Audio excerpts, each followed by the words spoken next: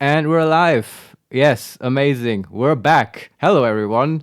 This is HeMakesMePlay. I'm Marius, and I'm blind. I can't see, and so I make other people play video games. And recently we've started to stream this as well. And I'm here with Vincent again. Hello, Vincent. Hello, Marius. Yes, we played Baldur's Gate yesterday. And today we decided this was fun and we will do it more. And that's what we're here for. Unfortunately, yesterday the stream dropped out at some point. That's unfortunate.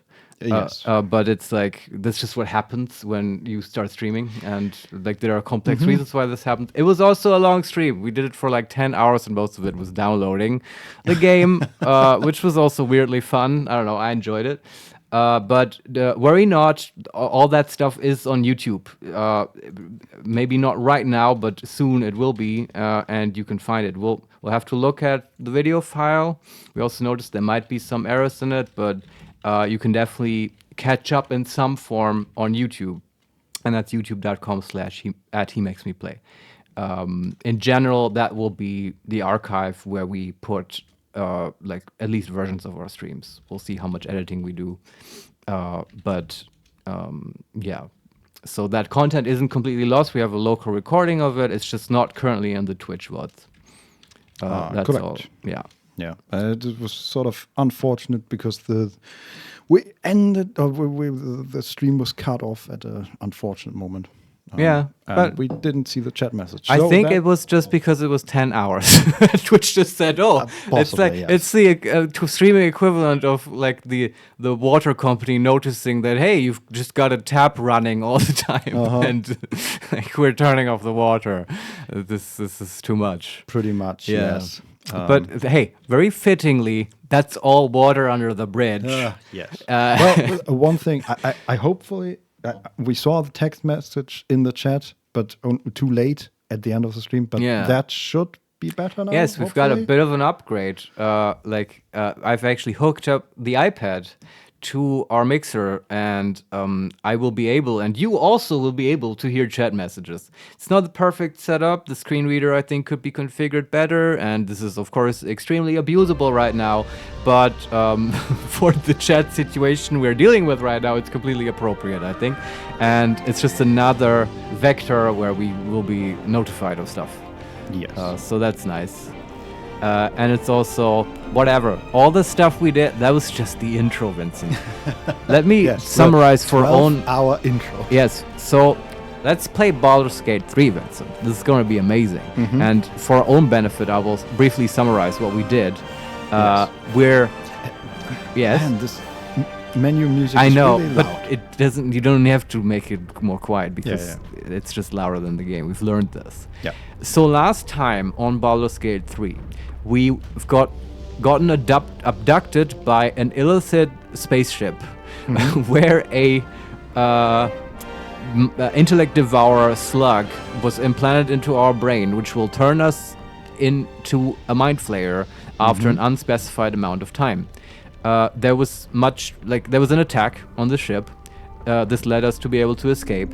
We've met some other people and escaped with them by solving a really cool encounter, which involved like fighting demons and stuff, and we sort of teleported away from Avernus. It was a whole thing. Watch it on YouTube. And then we crashed somewhere on the Sword Coast. I believe it's the Sword Coast. I'm looks like it, pretty yes. sure. Yeah, there was a coast, and it's probably full of swords or whatever. And that's basically it. Then we did a little bit of exploring of the wreckage side, got our second level, and also met the vampire guy who was a total asshole and like betrayed us and stuff, and I got really mad. And that's also on YouTube. It's also, maybe it might be good that that wasn't like live, because we got a little bit tired and deranged at the end of that stream. Yeah. But it was fun, and I just wanted to say that we dismissed this vampire guy. Like, he's not part of the party, not even part of our camp. Yeah. I really didn't like that guy. Which is cool. Like, I'm not dissing the game. I love it. The writing is amazing. They're making me hate characters. They're making me feel stuff. That's great. And I actually cannot wait to continue playing Vincent. Let's get into it. What's going on? In the loading screen, All right. in combat, hit O to enter tactical view. I will certainly do that. Oh, Yeah. we've never seen the tactical view. I don't think so. Will that give you a grid? Possibly. So much to find out, Vincent. Oh, it's so good. Well, All right. So we are still right. That's the last thing that happened. We met our abductor, who was trapped under these 2 plates. All right. Yeah, the evil Mind Flayer general. Exactly. Yeah, we killed him. Well, he. Yes. Yeah, I guess. we did kick his head or something. Right, but he was pretty close to death anyway. Okay. And we leveled up. Yes, and for the level up, we took like magic missile and like just stuff. We took the divination school, which is amazing, which lets us replace Also, roles. Nobody asked why Shadowheart doesn't have a revivify role anymore. Yeah, something nothing happened. here. We don't talk about it anymore. Yeah. Waste a step.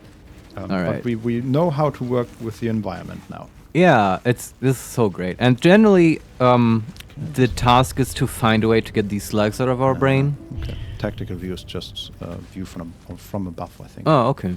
No grid. Sorry. We get up there. And but There's goblins over for there. Worth goblins. checking for supplies, maybe. What did she say? Goblins? Let me open the combat log. Dead goblins over Ah, there. Worth interesting. checking for supplies, maybe. Might be a trap. I don't know. Let's look into it. So there are 2 paths. There are the dead goblins Mhm. in front of us, or there's a path to the left, up some parts of the ship, and then there's fire that we have to deal with. Huh, interesting. Did we gave her crate water, right? But we haven't rested yet, unfortunately. Apparently that Doesn't level up matter. counted as a long rest. That's so cool. I approve of this choice. Mhm. Let's look at the goblins first. Okay.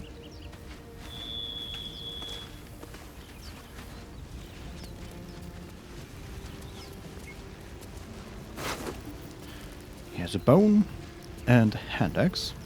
Right. Sounds very goblin-y. Goblin scimitar. And the third one has supply pack, 40 camp supplies, that's very good. A goblin bow, which is 1d6 plus 2. It's basically just a short bow. And a potion of healing. But 1d6 plus 2, where does the plus 2 come from? I assume Is it magical? we have plus 2 from Dex, yes. Oh, it just factors that in. I see. I Okay. guess so, Mhm. yes. Yeah, makes sense. Yeah, every weapon we have is a plus 2. Mm-hmm. Okay, do we continue that I part? guess that was the goblin, huh? I want to go up the ship and put out the fire. Actually, I mean, the path we're on right now leads back to the overgrown ruins, so I vote we follow that for a while Okay. and see where it goes. Ooh. Okay, there's a portal open, and we can go A portal? back down. Yes. Like a ship orifice? What's going on with that room? Looks unstable somehow. So remember how we found a room that is basically a waypoint? This is one of those rooms, but it has an open portal, a purple portal, ancient, and it says ancient sigil circle. Uh-huh. We can interact with it. This is like part of the crashed ship? No, this is part of like the landscape, I guess. Okay. What's making that noise? The portal. Oh, it's an actual magical portal. Okay. And Yeah, it's let's look at it. We're a wizard. We know this stuff. Approach the sigil on the stone. Magic glitters and swirls from it erratically, as if malfunctioning. It looks slightly dangerous. It sounds really dangerous. Yes. And we can either touch the sigil or leave. I'm not touching that, Vincent. You don't want to touch that? No. That's fair. I was expecting an Arcana check here. Or Me too. something, but Yeah. I to guess get more information. not. But what? Let's do this again. I'm not letting this go. Step away. Summon a mage hand, Okay. and then touch it.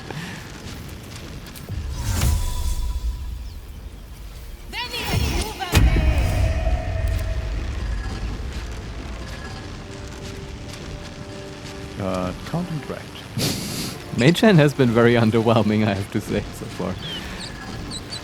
But Yeah. yeah, I guess. And find familiar. Does that work yet? I guess we have to like. You can do that on a short rest, right? I guess so. I really want to familiar. Is my point. Yeah, but how did I think it was in the inventory, and then there's the spellbook. Yes. Yeah, because we want to cast it as a ritual. Please find familiar. And, yeah. Spell is not prepared. And Eh. we have Because there was a spell I saw that had ritual, Mhm. but Find Familiar did not. It's not okay. I guess it's just not a ritual spell. Actually, yes, it has. Never mind. Ah, okay. So how do you cast a ritual spell? Good question. Also, how do you short rest? Ritual spells don't cost a spell slot when cast outside of combat, so you still need to prepare it. That's a bit dumb. That was sort of the whole point. Yeah. Well, interesting choices here. Yeah. Makes me wonder what other spells are ritual spells. I see that the stream is kind of lagging, so I'm just going to try and turn down the graphics a little bit. Oh, okay. And I hope that is making it better. I just custom like high. I guess we'll have to take a moment to do some profiling and see like what is causing slowdowns and lags, and is it even the graphics and stuff? Yeah. I mean, I didn't even reduce it that much. It's just VSync is on. Okay. Let's see that. I believe the local recording should be in better quality though. At least not lagging, I guess. Yeah. Also, according to OBS, we are not dropping any frames, which is good. It was probably the download yesterday. Possibly, yes. Yeah, that's what I'm thinking. But it also, the 5% drop frames stayed pretty stable even after the download finished. Oh, but today it's not happening? Nope. Interesting, okay. So I just hope it works. Yeah, And let's if see. not, It's an ongoing process. We keep experimenting and stuff. Mm-hmm. New to us. We'll Okay. just have to see. So, okay, we can't cast Find Familiar. Fine. Let's just move on then. I wonder if this is just a tutorial portal. Ports us back to the other one. I don't know. It's like, it's been clearly marked as dangerous. I feel like it would Yeah. be stupid to just touch it. That's true. Like, if there's no other check to investigate or whatever, then no, sorry. I'm not instant dying again. Drops, please. Dead Mind Flayer. With Oh. a potion of healing and some more of these That's bulbs. Where are we now? Oh yeah, we're back in the ship. But we didn't loot that part. Okay. That was... we looted that one, I'm pretty sure. Okay, we just never went this way. Okay. It was good that we came here. Yeah, find some cool loot. Well, no potions of healing. Yeah, those are nice. And now we can run to this portal again. I'm just gonna run past it a little bit and see where it leads. Now we are in sort of light foresty area, beach forest area. Mm-hmm. And there are some paths that go. So there's actually like a street, I would say, that's sort of constructed with big stones. Oh, wow. And we can follow a paved that. road. Yeah, That probably leads to a town then. I would say. Yeah. So, and there are just paths around it. I'm just gonna see what's going on around here. Okay. There appears to be some mushrooms that we'll take for alchemy. Recipe unlocked. Salts of rogue's morsel. Nice. For eating. I assume so. Yeah. And I see there are some structures, human-made. Of course I want to be rich. Oh. Not if it'll get me killed. We're at the chapel entrance. All right. People, civilization. Yes. Nice. Let's talk to them. I wish I could actually... Okay, move the camera. The angle of the camera is a little weird, but okay. So, there are two people talking. You'll die a bloody pauper unless you take a few risks. Oh. And it's a human, I think, and a gnome. Oh, interesting. And we are on sort of a balcony overlooking the beach where we landed, if we Crashed. want to call it that. Yeah. Yes. And there's some benches, so we can sit down and look out. We actually gained 10 XP from just finding Something this. over there. Yeah, that would have been nice yesterday. We found a dot mount that was hidden. Oh. Succeeded on a survival check. Oh, wow, cool. And we can interact with it. No hope of clearing this without a shovel. Guess we'll need a shovel. Oh, I love this. Yeah, me too. That's such a simple thing. Uh-huh. Yeah. Okay, and then there's the actual entrance to this, like, ruin of a chapel. Mm-hmm. There's It's a ruin. yeah. Okay. There's a statue that the head is broken off, and the walls are broken down. Oh, there are actually 3 people. Interesting. And I can Just say being that. careful. Like my mum always said, fools rush in. Yeah, those are adventurous, I guess. I was think so, gonna say my secret objective is to just find out where we are on the Sword Coast, because I love the Forgotten Realms, obviously, and I've played the old games, and I just want to know, like, where's Nashkel, where's Baragost, where are we? How far from Baldur's Gate? Are we north of it or south You're of it? both twice Maybe as they can tall help as us. me, but have half the bloody backbone. But we don't know what that thing even is. They're probably And what talking about the crypt? ship. I'm telling you, it's a ship. And the crypt can wait. Mari and Barton have been trying to break in for days. Now we... Huh. Stop! Got ourselves competition already. Maybe we That's should talk to our them. ship. Oh, is it now? Want to talk to them? Yeah, we are in a dialogue. Ah, I see. Cool. I just moved a little closer and the dialogue started. We can say, number 1, I mean no harm. I'm just looking around. Number 2, persuasion. That ship is full of monsters. I wouldn't go near it. Number 3, deception. I think that ship's an invasion force. Run while you can.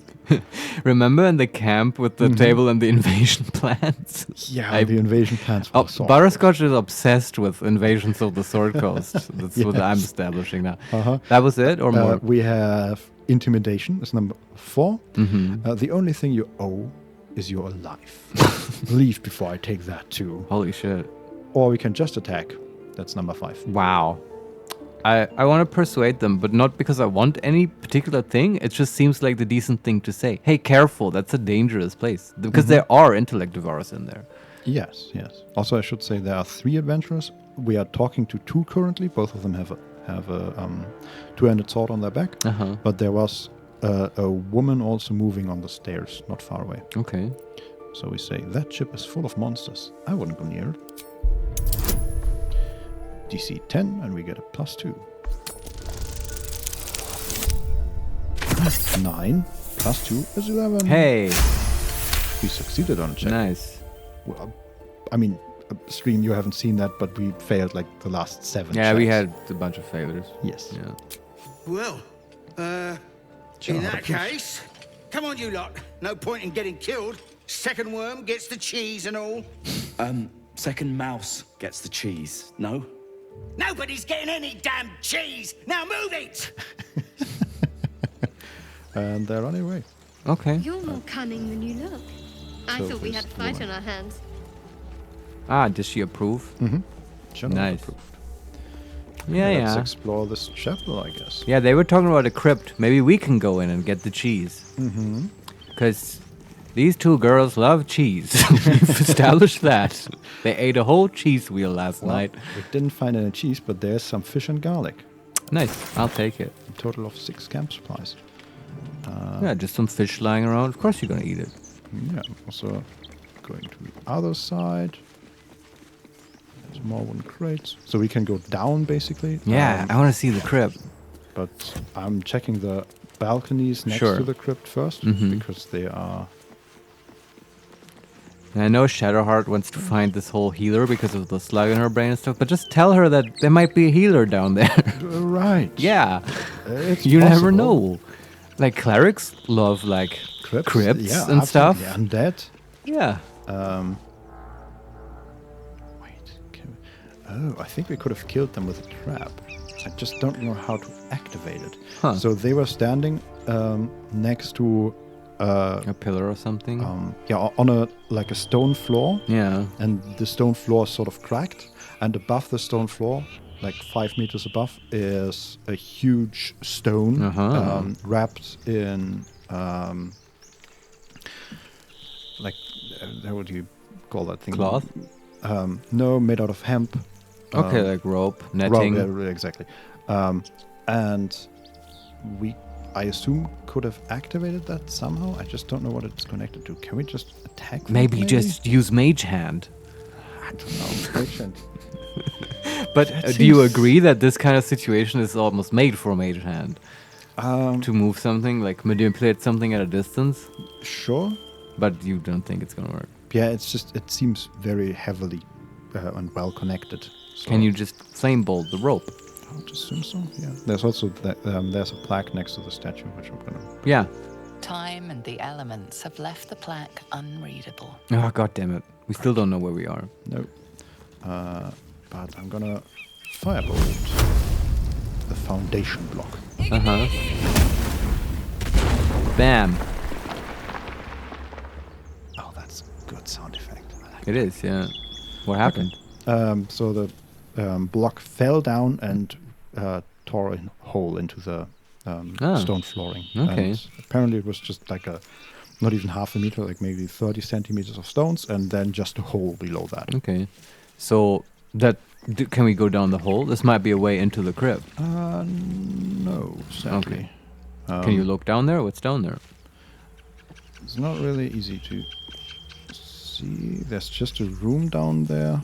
Doesn't seem to have any openings, just some plants and more stones. So pretty boring overall. But we could have maybe killed or hurt them this way. Yeah, I assume so. But why would you? We're not just marauders. Like, True. why attack them? Yet. There are also some bedrolls and backpacks. What's hiding here? Did they just leave them? There are 2 thieves' tools, a dagger, Charlton fire swill, which is 1 camp supply, a rope, and a torch. Hey, can we use that rope to go around that hole? We can't interact with it. Yeah, okay. I wonder how you're going to use rope in this game. I mean, I can look at it. Let's see what we can do with it. Maybe you can tie it to something. A length of strong hand-braided rope. Drop item, throw item, custom, add to wear, send to camp, send to Shadowheart, examine. Examine, what does it say? It's just more of a description. What's custom? Doesn't do anything, I guess. Okay. Just some rope. Yeah. Okay. Maybe it's... Well, when there's even this interactable environment stuff, maybe it will give you the option to tie it to something. Yeah. There's also burdock sap with a potato and some garlic. Sure. And okay, just continuing on here. There's a door. Yeah, let's look at it. Looks locked. Why do you give a book? Everything all right out there? Is he just... What's he doing in there? So he said, that you, Gimbleblock? Everything all right out there? I assume he's talking to the... Yeah, the adventurers. Adventurers. Well, yes. they've left. Yeah, and we can say, number 1, let me in. Now. Number 2, Gimbleblock ran. Your friends abandoned you. Number 3, performance. Yes, it's me. Let me in. Number 4, deception. Gimbleblock triggered some trap. He needs help now. Or we can just leave. I wish there was just a reasonable option to just say, hey, I talked to them. Did you mean those guys? They sort of went away. The abandon option is so mean. Like, but that's what they did, right? Well, we don't know. I don't know. I just don't know the context. They'll come back? I don't know. They seemed sort of indecisive, I would say. But sure, that's just the closest option. I want to just tell him that. Yeah, okay. Yeah? Well, I always were a bit soft. But I've got plenty of friends who ain't soft. Come in here and you can meet them. What did he say? Come in here and you can meet them. Okay, he's just sort of vaguely threatening us? Yes. Okay. And the door's still locked. Do we have options? No, we are out of the dialogue. I'm going to try it again. Yeah, sure. Still locked. Okay. Doesn't he want to come out? Like, I guess not. I guess if you're a thief, you can, like... Can we just break down the door? We might be able to just firebolt it. Firebolt it? Nice. Set the door on fire. You want to do that? Sure. I mean, I'm worried about this guy. Is he locked in there? Like, this is a hazardous environment. We've seen half this chapel collapse. You can't just leave them in there. I love that. This is so RPG main character. Like there's just some dude behind a locked door, and we say maybe he's trapped. We have to break down this door. Well, Shoot it with fire. No, I mean, okay, you could also can't you just have Shadowheart hit it with her? What's her weapon anyway? Not a hammer, right? Scimitar? No. Not a morning star, but something. A close to mace? it. Mace. That's I a guess blunt it is. weapon, right? Yeah. Okay, that's better. Something the matter? Just No, just bash down the door, Shadowheart. What's next, I wonder? main hand attack and Attacking's the best defense. Yeah. Oh, that thing's really good. 0 damage. Well, hit it again. Maybe it was a bad roll. Probably has some damage resistance. 0 damage. Okay, I don't think this is gonna work. No, I've lost interest now. Let's find the But entrance. I do want to fireball it now. Can't give up now. Oh, really? Or firebolt. Okay, try it out. 0 damage. Wow, this is This an amazing is, door. Can we just put it, get it out of the hinges, use it as a shield? Another It's step forward. indestructible. Mm-hmm. Okay. Well, you gotta have some reason to have a thief, I guess. I guess so, yeah. Let's find this thief. It would be good, yeah. I would like a thief, because in 5th edition, backstab is actually good. Yeah. And it's fun to play thieves. Also, I assume from now on the entire game expects us to, or the game for the most part expects us to have the vampire with us. No, I we guess don't. he was a thief and we didn't take him. I don't know what his actual class was. I think he was like maybe a warlock or something. But he did have weapon. Oh, there's someone. Think it's dangerous? Of course it's dangerous. One of them carved up Zora's whole squad. So let's leave it. And let the goblins have it? No. We take it to the grove. Oh, these might be druids. They said grove. Possibly. And the situation is as follows. They are standing next to and under a wooden cage that is, looks like a trap that's sprung and then raised up, like 3-4 meters up. Yes. And in that cage is Lazelle, Really? Gith friend. Oh, Yes. she's in trouble. Oh, yeah. Okay, I want to help her. Let's talk to them, maybe. Zora was right. Yeah, Yellow as a things. toad, and twice as ugly. The thing's dangerous. Leave it for the goblins to kill. And That's if it not a escapes, thing. How will you... Oh, a guest. Your skull pounds in response to the prisoner's white-hot stare. Oh, she's Her bloody. lips don't move, yet you hear her voice. Get rid of them. Whoa. Still as commanding as ever.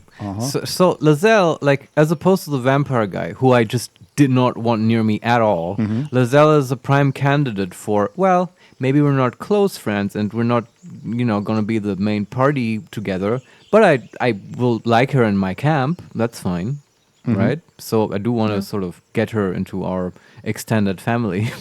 Okay. So let's try to help her. I guess we do get rid of the guys. What can we do? We can, number one, say to her, why should I help you? Or, don't worry, I'll get them out of here one way or another. We can also say to the two thieflings, deception, this creature is dangerous, get out of here, leave it to me. Number 4, persuasion, shoot the trap down, we must kill it before it harms someone. Or we can just attack the tieflings, or leave. I wish I'm lacking the reasonable options, like just, in brackets, truth. She was part of the crash and she's very helpful. Let's let her go free. She's not dangerous at all. Because she actually isn't. I mean, I wouldn't say she isn't dangerous. Okay, but by dangerous, I mean she's not going to attack these two druids. She has no reason to. True. I don't think she would. Yes. I mean, we just don't know her that well. Yeah, it's true, but she seems pretty much, She was ready to attack us when we met her. but she didn't. True, but only because of the worm. Yeah, okay. Maybe Githyanki are assholes. I don't know. Maybe these guys are right. Maybe they have a point. Let's get her down. Do the persuasion thing, I think. Shoot the trap down. We must kill it before it harms someone. Well, who are you what? How is that even a persuasion check? What? I didn't think about this. Good Well, thing you're calling it out, Vincent. The two thieflings do not want to kill it, right? They want to leave it for the goblins, or one of them at least. They were debating this point. I'm not sure what they want to do. So if we persuade, we say we must kill it. But I guess that's not a lie. Then we actually are saying we want to kill her. Yes. And I don't want to do that. Correct. Okay, maybe we do one of the first ones where we talk in our mind to her, I like right? that a lot, yeah. Which one was the nicer one? We have Why Should I Help You? And Don't Worry, I'll Get Them Out of Here one way or another. Yeah, that one. Pick that one. See what Your happens. words flow to her, though you never speak them aloud.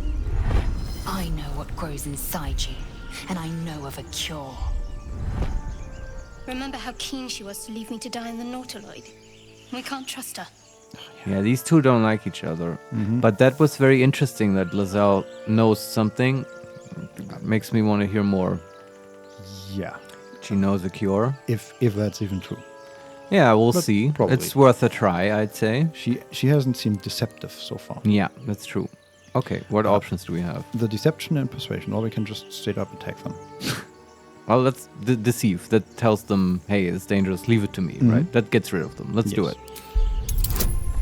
DC 10, and we get a +0. Yeah, we're not good at this. 4. It's been rolling low. Okay. Are we gonna kill these guys or like how much do they care about this woman? Demaze, let's No. I'm not leaving this fiend with a stranger. kill them. That seems a bit like like why? I guess they're druids. They care about their environment. I don't know if they're actually druids. Oh, okay. I assumed because they Yeah. talked about the grove. I don't know who or what they are. Hey, it's D&D. I'm fine with murdering these people in self-defense.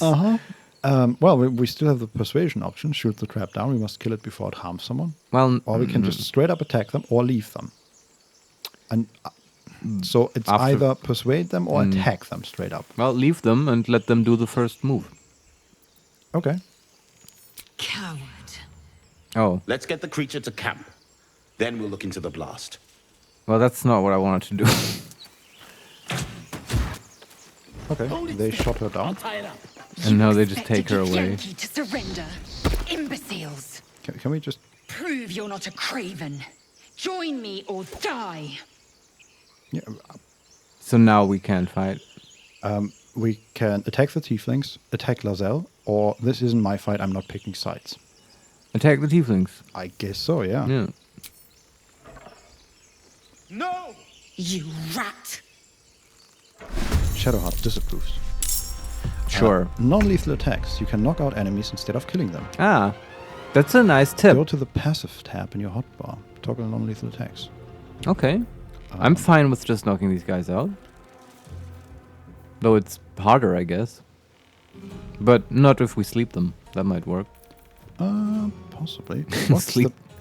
What's the passive tab, huh? Oh yeah, toggle non-lethal attacks. Knock someone unconscious instead of killing them. Must Oh, be unarmed or but- using a melee weapon. Ah, unarmed or melee weapon. Okay. That makes sense. Is that true for... Yeah, okay, that works For our all whole the people. party. Okay. Though Lazelle is not currently in our party, I think. Oh, interesting. She's gonna murder them, I guess. Yes. But she's also in the cage, right? No, they shot the cage down and And it it broke when opened. it... These guys are not very smart. Yes. Okay. So, we have one of them standing right next to us, the Mesa, level 2, 23 HP. And the other one, Marius, has 26 HP and is standing a few feet away, like 10 feet. Sounds good. We can exactly sleep one of them. Yeah, let's do that. Yeah.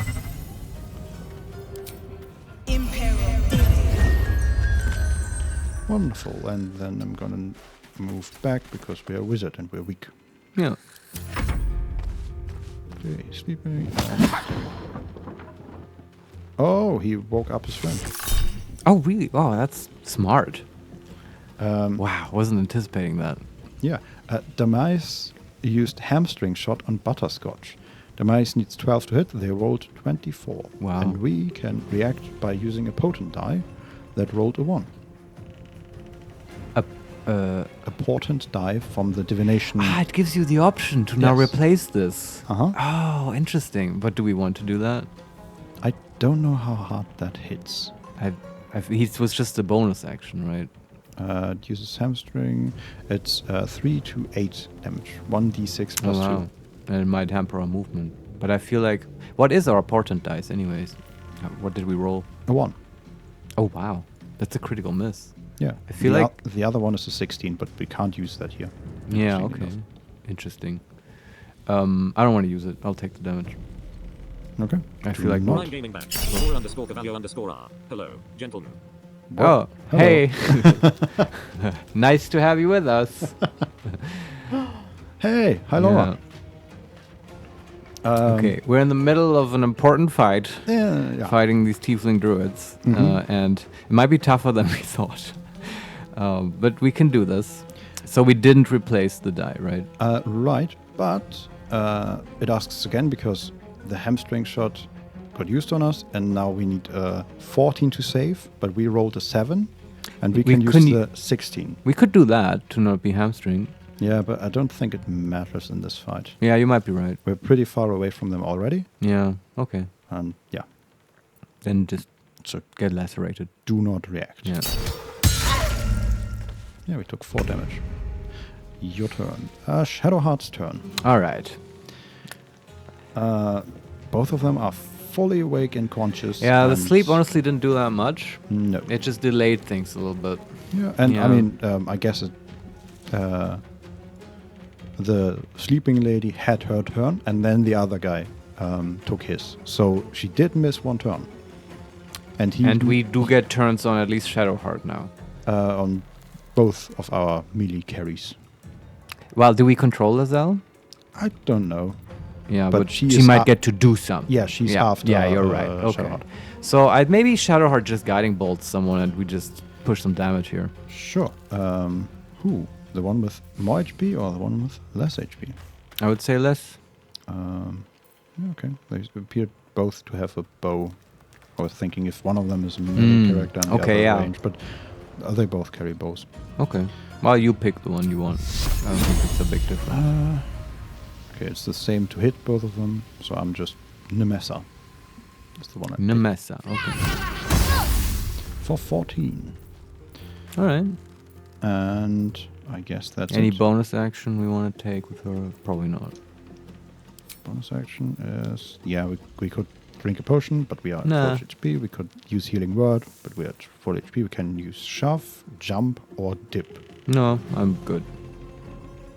It's so fun that you can dip. If you have some chicken McNuggets with you, you can like have a snack if Yes. your turn is a bit slow. Uh-huh. All right. Let's see what Lizelle does. Turn. She does the other one and misses. Hey, why don't you hit... Laura_Cavallo_R. I just woke up from my travel and you were live. A very pleasant surprise. I'm not sure if it's me or the stream, but the image is stuttering. The audio is fine. All right. Hi, Laura. That's awesome that you're here. Good to see you. Good to have you with us. We are aware of the video stuttering issue. I'm not sure what it is. Neither am I. Yeah. We're still not dropping any frames, I guess. Okay, now we are. Oh, yeah, of course. Now that I switch to you OBS, tabbed. we are losing frames. I can try to turn down the Resolution, maybe. the visual fidelity. Yeah. Again. I think if it was just an upstream issue, then the audio would be sort of stuttering or reducing quality as well. Yeah, I'm just gonna go to medium for now and see if that makes it any better. Yeah, we're definitely still trying this out. We had a massive 10-hour stream yesterday, which Yes. admittedly was just a lot of downloading and also us taking breaks, but there was a lot of figuring out Twitch to be done. Yes. We're still learning. Bear with us. So, what do? We Right. have Nemessa at 9 HP, and she is guiding bolted. So we have Yeah. advantage. Butterscotch can probably finish her off. Yeah, but how? Firebolt. She has 9 HP, and Firebolt is 1d10. So Okay, the you're right. I'm being likelihood- very optimistic here. Yeah, I always forget that Firebolt doesn't get the ability bonus Yes. on damage. Sure. So We could try Magic Missile. 9 doesn't HP do- is Yeah, right okay. in the middle of likelihood to... I don't know if we need to use a spell slot, though. I feel like we can just beat on these guys. Okay. I Until mean, they're dead. so far they haven't done anything. Because Yeah. the one was slapped, and then the other one just woke her up. So we don't really know how strong they are. Do we have any more control-y stuff? You could thunderbolt. Are they close to each Also, other? remember, we maybe don't want to use spells to kill them, because that actually will kill them. Yeah, that too. Yeah. But we can use spells to soften them up. So Lazelle hit the other one, right? She tried to. Yeah. But didn't hit. Yeah. God damn it, Lazelle. Yeah. All right. Well, I guess you could hit the other one if we want to preserve their lives with Firebolt. Sure, but we are hamstrung, so we can't reach her. All right, just, we're trying not to kill them, but if it happens, it happens, okay? Just Firebolt the low HP. Okay. 2 damage. Yeah. Your attack was resisted, and the entity took half damage. Oh, it's their tieflings. They're resistant to fire. Of course. Yeah, forgot about that. Okay. But, hey, trying to keep them alive. We end the turn and hope... Okay, she's running away a little bit and is missing Shadowheart with her bow. Okay. And that's the other one. She's using Piercing Strike and Flourish. And sounds painful. Didn't really do much, honestly. I mean, Lazelle is at 5 HP. Well, I don't care so much about her. Yeah. She's not cooperating very well. Correct. So we can just melee attack Gnemessa, I guess, with Shadowheart. Sure. Yeah, sure. Let me strike true. Knocked out. Critical hit. Nice. Good job, Shadowheart. Yes. And then we go in that direction and hopefully reach the other one. Okay. And Lazelle hopefully doesn't kill him. Probably not. Hey, she healed herself. Very good. All right. Okay, our little wizards can't really get to him. Let's see how far we can get. There. And can we firebolt him? Yes, actually. It's we have the low ground, so it's only a 55% chance, but I guess we'll try. Ah, interesting. Okay, yeah. We missed. It's okay. Yeah. This is the point where I wouldn't mind having real-time pause and just going out of, turn by turn style and just having them beat on this guy. Yeah. Finish it off. There's just a lot of missing going on. Moving. Yeah, but that's just normal in D&D. Yeah. At least, at this level. Just gonna dash with Shadowheart right into melee range.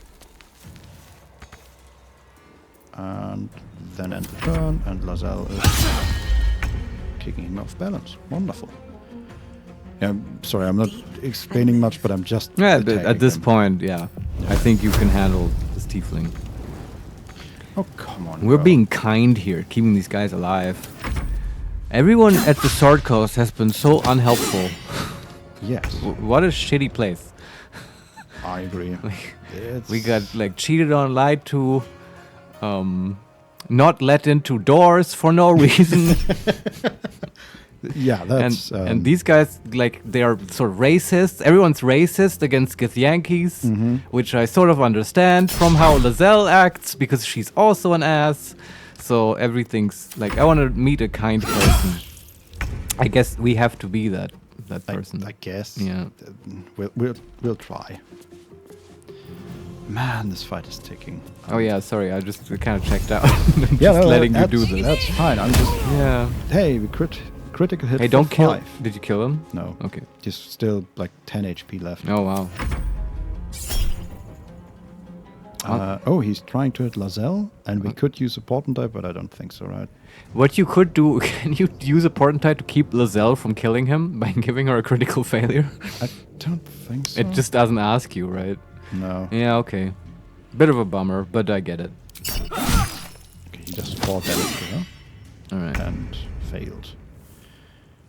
Okay, can we actually knock him out?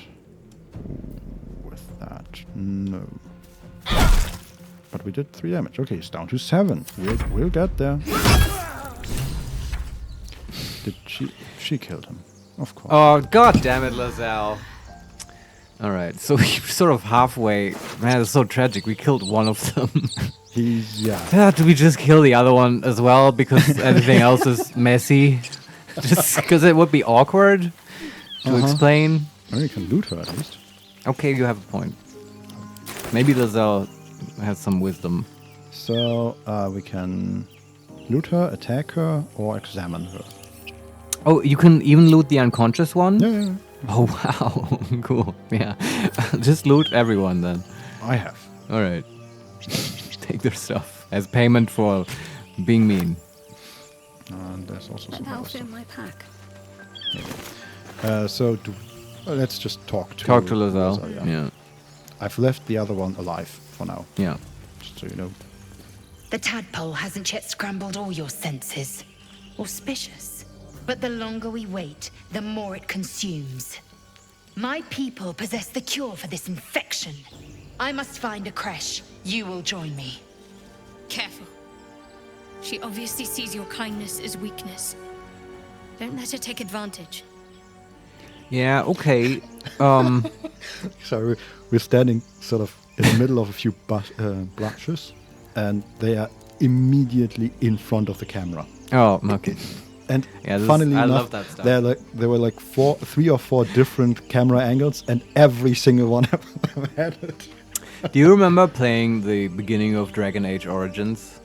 And when you yes. and you get to the Grey Warden camp or whatever, you're out of the origin story. Yeah. And then this is a very specific thing. I'm sorry, everyone, but in that camp, there's this guy, like a wizard guy or whatever. You can talk to. I don't remember his purpose. Some random NPC. Sure. Maybe buy equipment or whatever. But I've never forgotten this, and they must have put this in like on purpose, because you talk to this guy and the camera angle on that guy. It's just that he talks completely normally, but the camera angle you get has just in the background of him, like to the right of his face, there's just the guy just casting magic like his life depends on it, and just wildly gesticulating and just that stuff flying around him, and he just keeps going, like you know, as long as you let the conversation go. And it was so unintentionally hilarious because of the camera angle, and I love that stuff in these games. That's really something that 3D and stuff enabled. And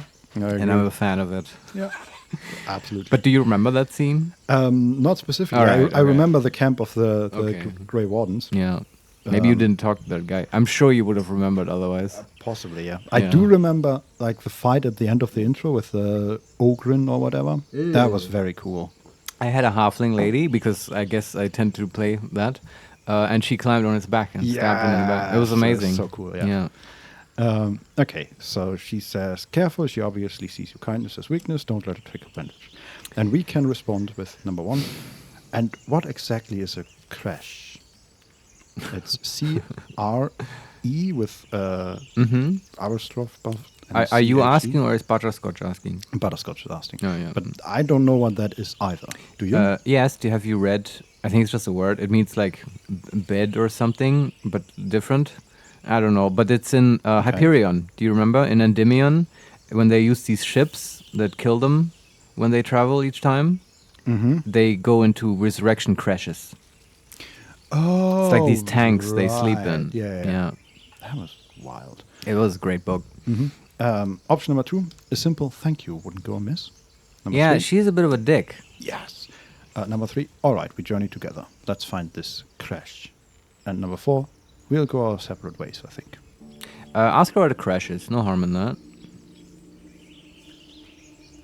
It is many things. A hatchery, a training grounds, a shelter. Githyanki protocol is clear.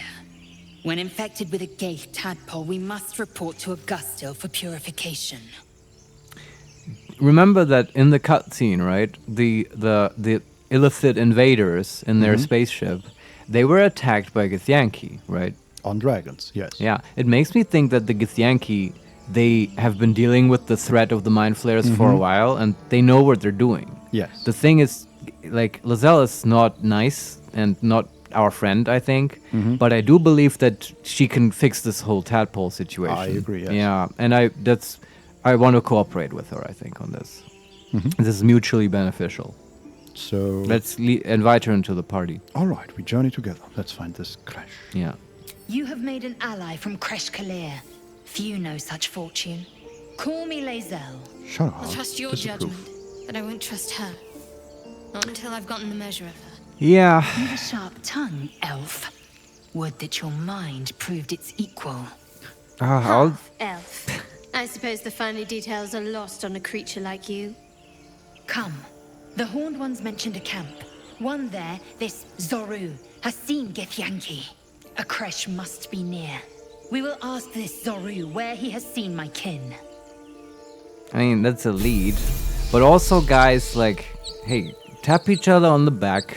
And, like, you know, thank each other for a job well done. And just can we have some harmony in this? I'm not getting the found family vibes that I want from my D&D party. We can split the party.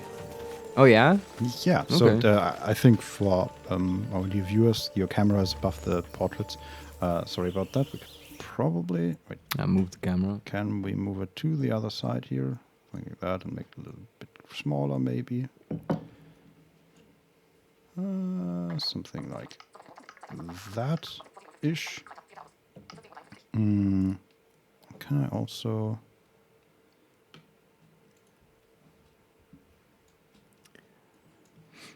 do that? Yes, that's better. So on the left side, there we have the party, and With portraits? exactly All 3 right. portraits, and usually they are connected, but we can pull them apart. And then we can, for example, just control butterscotch. Oh, okay. And you could use this to position yourself on For the example, overworld. yeah, or use one character, I assume, to speak with with Right. an NPC and do something else with the other 2. Okay. We also have to do a level up for Lae'zel. I love doing that. Let's do it.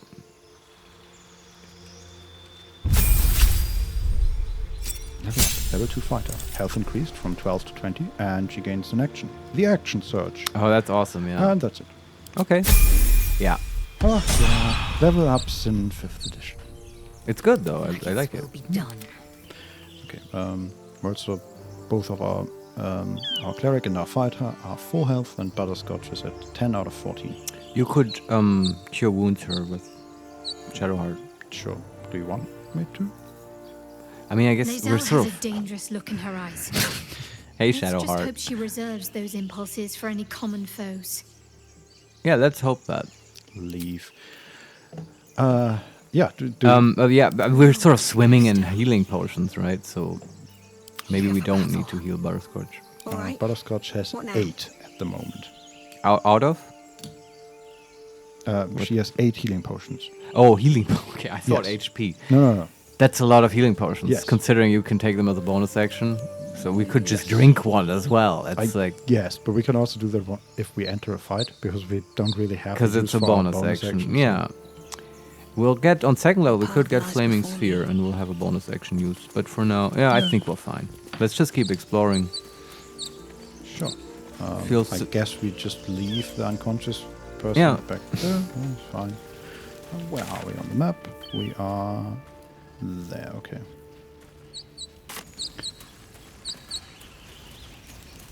I'll just follow the path back sort of to the ship. But we I are did want to above it put now. out that fire. I'm very curious about that. Yeah, we are basically now on the other side of the fire. So Okay. we just looped around it. Can There's you the fire? interact with the fire? Not really. I mean, we Okay. can interact by using water to put it out, maybe, but... That was my whole thing, yeah. But I don't know, like, does it look like the fire is blocking entrance to a room or something? It's blocking a path, but again, we just looped around all the way, and now we are on the other side of the fire. We solved the fire puzzle by walking around it. Exactly. Oh, okay.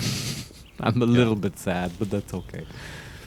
I also don't know what actually happens if we run into the fire. You probably get burned. Yeah, but it's not a roaring fire. It's more like a bunch of hot ashes.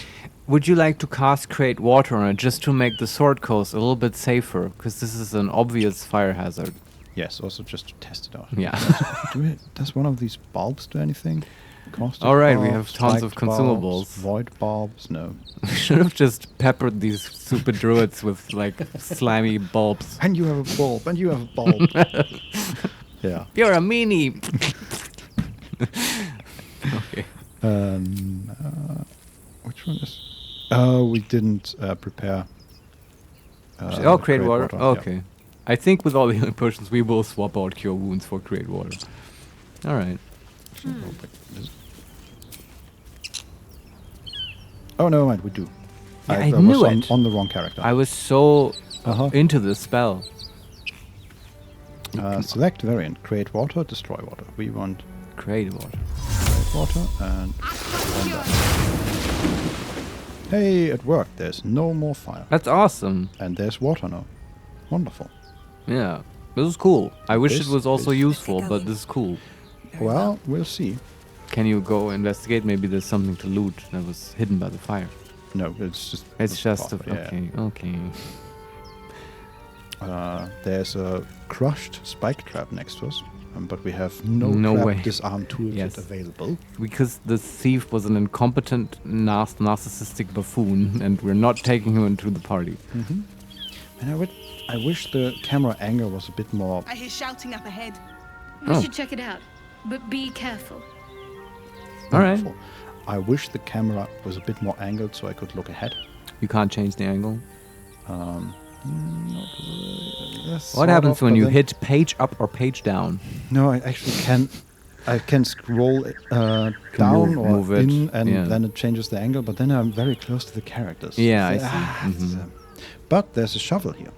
Oh, take it to the dirt mound. But it's already in a dirt mound, so let's Ah, try yeah. with that one first. Ah, yes. Manual lever. Digging, nice. That- Clears the head a little bit. Maybe these two will be less angry. We unearthed a chest. In That this- was easy. There, Wow, I love treasure hunting. But we can't open Ever- it now. what the hell, man? Maybe they just buried this chest. But They buried the chest, left the shovel next to the Yes. obvious earth mound, and left. It makes you think it's a trap. But maybe it's like reverse psychology and they want you to think, oh, this is too easy. I'm gonna Surely. open it. No way, I'm not gonna open it. Yeah, but it's probably locked. Too late. It's not. It's not locked? It's 12 gold, a fire amber, which is Oh. a chemical ingredient, Okay. and a silk gland, which is also a chemical ingredient made for, or used for example, a web grenade. A web grenade. Sounds cool. Yeah. Why would anyone hide this in a chest? I have the ground? no idea. Yeah, maybe it was from the adventuring party we met earlier. They were behaving erratically anyway. That's true, yeah. Yeah. Do we want to go back to the mountain? Yeah, now or the other explore mount it? is probably way cooler. Hopefully. Yeah. At least for that we had to make a hidden check. Mm-hmm. Wait, can we fast travel there? No, we can't. But we can make a custom marker. Okay. Butterscotch is taking the weirdest paths through the jungle. That's very in character for her. Yes, I guess. It's problems there. with spatial processing. Just, I'm gonna climb up these mountains. All the instead of- divination. My mind. Yes. Travel entrance. Lots of birds around, by the way, which is awesome. Mm-hmm. And they sound like they're being dynamically generous. What? Okay.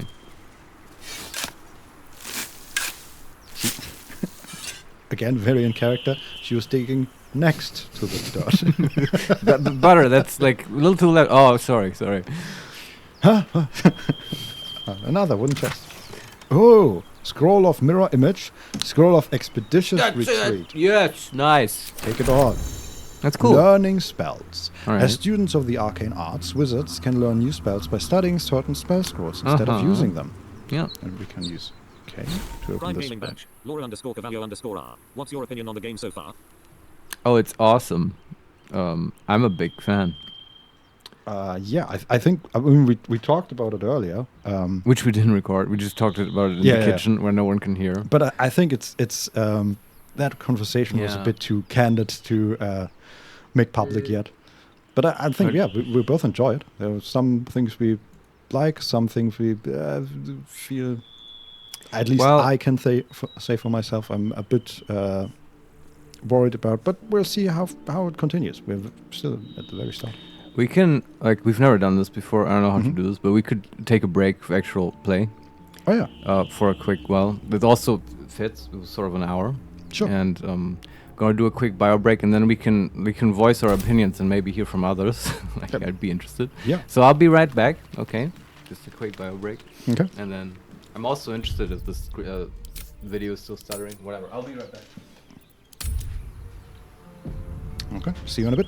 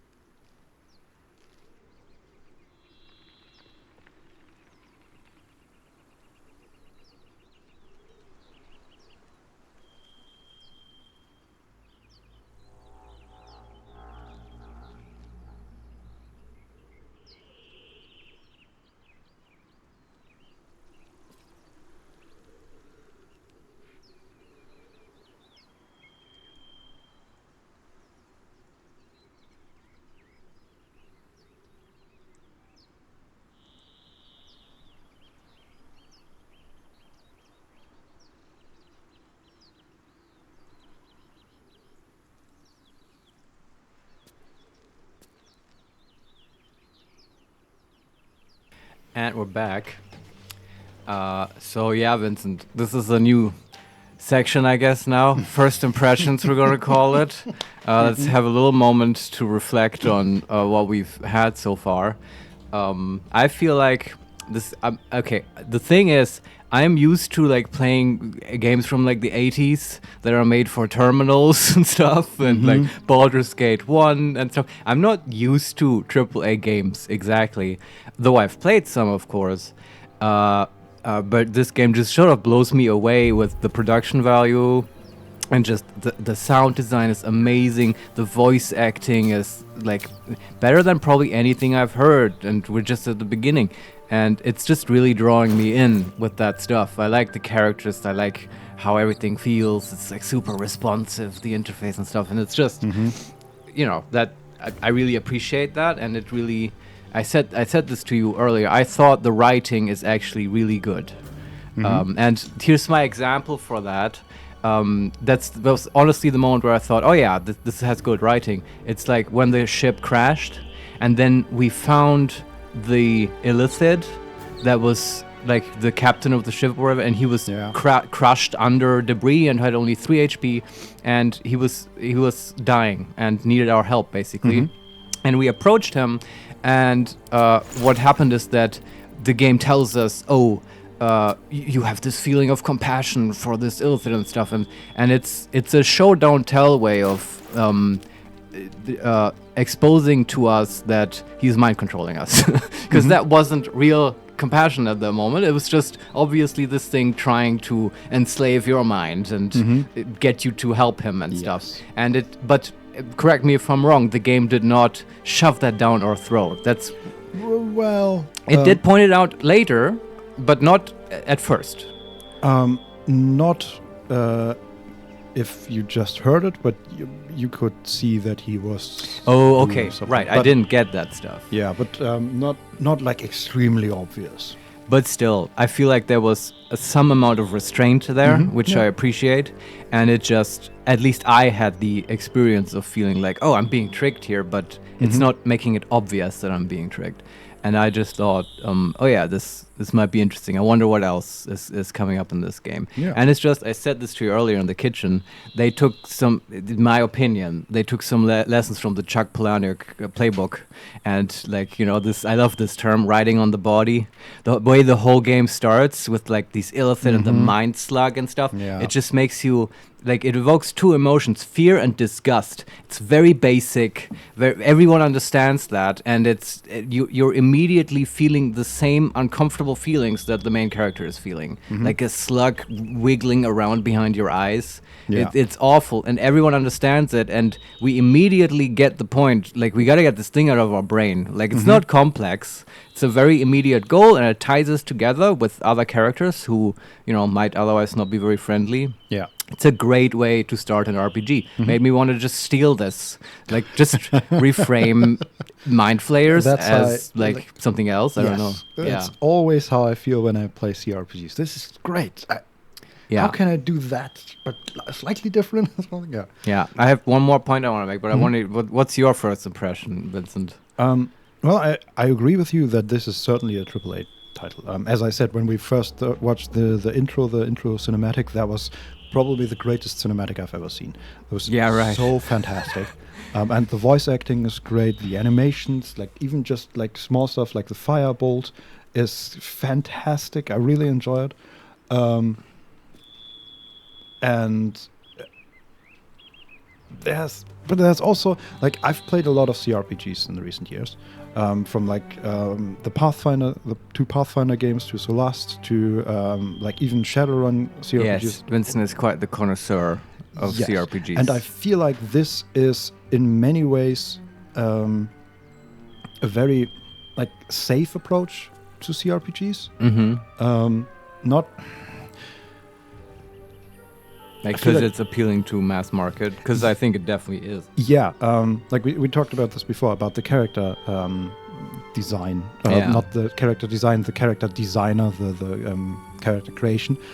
Where, for example, in other CRPGs, and even like going back all the way to like Oblivion, for example, you can create like very detailed and very individual face. That character creator was something. Yeah, here you have 6 different faces that you can choose from. Yeah. You can't modify your body appearance apart from a more muscular, male-oriented body and more feminine body. There's also part of that is because we are halfling, because the bigger races have 4 variations. Halfling. The short races always get short shrift, I guess.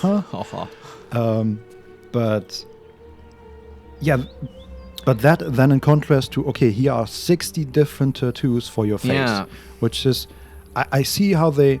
It's just that they don't really give you the major options, just like some cosmetic stuff to change about your character, which is, I don't know, I don't like that. And then the other thing I want to mention is, and this is, like, I also played Original Sin and Original Sin 2, the previous 2 Larian games, and I never finished Original Sin 2, because in that game, and I'm seeing that here again, I had the problem that I felt like I was like the not the main character, but an observer to the other main characters doing their thing, where the companions became so involved and so vital to the story that it was more their story than mine. And I noticed that here a little bit too. I'm wondering how much... Yeah, with the cutscene, right? At the first big encounter with the console. That was a good point. Yeah, just because the viewers didn't see that. Yeah. There was, at the end of the prologue, basically, we crashed this ship, and we were fighting on the ship somewhere in Avernus, I think. And we needed to get out of there, so... By getting to a button and pushing it, and it was a whole thing. Get there in 15 turns or less. Yeah, and then we teleported out of there with the entire ship, and there was some weird gravity going on. It was a cool hero moment. Absolutely. With the cutscene and animation and stuff. And the way we did it was that Butterscotch, our wizard here, slapped the enemies twice. Was the SLEPT, not slap as in face. Exactly. I'm slapping the mic. That's not good. Don't do that. No. Okay. Yeah, and she was, like, in my opinion, the absolute MVP of that fight. But because she used her actions to sleep people or monsters, Shadowheart, our lovely cleric here, was the one running, and then she interacted with the console. Yeah. And in the following cutscene, she was the only character shown. Like, there was like gravity shifts going on and teleportation, and there was a dragon like attacking the console and breathing fire onto it. She got all the laurels. And yeah, she was like there. We weren't even in the background somewhere. Yeah. And it's just like, guys, are we the main character, or are we an observer to this story? I think like they just really prioritized making this game very cinematic. And that imposed some technical limitations. In the character creator, you can't change the body shape and stuff, probably because, wouldn't work with the animations and possibly, the mocap and like clipping and the geometry, whatever. Because in all the cutscenes, you have to probably put these characters in specific positions, and then they, do cool animation stuff. And same with the console, right? It's just, can't put the party in there. We don't know how many you have and how big, whatever, right? It's just what I'm imagining. But this also... Absolutely. I can see that there are, that's a very likely thing, that there are technical limitations. But again, I've played a lot of CRPGs, and I have seen the different versions of that. Yeah. And I have a problem with that. But I get it. Maybe I'll be convinced that this is also a good way to approach games. Apparently, most people... that play Original Sin 1 and 2 like 2 better. What's the difference between the two? I haven't played either, by the way. Vincent and I perfectly complement each other because he hasn't played Baldur's Gate and I haven't played Divinity. Yeah. So the story is not really directly connected. They are like 1,000 years apart. Okay. And 2 is just newer in various ways. And apart from that, it's... For me, the biggest difference is really the how much it is about. The first one is very much about co-op and playing with 2 characters.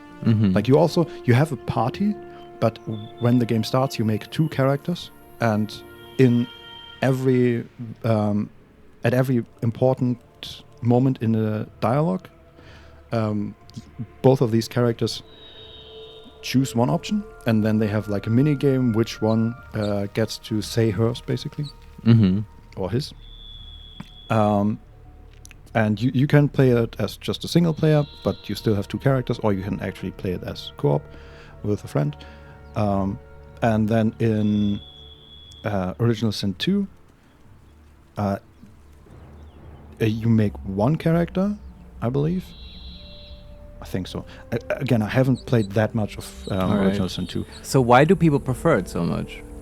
It doesn't sound like there's substantial differences. No, I think the writing is generally better. Okay, it's just a better version because they iterated on the same concept. Okay, I still think that the start of 1 is pretty rough because you the first hour or so is just like an interesting fight on the beach, and you can explore there, and then they drop this gigantic lore hammer on you.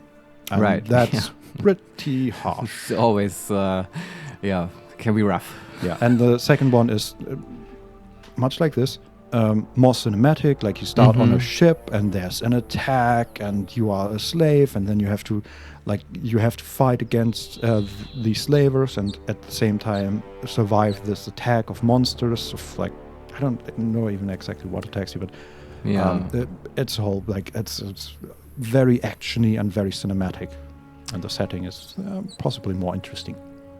And on that same point, I would also say that to me, because that's a comparison I can make, this game feels a lot more like Mass Effect than Baldur's Gate 1 so far. Yeah.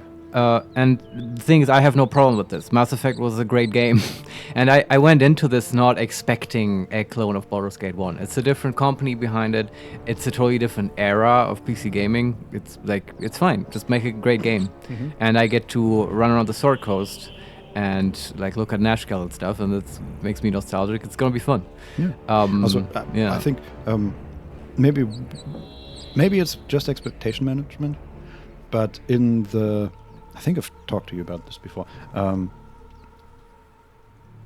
It was very clear to me when I played Pillars of Eternity 1 and 2 and Tyranny and then the Pathfinder games, and there was a very clear progression from one game to the next. For example, with the resting system, right? Pillars of Eternity 1 had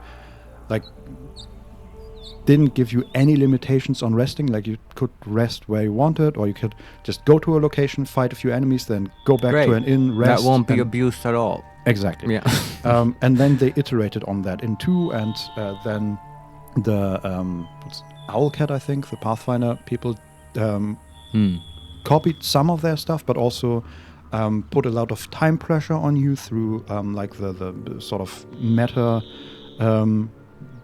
game they had with the whole barony management stuff and so on. And just there were clear iterations from one CRPG, which I think Pillars of Eternity sort of started a sort of renaissance. A new, I agree. And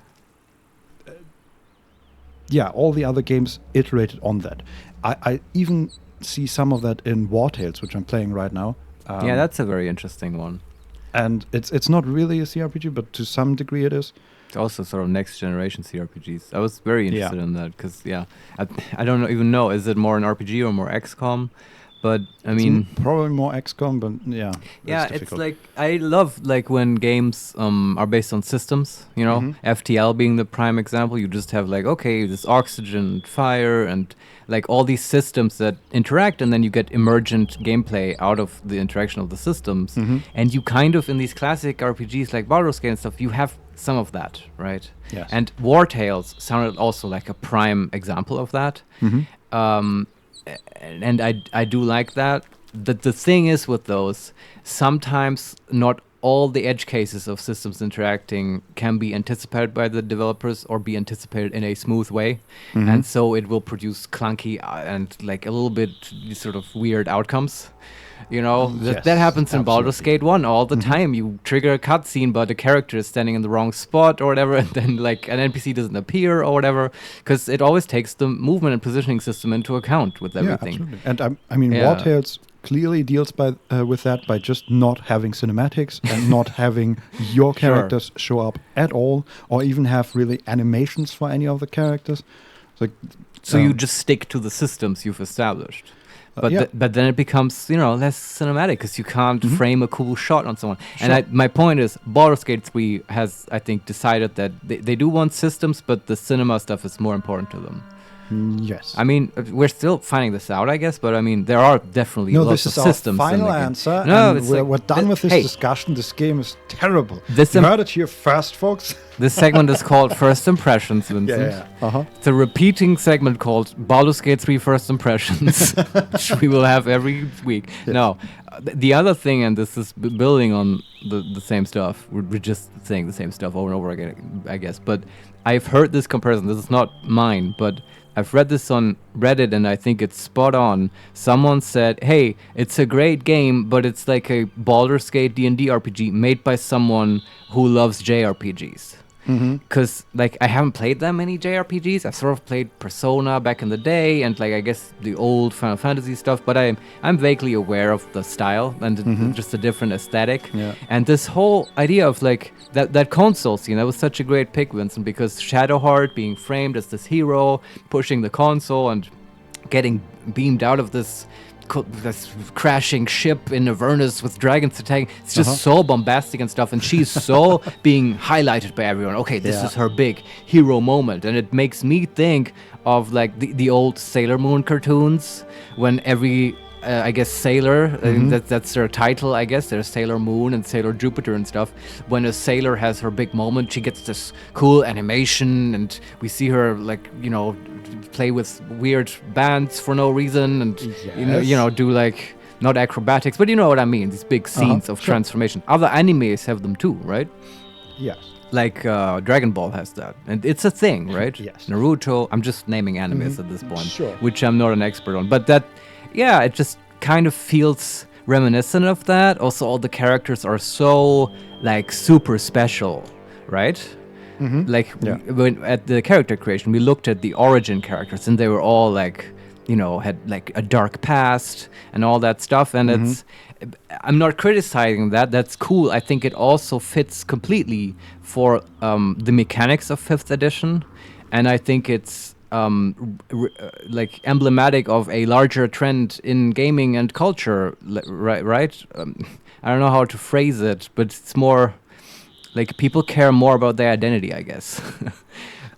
Just if you compare it to back in the day, and I said this to you, Vincent, but in Baldur's Gate 1, my old man game, it's like you're sure, you're the ball spawn, you're still a special person and stuff, but you start out not with a dark past and stuff, and not everyone you meet is super special. I mean, that's sort of not true. They're still special, but it has these vibes of, okay, you're just a farm boy with a sword, and you were the strongest one, and that's why you're adventuring now. Go. And everything that's interesting about you, that's what's going to happen now in the story, right? And not in your past. Other current CRPGs are very similar. To which version? The JRPG? The Baldur's Gate 1 version. Ah, okay. In certainly War Tales sound that way. Yeah, in Pillars of Eternity, I don't think you have a backstory, or very minimal backstory. You're part of a caravan, and then you're fighting stuff, and your caravan gets killed, and now you are a hero, I guess. In Pathfinder, you are an adventurer that gets called up to a noble's house. And she basically says, hey, there's this area, and whoever kills the bandit lord there gets to be the new lord. Have fun. Yeah. And we don't know anything, basically, about the backstory, I think. And it's similar in others. Yeah. So, this is different. But I'm really digging it, though. It's I like both styles. They just,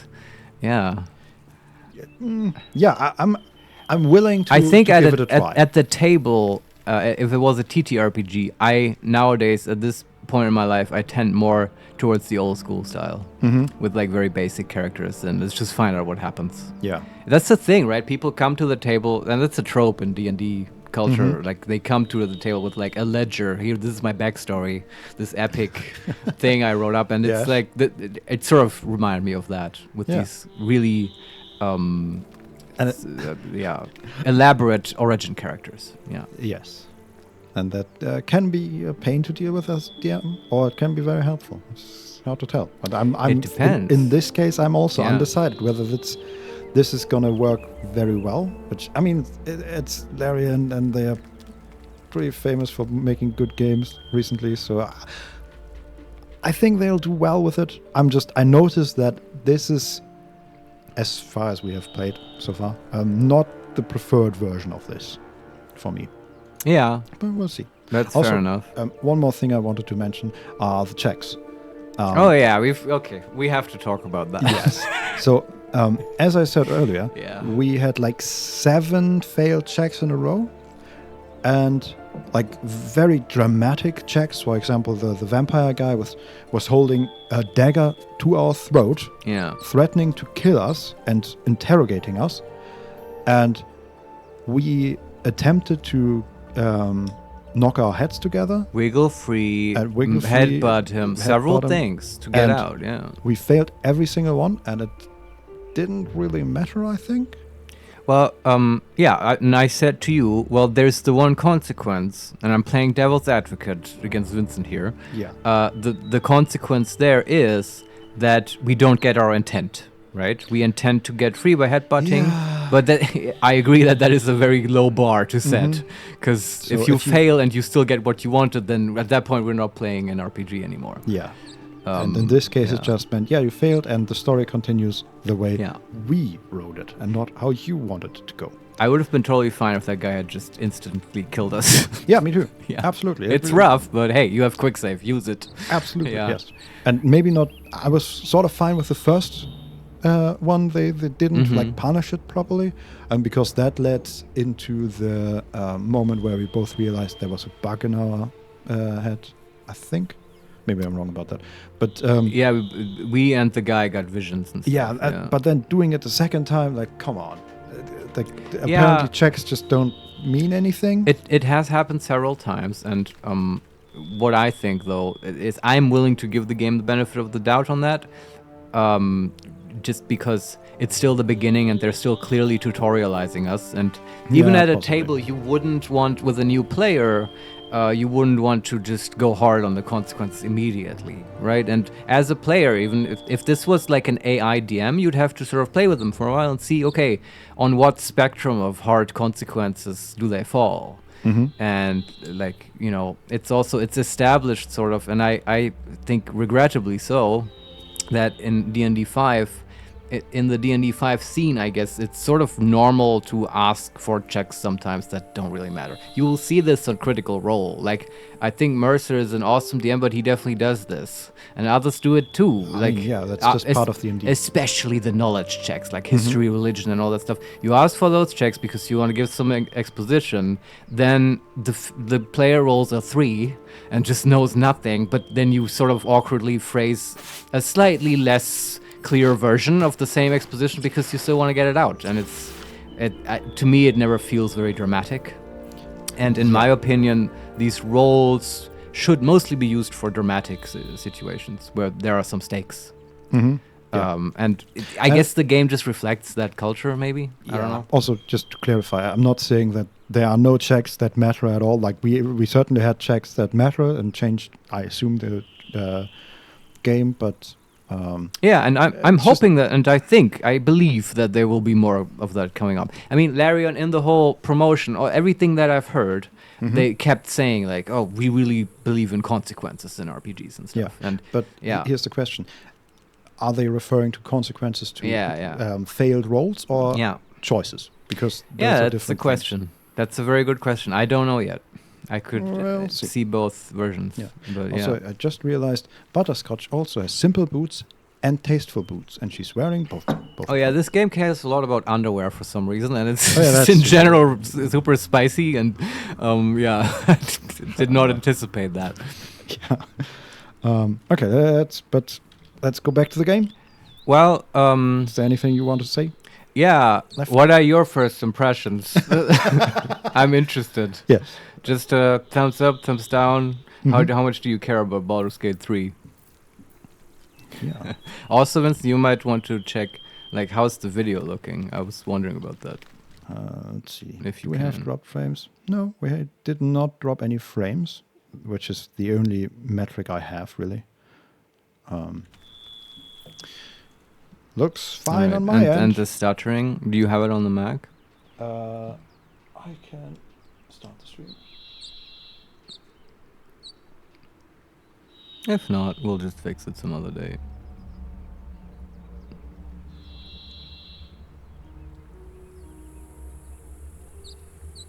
What the hell is that stream? Okay, for some reason... I don't know if it's the Mac, but this is...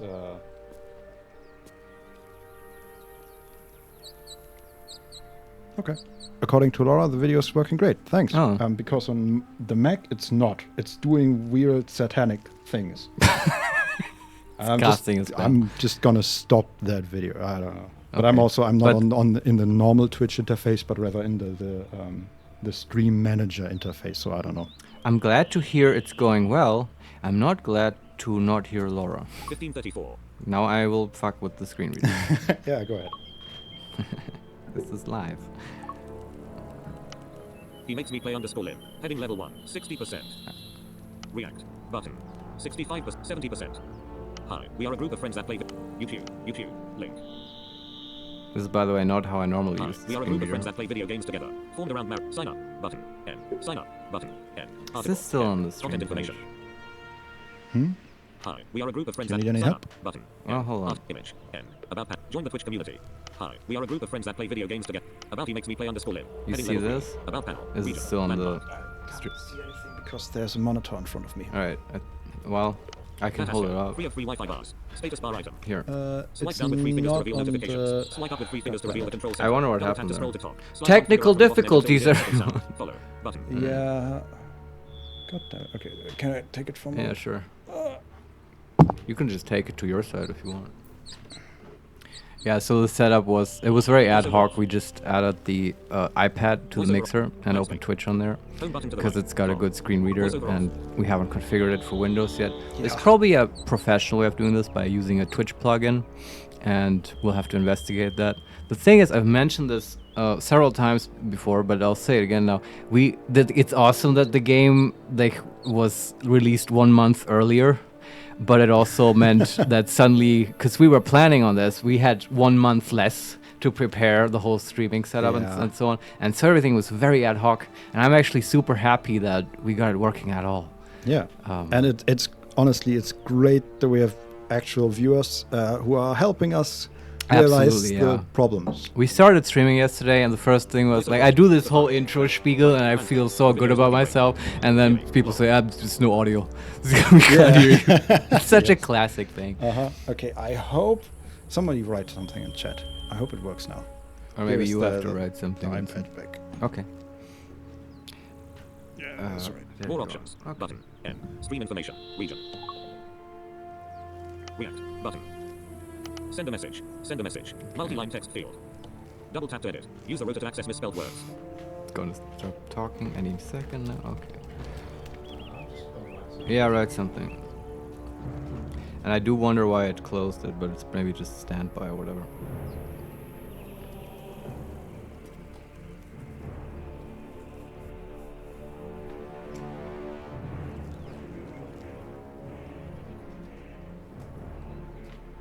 Send a message. Sign up. Button. I didn't hear Are you planning to anything. let the screen reader read every message from chat? Prime Gaming Badge. Laura _Cavallo _ Ah, Are you there- planning to let the screen reader read every message from chat? Are you going to let I think I'm in the chat. I think if you write something now, Yeah. can you try again? Broadcaster badge. He makes me play There you on go. display. Screen reader test 6 return of the author. Here we go. Yeah, now I hear it. I don't know if it's going to go on standby again. And yes, to answer that question, because we have so fewer users in the chat, I think, also in this ad hoc setup, that's the current idea, but we sort of have to experiment how that feels, and if it's just very annoying, if we get a nice message, even if it's meant well, right? If someone says, hey, glad to be here, but it's like in the middle of a very intense cutscene, might not be good. We don't know yet. Right now, the idea is that every message will be read out immediately, just because it's convenient for me, because I'll notice if someone's writing something. Yeah. I think in the future, maybe we'll see. Maybe it also depends on what we're doing. Yeah. Yeah, but we'll just it works see. for now, I think. All right. So back to the game.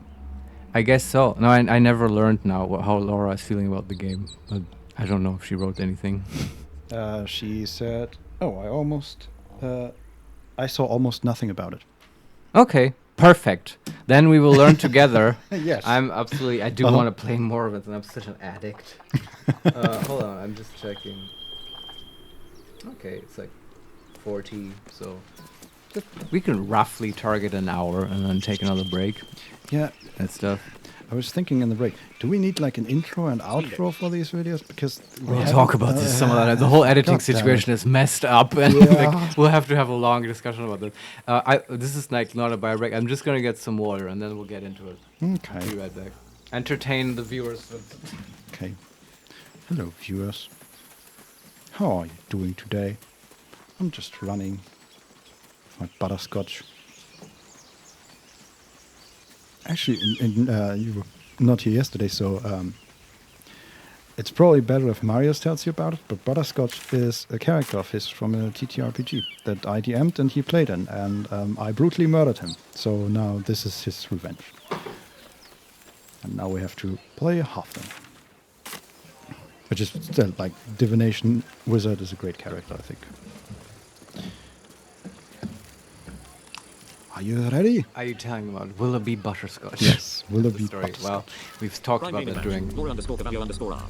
I see Heather. Did you tell her that you killed her in our RPG? Yes. We talked about that in the character creation. Yeah, it wasn't my fault. I mean, you just played it badly. I said this before, I'm not complaining. It was a glorious TPK. Like, I have saved that session as a success in my mind. But it was also super gruesome and, like, hardcore. And, well, that's a risk you have to take. Yes, and I've waited for about 1.5 years to get back at you for it by making you play Butterscotch with me for maybe also 1.5 years. Well Let's see. Yeah. Anyway, I'm ready to play now. Let's go. Yeah, so I've moved it forward. We're close to the Emerald Grove environs.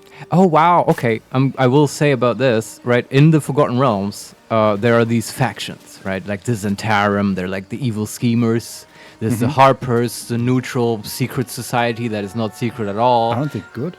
I thought they were good. The Harpers are definitely neutral, but yeah, they mostly do good stuff anyway. But you will get, okay, so Jaheira from original Baldur's Gate is a druid, and she's a Harper, and like they have this druid thing often where they're all about balance. Oh, we saved some kittens, now we have to kill some orphans to keep the balance, stuff like that.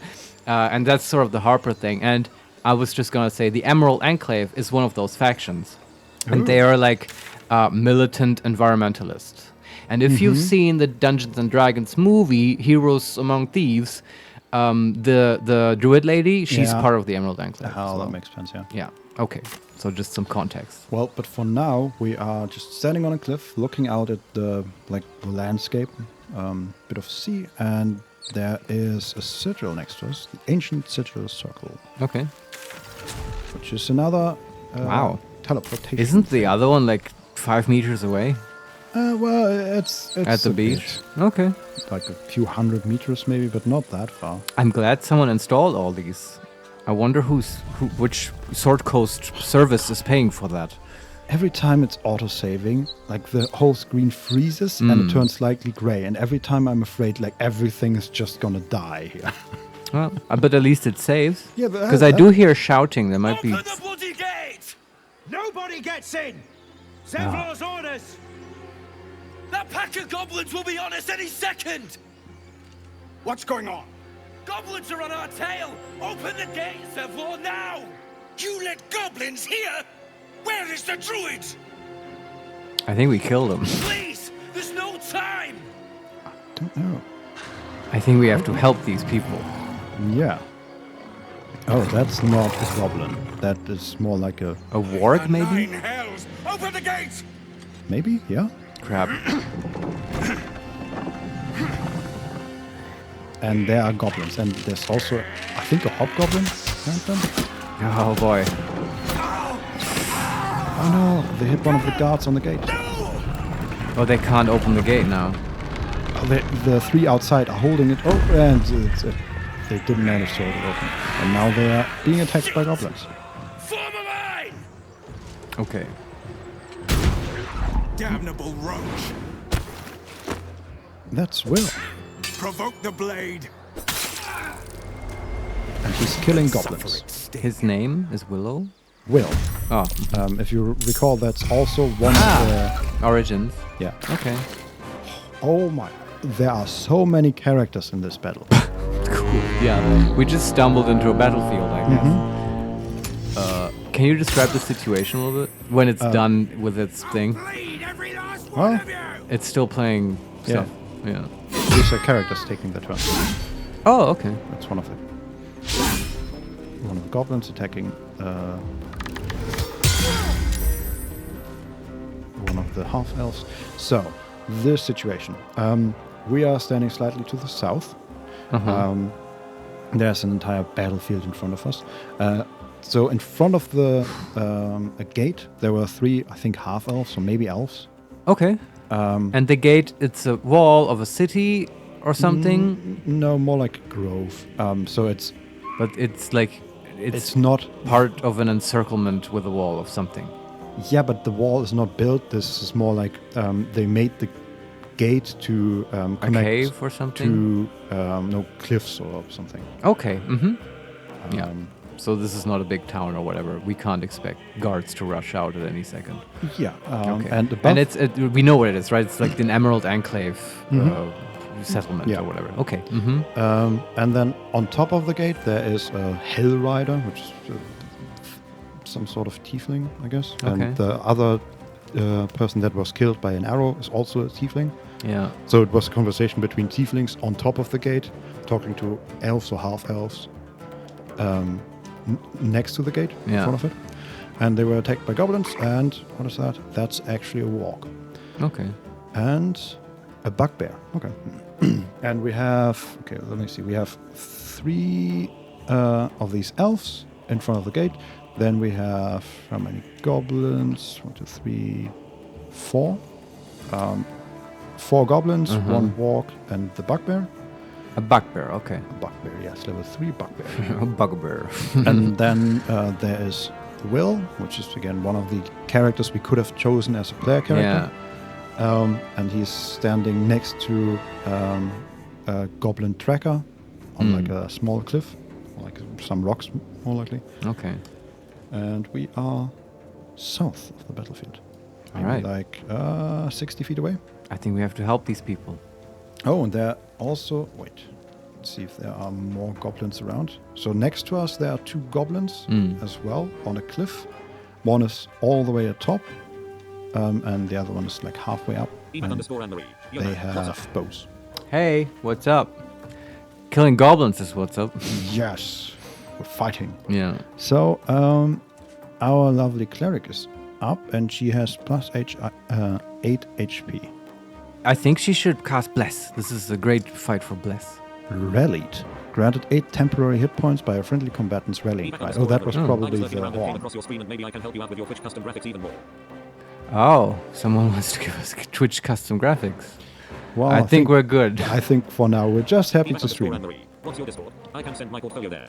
We don't have a Discord. Exactly. What do we do here? I say Bless.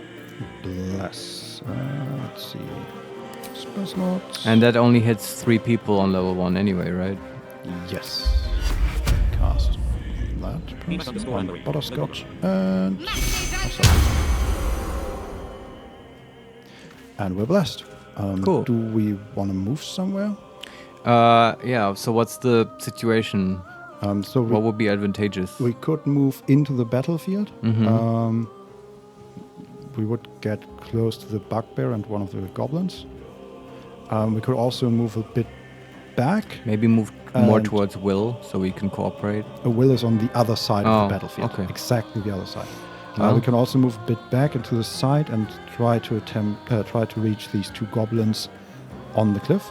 Who can Butterscotch sleep when it's her turn? Match. Laura_Cavallo_R. Guys, Marius' t-shirt is nice, but maybe his face is a better target for the camera. No. What the? What are you doing? Oh, the camera fell. That has never happened. What are you doing over there? Do you like my Kate Bush t-shirt? Wait. Am I doing this correctly? Let me do it. I don't know what's happening. Thanks for the heads up. Is that better? Is that holding? I hope so. I don't know what happened there. Yeah, Me it wasn't neither. completely Did you fixed. touch it again? Probably. But I have a very light touch. How's you can see it? Yeah, it looks great. Looks great. Okay. Yeah, again, like 3 years, never Guys, happened. Don't tell Vincent. I just wanted to show my T-shirt. I'm just so into it. Like, Running Up the Hill is a great song. Listen. Anyway, let's go back to the. Okay, so do we want to go up the cliff or into the battlefield? I was asking about the sleep. Who can we hit right now? And what's the HP of these goblins? The goblins have like around 10 HP. Oh, that's 10 a lot. to 15. Yeah, the ones on the cliff have 9 and 9. And I have no idea how far we can reach. Oh yeah, all makes sense. All right. We can't sleep that many anyway. Can we thunderwave a big bunch of goblins? That would also be strong. We're not butterscotch. I know, but I'm asking about where should we generally move as a party? Okay. Because that will where butterscotch can do, we'll decide that, right? Butterscotch will probably not reach anyone. Okay. On her turn. All right. Maybe we can sleep someone. In that case, I think. Possibly, yeah. She should just move towards the goblins. On the cliff. Sure, why not? Yeah, we can take those out. Okay. On the move. Oh no. And maybe she can crossbow attack. No, she blessed. She can't do anything. Okay. Okay, one of the goblins attacks one of the half-elves. The Baldur attacks Aradin, also one of the half-elves. And then it's our fighter's turn. And she can't really reach anyone, but she has a bow, in theory. Yeah, just shoot some goblins. Will Butterscotch just sleep? Well, why did we send Shadowheart then to the 2 goblins on the cliff? Why not? Yeah, it's okay. I mean, then maybe the 2 ladies take out those 2 goblins and Butterscotch supports the half-elves at the gates. Yeah, I like that. Yeah, good. Let's see. Even if we... Man, we're so far away. I'm just gonna dash up I the like cliff. that, though. Often in D&D you end up just fighting monsters in a room. And people don't often take these long ranges into account. My sickle and sword. Arms of Hadar. See, this also feels sort of anime. But it's cool. And Butterscotch. Alright. So, can she just sleep people like 2 goblins at the gates? She can't reach those. Can she sleep anyone else? Let's see. We can. I'm gonna move her forward towards the battlefield to maybe reach somebody. Another step forward. Another step forward. Well, we will be going that direction anyway. Okay, now we have some people in range. Okay. We have the goblin boss, Zarkruk. How many HP he has? 27. Oh, we can't sleep him. We have the bugbear with 35. Can't sleep him. We have a goblin brawler with 11. Could sleep him. We have the warg with 27. Can't sleep him. Wow, And this is a big fight. we have the goblin booyak, level 2, with 13 out of 16. Can we? Yeah, that's perfect, right? Yeah, that's exactly 24. 13 and 11. Awesome. Go. Sleeping. There you go. 90-90. Okay. Butterscotch is being attacked. We can. Well, yeah. They need a 12. They rolled a 16. We can either shield or use port and die or not react at all. They need a 12. Do we want to give him the 1? I think we can just take the hit. We are at 10 out of 14 HP. But who is it attacking us? One of the level 1 goblin trackers. Yeah, take the hit. We have so many healing potions. And right, we also had the 8 rallied HP, which are gone now. We're still at 10 Perfect. out of 14. Yeah. And the other goblin tracker is attacking Lazel. We can port and die or not. Oh, check out the singing in the background. Amazing. Yeah. I love the music. Yeah. Me too. So do not react, I assume? No, I think we just... Oh wait, they rolled a 20. A critical hit. You want to replace it with the 16? In that case...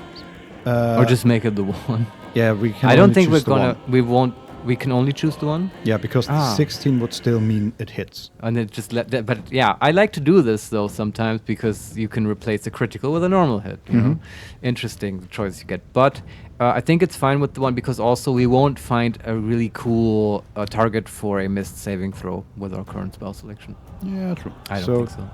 Just use the one. Yeah. Okay. Haha. Not a critical, it's a critical miss. Because yes. I have predicted it in my mind. Awesome. And Barth uses Flourish on Goblin Brawler. So we just slapped the Goblin Brawler. Then he hit it for a critical hit for 9 damage. Okay. And he should be pretty close to killing it. Yeah. And we could switch his 9 out for the 16 to kill it. Oh, possibly. really? But the 9, it didn't hit with the 9? No, he needs a 13 to hit. Yeah, do it. Just get rid of the portent dice. Use them. I like it. Nice. Man, Butterscotch just got a lot of stuff done. Without dealing any damage. Yep. Control. Woo. And we're back to the start. Okay. Well, now the ladies deal like with the other goblins. Yeah, it's just The two who hate each other will now cooperate. Maybe it's a bonding experience. No, one of the goblins woke up the other sleeping goblin. I like that they do that. Yeah, they do that. Yeah. Always costs them an action. That's fine. Okay, and Shadowheart's turn. All right. Just run up this hill. I guess. Got to press on. And you could Sacred Flame them. Are they in range? Which one is Sacred Flame? Guidance, but that one. Yes, 50% chance. Huh. Safe. Okay. Damn it. Okay. I wonder what's the chance with a melee hit from her. If that's any better. It just says not enough movement. Yeah, okay. Doesn't Never show. mind. Did she get the 1d4 from her blast? For the Sacred Flame, that's a saving throw. Yeah, okay. There you go. Well, we have to reach them, I guess. Yes, Yeah. we might do that with... Yes, we reach the Goblin Tracker. All right. That is that? There's under the Goblin Tracker, there's Bless. But I don't think the Goblin Tracker is blessed. I think it's just a bonus for us because we are It just blessed. shows you the bonus when you... Yeah, cool. We have a 75% chance to it. Do you want to pummel strike it first? Did that debuff in any way? Must take a short rest. So we can't you can only... Okay, I see. Yeah, just hit it. I guess then. she used it in the fight against the other two. Yeah, okay. I will not know failure. So intense. Yes. And he is at 2 out of 9 HP Ugh. after getting hit by 7. Yeah, okay. Will again. Arms of Adar. He's a warlock. Yes. I don't like warlocks. Okay. They're evil. But he's a cool warlock. I guess. You can be a good warlock. So, Butterscotch's turn again. I guess now she just... Well, we have one more spell slot, but I kind of want to keep it for shield, I guess. Okay. Can we just flame bolt people? Sure. One of the guys on Pick the one cliff, low or HP guy off. Doesn't matter which one. Does anyone... Oh, the Bugbear already took a good bit of damage. So did the Walk. And, okay. They just... Every single one of these creatures is at half HP. Like, God damn it, guys. Focus one. Don't split the damage. Well... Which one do we want to kill? The Bugbear? Who has the least HP? 19, 18, and 15. So the Oh, there's goblin... no goblin with like 2 HP left? No, that the we can... goblin boss has the least with 15. Hmm. And then there's a goblin booyak with 13. Well, I guess just pick that one.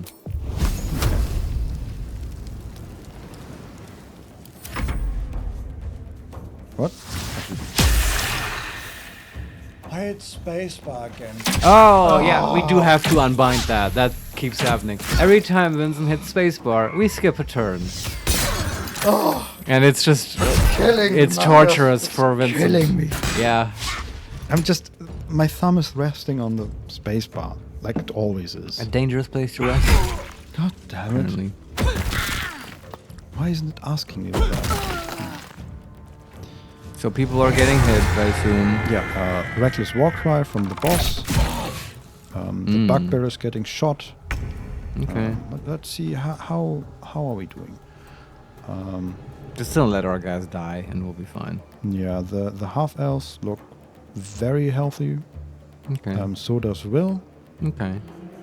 And the goblins look not very healthy. Yeah. Why did they even worry? Why were they clamoring about their druid? This is fine. I don't know. Just beat on people. I guess we did help them. Yeah, sure. The sleep was probably good. Yeah, just hit him. Critical miss. God damn it. Wait, can we... Okay, can we shove that? Maybe 50% to shove it down the Oh, cliffs? he's at an edge? Yeah, totally. Awesome. Athletics failed. Oh, god damn it. But that's a great idea, Vincent. You can try that with Lazelle as well. Possibly, yes. Is that a bonus action? It is a bonus action. You can shove first, and you can still attack the other one. Shove off. Kill a creature with falling damage. Oh, we got an achievement? Uh-huh. Awesome. I love it. Wonderful. And now we can attack the other one. Yeah, that was so smart. This is really cool that this works in this game. And, oh wow, we didn't kill that one, but he's knocked out. Oh. Because we have the passive non-lethal attack still going, I guess. Okay, we're like the pacifist party right now. I think it's okay to kill these goblins. They're cosmologically determined to be evil. I mean, after we just shoved one off a 10-meter cliff, I think... He might still be alive. Yeah, that was non-lethal falling damage. That was just... First, there's a lot of blood. I mean, maybe he's alive, but... It's just red paint. He was carrying red paint anyway. Sure. So, let's toggle off the non-lethal. Yeah, I agree. It's okay. Okay. And then we end that turn, I guess. Can move a little bit further. Can I go all the way there? No. Will is fighting. And Butterscotch this turn. All right. This time she won't space out. No, literally space out. Yeah. Yeah, just firebolt someone, I guess. For 2 damage. Nice. And 2 more. Why 2 more? Huh. Maybe from a rally cry or some buff from the elves or whatever. Butterscotch cast Firebolt on Goblin Booyah. Was it for 2? Goblin Booyah was hit for 2 piercing damage. That's wrong. He has gaping wounds. Maybe that's it? Huh. Can we look at that? Examine. Gaping wounds. Attacks against this creature deal an additional 2 piercing damage. Removed by healing. Okay. Interesting. Good to know. Yeah. Yeah. Okay, and then Butterscotch ends her turn. Can we go like somewhere where we can't be attacked by ranged weapons? That would be nice. Not really. Sort of maybe here. I'm just moving a bit to the side. Yeah, it's fine. I was just thinking we could use some of those slime balls we found. But she can... I mean, she's hidden behind stones, and he can still attack her. Oh, that's unexpected. Why can he target her? No idea. In Solast, every time you would go behind something, it would show you that there's a shield, like in XCOM, right? I like that. And I don't like that I don't know whether I'm hidden or so you're in not cover. You're not even sure if it's a bug or if you're just not hidden from that person. Yeah. Apparently these stones are just see-through. Or maybe he can like see my pinky toe. I don't know. Well, we can... Does she need healing?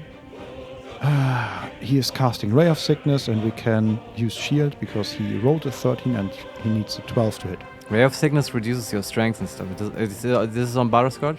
Does 2d8 poison damage and possibly poisons the target. Okay, I guess that reduces your strength. But 2d8 is more than I thought. I guess... Yes.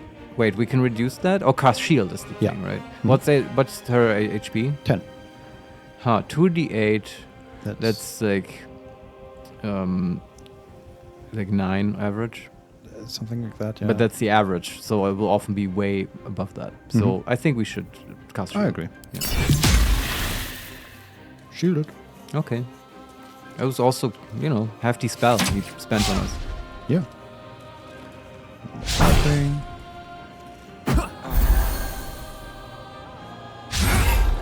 The elves are healing themselves. One more goblin dead. Good. Hey, we're getting 10 XP from that. Nice. I like XP. I want to get another level up today, Vincent. We might. but I think we have to work for that. Yeah, but those first 3 levels in D&D 5 are really quick. After that, it'll be a whole thing. Shadowheart, just run there and hit that guy with 1 HP. She missed again. She's not a great hitter. Can I just shove him, maybe?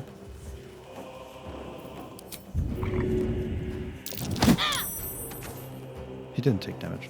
God damn it. I know it was a small cliff, but I was hoping for 1. Ah, okay. Maybe if you tell Butterscotch to sort of duck behind him, you know? Behind Behind the goblin, she goes on all fours, and you know, and then Shadowheart pushes him over Butterscotch, and then we laugh at him. Yeah. Because he's gonna fall over. And if we're very lucky, he lands on his neck and breaks it, and exactly. then we win. Yeah. All right. I'm just gonna continue attacking the goblin bulldog. Yeah, do it. Taste my fury. That was information. Hey, we killed it. Okay. How many are left? The 3 big ones. Just the bugbear, the boss, and the walk. Okay. Where's the boss? Yeah, there it is. Okay. Just these 3 are left. And Will is missing.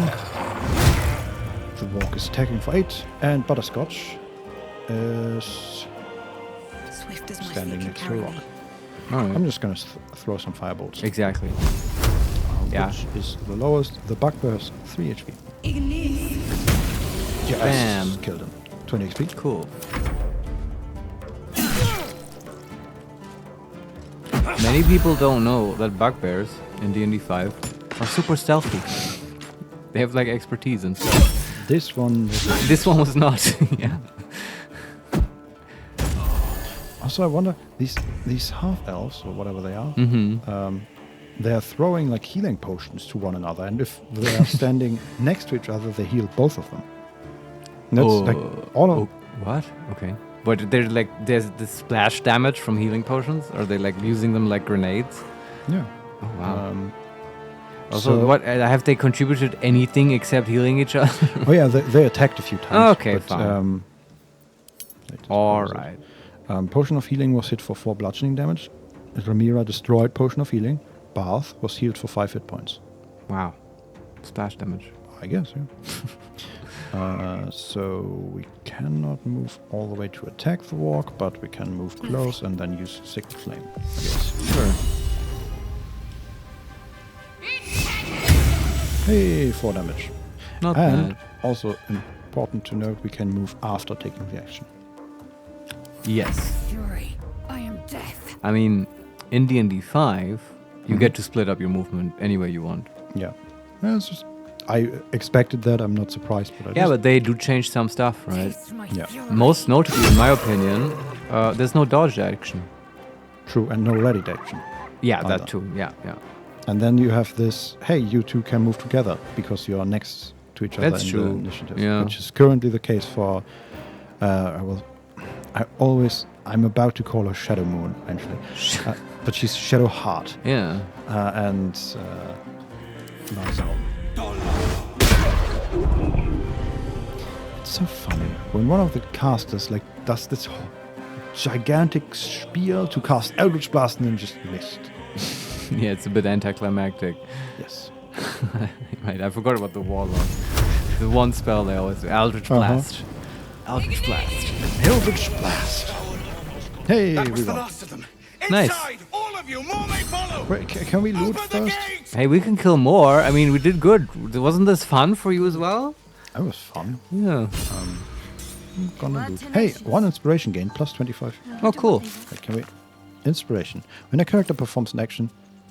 Okay, we have the loot window in the inspiration tutorial. Interesting. Sure.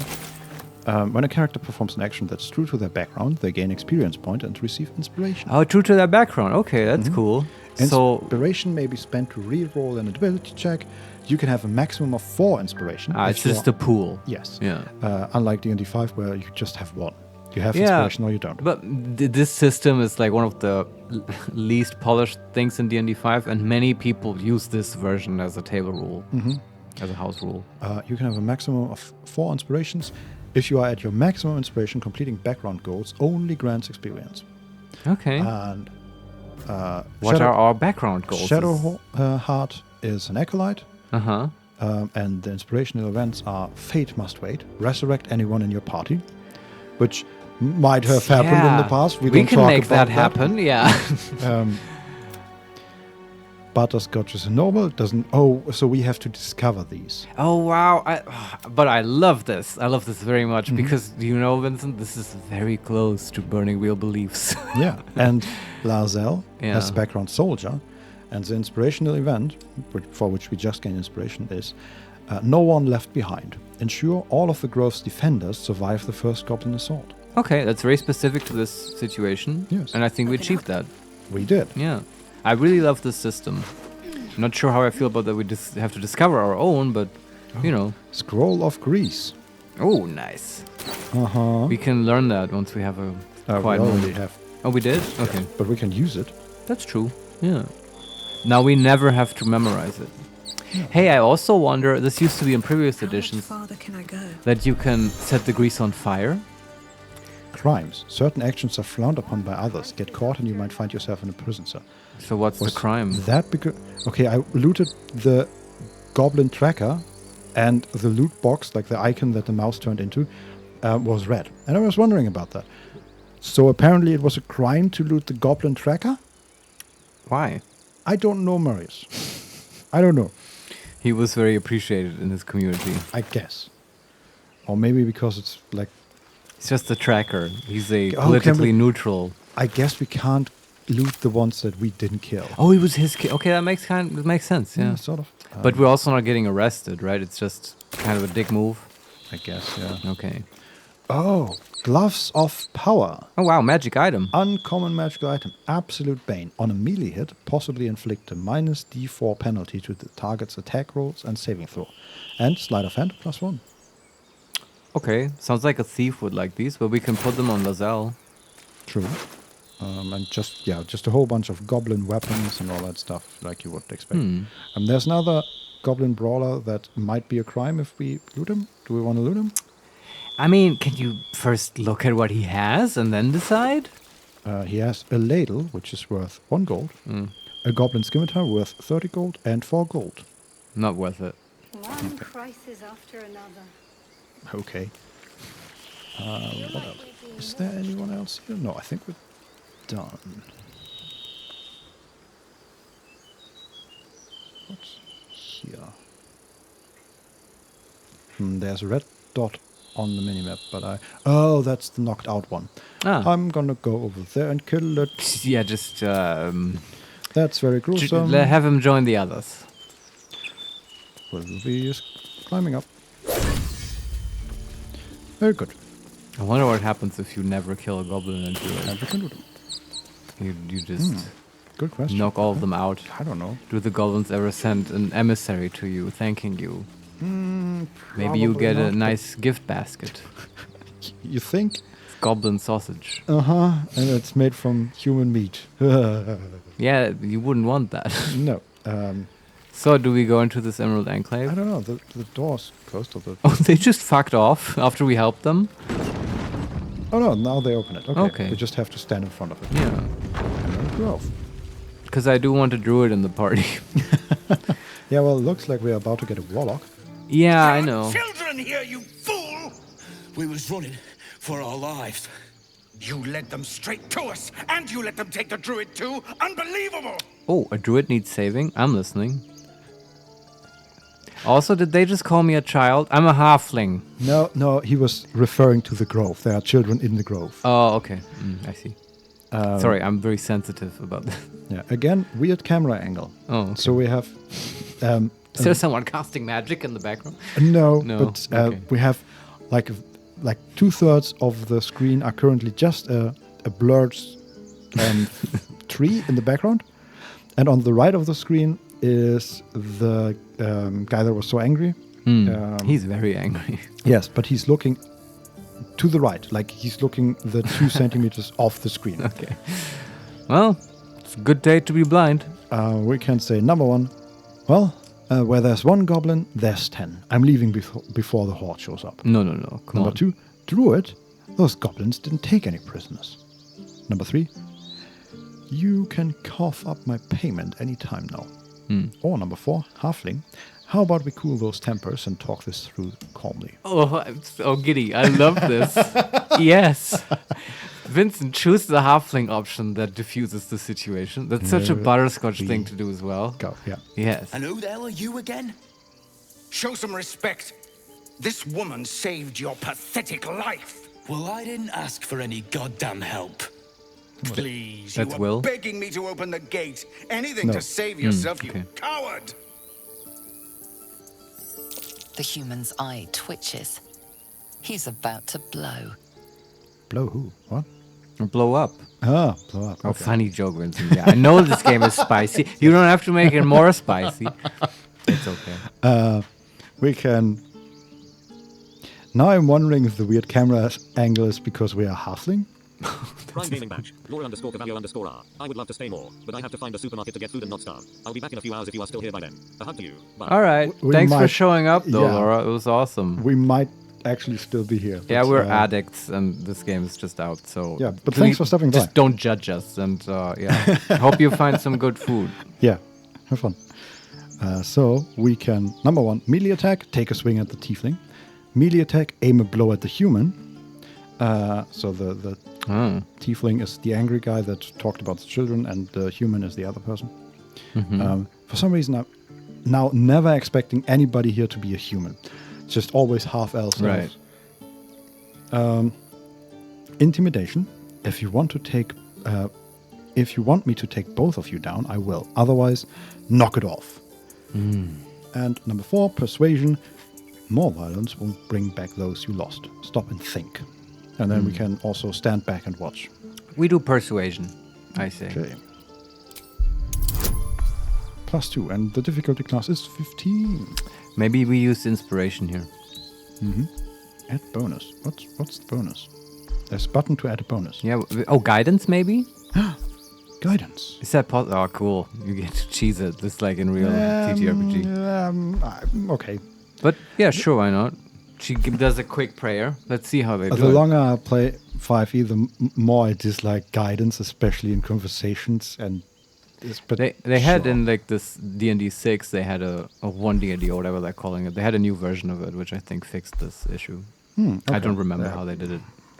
I hope it's better. Yeah, it's just like you imagine you stand there and you take 6 seconds to cast a spell while these are about to. Blow. Yeah, if you imagine it that way, it's corny. I just imagine it as a quick prayer, you know, like Yeah, but just thank what's her god?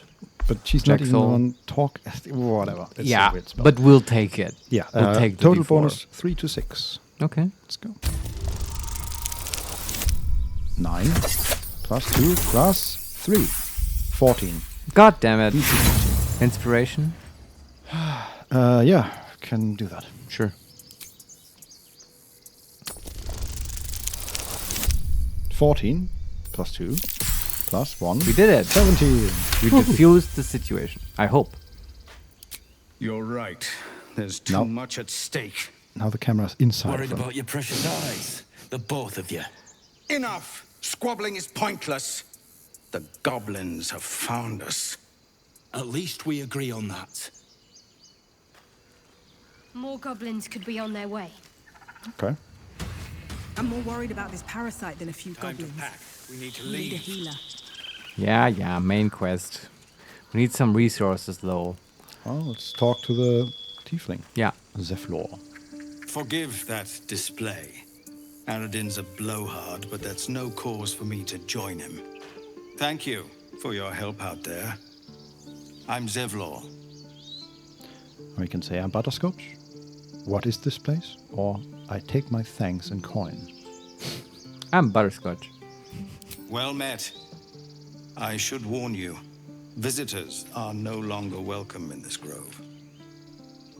Okay. Whatever your business, I'd see to it quickly. The druids are forcing everyone out. This attack will only strengthen their resolve. That was so perfect. Like you saying okay, and at the same time it was a closer for Buttercup, just like Looking at him weirdly. Yeah. That's, her acting is spot on. Yes. So they're kicking us out? Is that what's going on? Well, we'll see. I don't know yet. We can say, I have no quarrels with druids. Number 2, why are they forcing you out? Number 3, those goblins. Have there been many attacks like that? And then number 4, I won't be staying long. I just need to find a healer. So I guess they're kicking them out? Ask why they're kicking them out. I need to understand this. There have been several attacks by different monsters. The druids blame us outsiders for drawing them here. Nobody's welcome anymore. They've started a ritual to cut the grove off from the world outside. We can't stay, but we'll be slaughtered if we leave. We're no fighters.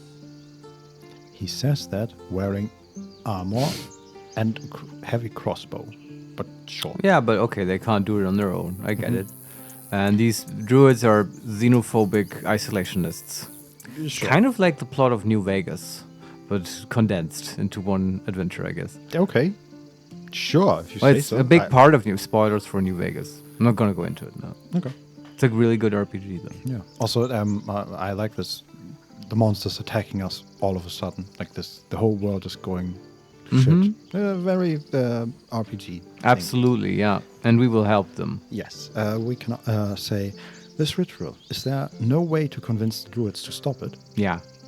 We can also say, I need a healer, and what brought you here? This ritual. I've tried. Korga, their new first druid, won't even see me. You, though... I know it's not your business, but she owes you for saving this place. Perhaps you could persuade her.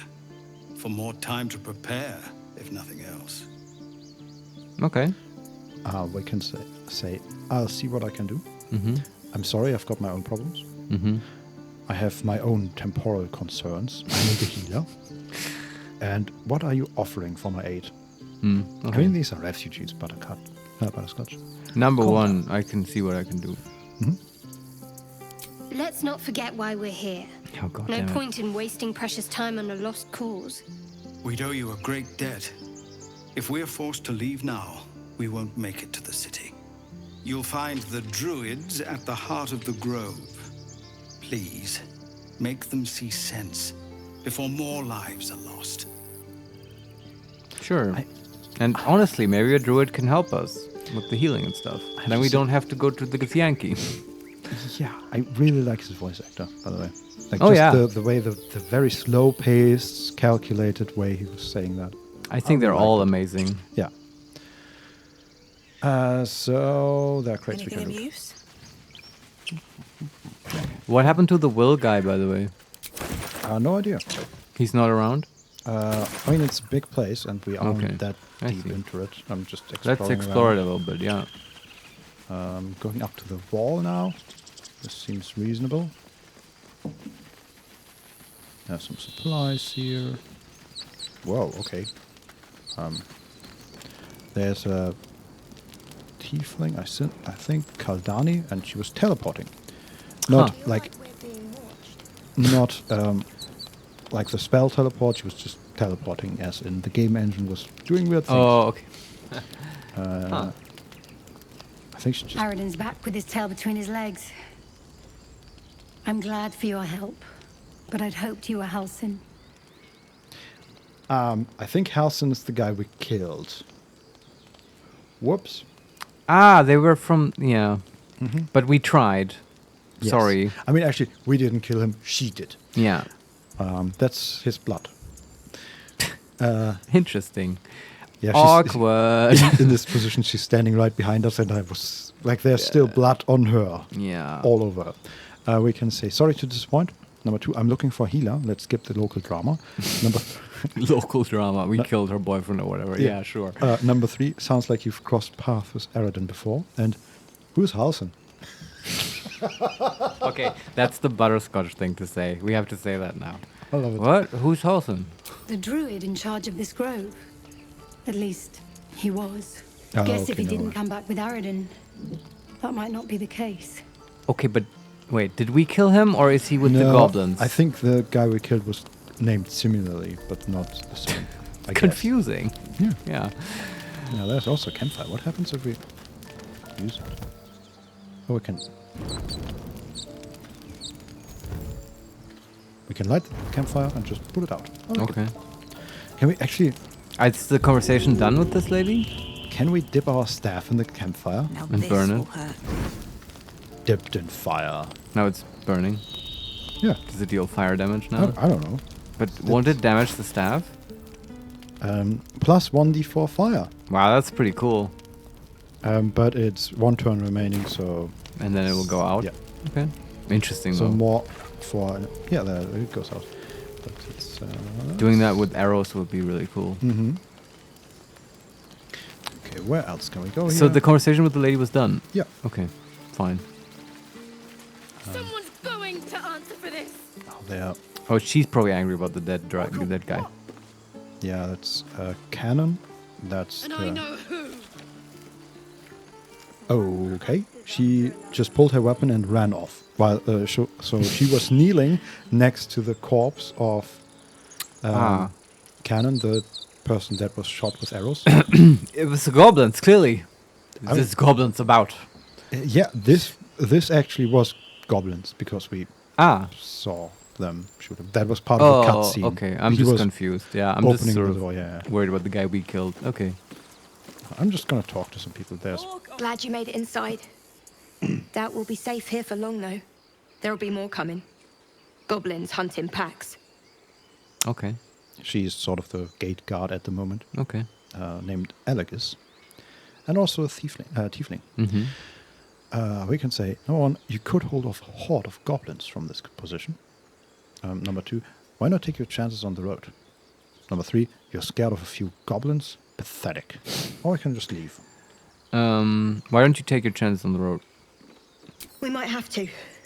But I'd feel better if we at least knew how many are out there. The sooner we leave for Baldur's Gate, the better. Okay.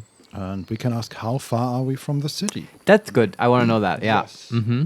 If the road was clear, 10 days walk maybe. Interesting. But while the goblins are out there, it might as well be the other side of the world. Okay. In my opinion, we're south of Nashkel, which is sort of almost the most southernmost part of the old Baldur's Gate 1 world map. Oh, okay. So I think we're south of the original area. Mm-hmm. How far up the Sword Coast is Baldur's Gate? Yeah, Like I think it's from somewhere- Nashkel, I don't know exactly, but I would put it at 5 to 7 days travel. Okay. I'm gonna open a map of the Sword Coast. It's Because not I going to actually- help you, though. But you can look at it, sure. I mean, there's also the original map just for the world, right? And just not in any Baldur's Gate game, but just the Ed Greenwood lore. Ed Greenwood being the creator of the Forgotten Realms and the writer of many Forgotten Realms novels, like Elminster and stuff. He created that character. It's harder than I thought it would be to find a proper map. I believe you. This Have to is- go to the Forgotten Realms wiki. Would be cool if there was one in Baldur's Gate 3. You know? Okay. But maybe you have to find one. I have one. Okay. So, Sword Mountains, is it south of Neverwinter? So I would Yes, say right? first find Baldur's Gate, and that is south of Neverwinter, for sure, yeah. Baldur's Gate, yeah. Okay. And it's That's- also, it's north of Waterdeep, right? That should be more in the south. Or am I wrong? No. Waterdeep is north of Baldur's Gate, right? So Waterdeep on this card is sort of in the middle. So it's at the very top is Icewind Dale. Yeah. Then Luskan, Neverwinter. I'm just going down the coast. Yeah. Then the Sword Mountains, Waterdeep, sort of in the middle. Yeah. Then the Daggerford, the Trollbark Forest. Nobody cares about that. Yes. And then there's the Sea of Swords. And somewhere in the last third is Baldur's Gate. Okay. And now if you zoom in on that area, if you go down the road from Baldur's Gate, you will first encounter... There's Candlekeep, but you should also find the Friendly Arm Inn, and then Baragost, and south of that will be Nashkel. Not all of these may be in the map. Yeah. Okay, but does anything ring a bell? No, none of the things you said, apart from the Candlekeep on here. Find Am. Find Ed Katla. Turil, the Reaching Woods. Are these all next to the... So Atkatla should be the next big city south of Baldur's Gate. Oh yeah, I think the map just ends too quickly. Okay. Maybe I can find another one. That is 4,000 by 3,000 pixels. That's pretty nice. Cool. So Waterdeep, way in, and then it... Okay, this map is also not helpful.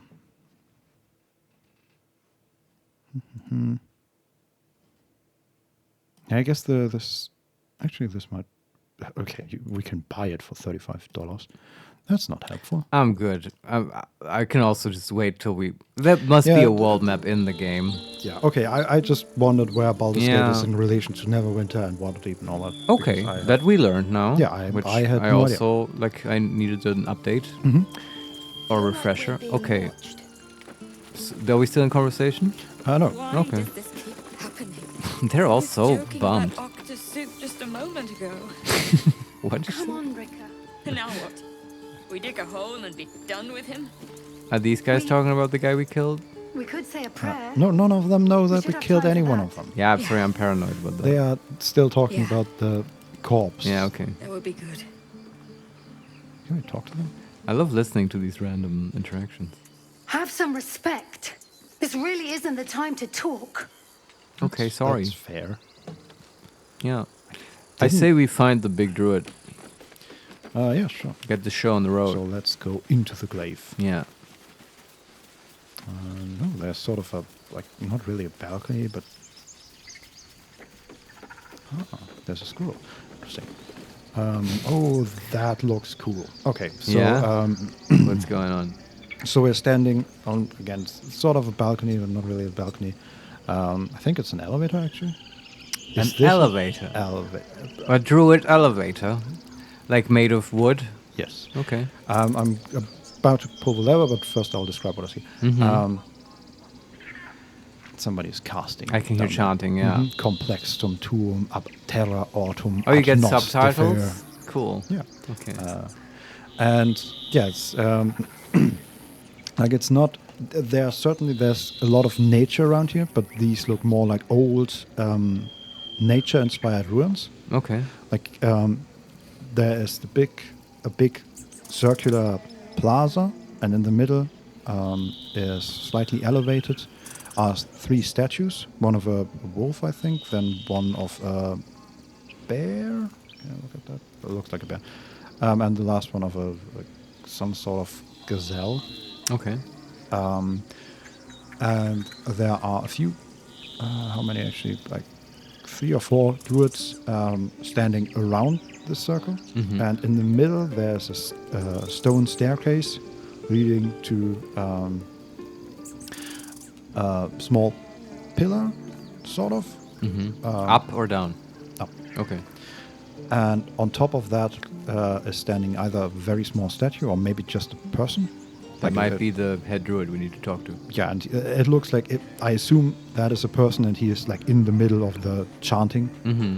And everywhere around are just like ruins, like overgrown ruins. Okay. With different animals at times, statues. All right. Not very many people. All right. Let's just talk to the main guy. Won't budge. We can't use the elevator. I wonder what that's for. That's quick travel, but you have to activate it first. Probably. I don't know. Okay. Let's take the long way around. Is it a woman or a male, the main druid? No idea. Okay. It's too far away. But we'll get there. The hollow. So this is the back part of the area, and this is more like a cavern. But brightly lit and very... No, you just care about your stupid apprenticeship. Everyone is very dramatic. Right now. Yes. But there's also a trader, Aaron. Oh, Looks nice. like maybe a halfling? Oh, it's one of the small folk. Let's talk to him. Refugees, adventurers, no one in years, and suddenly we're overwhelmed. Well met. And I thank like you him. for beating back those goblins. Most brave of you. Is there anything you need?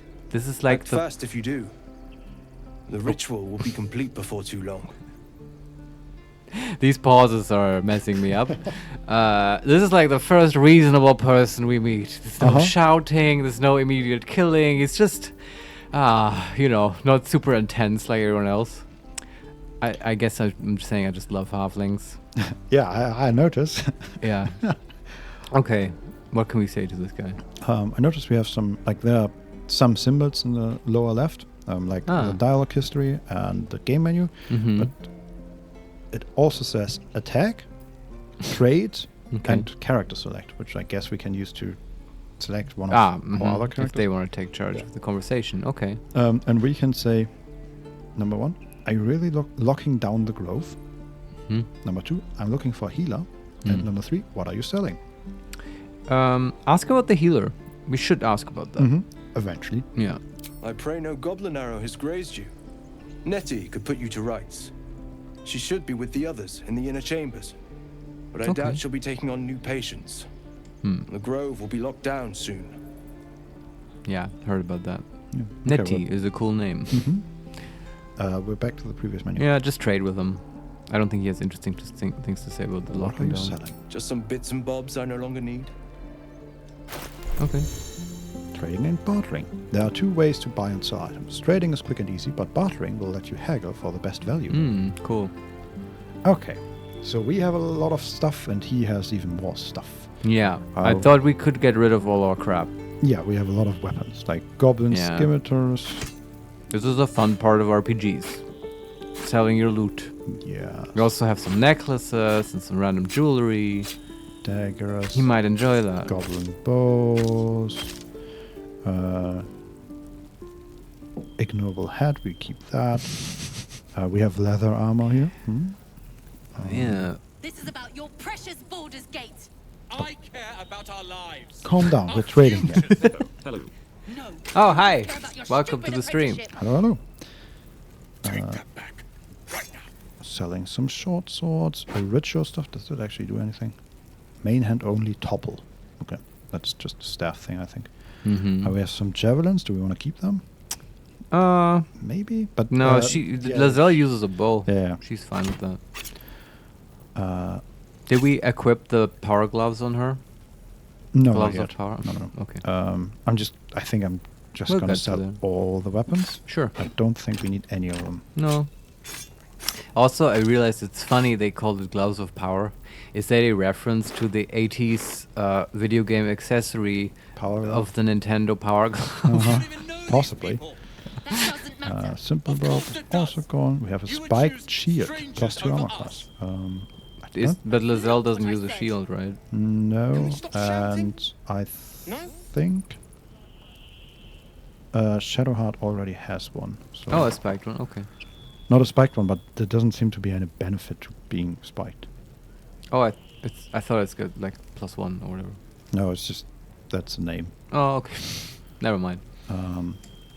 What else? We have a hand drum, but that's sort of useful. We have some rune slates and Illithid manuscript. But what? Like, I don't want to sell those, but I also don't know what to do with them. Yeah, no Maybe idea. ask a wizard at some point. Yeah. We have a mug. We can sell that, I guess. We have a quill. Bedroll, we need that. Rags. These rags carry a faint grayish odor. Grayish odor. Okay. But that all old clothes seem to carry with them. Whiff like the dust of moth wings. I wonder if we can use that to craft at some point. I don't know. Yeah. We also have 4 skulls, which I'm just gonna. Aren't they like grenades? They're just skulls? Yeah. Okay. Some bottles, water, and then the bulbs. And I think that's it. Okay. I'll peep through the bottles and the water because you never know. But we just sold the stuff that's obviously something we want to sell. How much gold do we have? We currently have almost 200. We have 199. Okay. And what we're selling is worth 259. But we can barter. Right. And we can also look at what he has. I don't necessarily want to haggle with this guy. Don't feel that it's necessary here. We're also not that good at it. Do you want me to go through the magic items he has? Yeah, absolutely. That's what I was curious about. Okay. I didn't know he has magic items. Yeah, he has one rare item, gloves of missile snaring. This is about your you can intercept missiles from ranged weapons, attacks, reducing their damage by 1d10 plus your dexterity modifier. Which is sort of a monk ability, but It's I a guess monk with thing, yeah, you can do it with the gloves. Put it on a high dex character, which we currently don't have. But I think we can't buy them. They're 450 gold. Okay. We have pale orange die, blue die, muddy red, just dice. Okay. Then we have a ring of flinging, throwing boost. The wearer gains a 1d4 bonus to throw damage. We don't throw anything. Not for us, no. Ringmail armor +1. Way too expensive. No. How much is it? Just so I learn the price. 560 gold. Okay. Not insanely expensive for No, armor. it's almost reachable. Yeah, I mean, I think according to the D&D normal rules, that would be 5,000 gold. Oh, yeah. Way Armor more. is expensive. Yeah, but it really depends on the game. Yeah. Then we have a +1 chains shirt. That's 360. Hedge Wanderer armor. Balance. Gain a +1 bonus to dexterity saving throws and checks. And you also get nature +1. Okay. What armor type was that? Uncommon medium armor. Okay, medium armor. Okay. Yeah. I don't want it. Yeah, it's not a specific armor. It's just Hedge Wanderer armor. Okay. I don't know. And then hide armor +1. Yeah, I don't really want to buy any of these items, but I think they're cool. But there is more. There's padded armor +1. Okay. Then there's Rain Dancer, uncommon. That is, what even is it? Oh, it's a quarterstaff. 1d8 -1. Because we are better. Right, the strength, yeah. And it can create water. That's cool. Then Butterscotch could create water, but we also already have a cleric who can do that. Also, it says Gale can absorb this item's magic, destroying it. Oh, okay. We don't have Gale. What That is was Gale? an origin character. Oh, okay. Yeah. Interesting. They are featured quite heavily, I guess. Then there's Spell Thief, a longbow. Arcane Vermins. Once per short rest, you regain a level 1 spell slot when you land a critical hit with a Spell Thief. Huh. That's awesome. Is pretty cool, yeah. Not for us, though. No. Dragon's Grasp, which is a hand axe. Burned Alive deals an additional 1d4 slashing damage to burning targets. Okay. We have a Scroll of Detect Thoughts. We have a Scroll of Shatter. We have an Arrow of Darkness. Spread magical darkness on impact. Arrow of Ilmater. Prevent your target from regaining hit points and deals 1d4 necrotic damage. Arrow of Roaring Thunder. Explode on impact, pushing targets back 17 feet. Wow. And the last magic item is Elixir of Fire Resistance, which gives you resistance against fire. Half damage, okay. Yeah, no, then there's also like supply packs and supplies and... It's cool. I don't necessarily want to buy any of the stuff. There are some more scrolls, if you want to look at that. Okay. Also potions of healing and... Yeah, we don't need those. Arrows. Do we need arrows?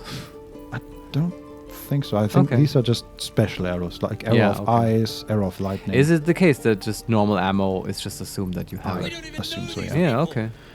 So, Scroll of Sleep, Scroll of Protection from Evil and Good, Scroll of Mage Armor, Scroll of Grease, Scroll of False Life, Scroll of Color Spray, and Scroll of Bone Chill. What's Bone Chill? Can you look at that? Oh, was that the cantrip? That's a cantrip. Prevent the target from healing until your next turn, and undead target receives disadvantage on attack rolls, and it does 1d8 necrotic damage. How much is it to buy a cantrip scroll? 112 gold. That's a lot.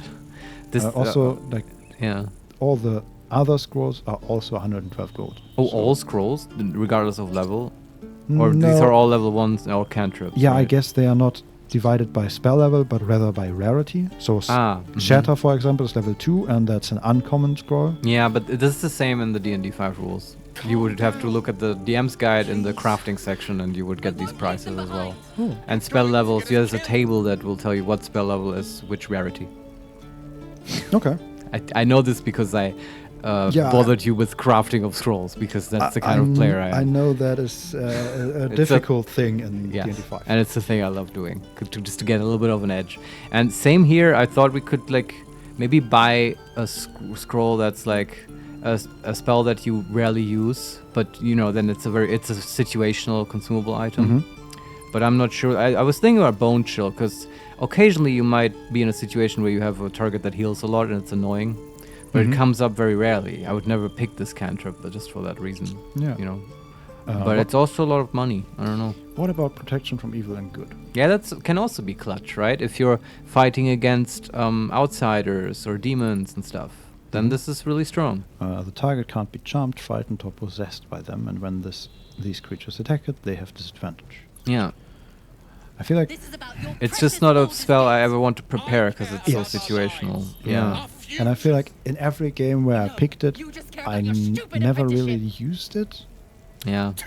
But back in the day, I really liked it where when you summon creatures, like strong summon spells, you can't control them and they just attack anyone randomly, right? And then the way you would deal with that, because they would just attack you, is to cast protection from evil, because then they can't touch you at all and they just won't attack you. Yeah. And it was just, that was the purpose of the spell. Nowadays it's changed quite a bit. It's just sort of a good buff against demons and stuff. Yeah. But it's also is it concentration in this game? It is. Yeah, that's a big downside, right? Yeah. Though right now Butterscotch doesn't have a strong concentration spell. No, I guess not. And the only thing that comes up for me is not even Charm Person, because that's not the same.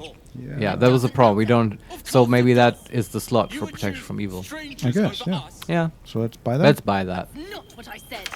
Don't have to learn it immediately, but we can just carry it around. Okay, I have no idea how this barter system works, because we are not in the trade, we are in the barter version of this thing. Okay, well, we'll see, right? There are 2 buttons at the bottom. One says barter, and then above that is a button with scales. Can we just... Do you want to... Okay, yeah, this is... So, if you click the scales, it just fills up his side with the gold equivalent that is missing. Okay. Perfect. And then we can barter, I guess. Do you want to also buy the Bone Chill thing? Oh yeah, sure. And that's it, I guess. And then we barter. The trader will be pleased with this offer. So we could haggle, but I don't really want to. Yeah, there we go. All right. This was fun, and I like the trading. Yes. Cool. Talk to the druid now. Guide your path. Please.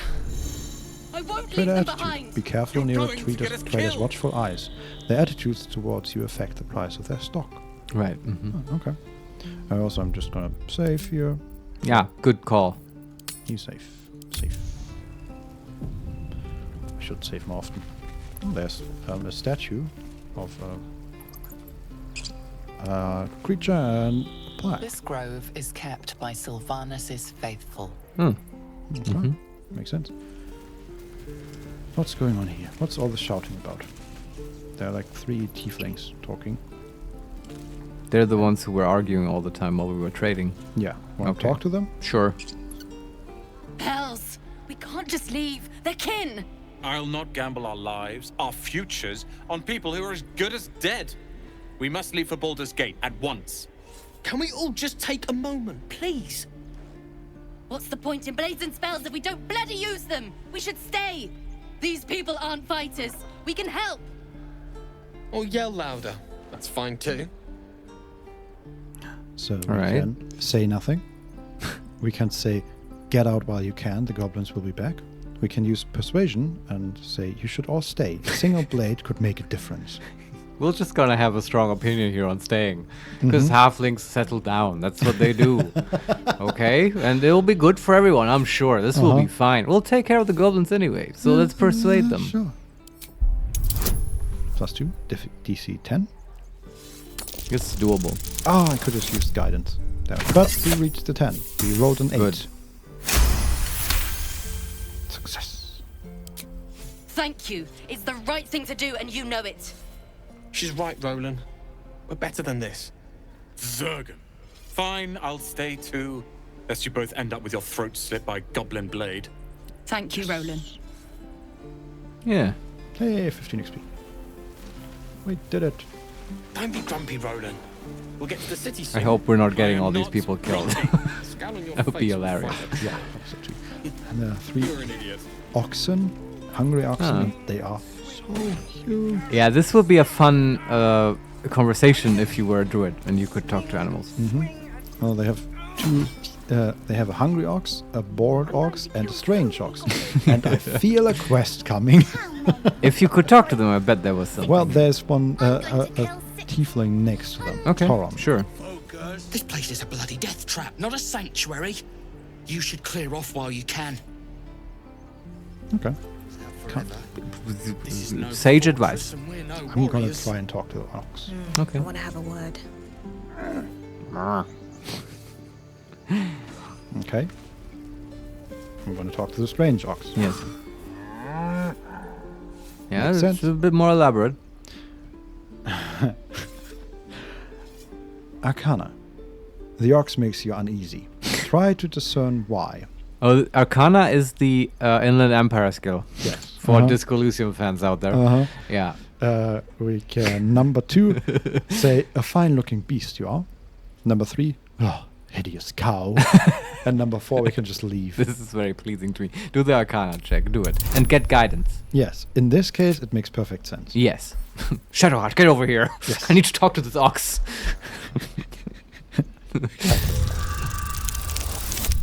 15 plus 3 plus 2 plus 4. Wow, we aced this ox. 24. Oh, yes. We studied this ox.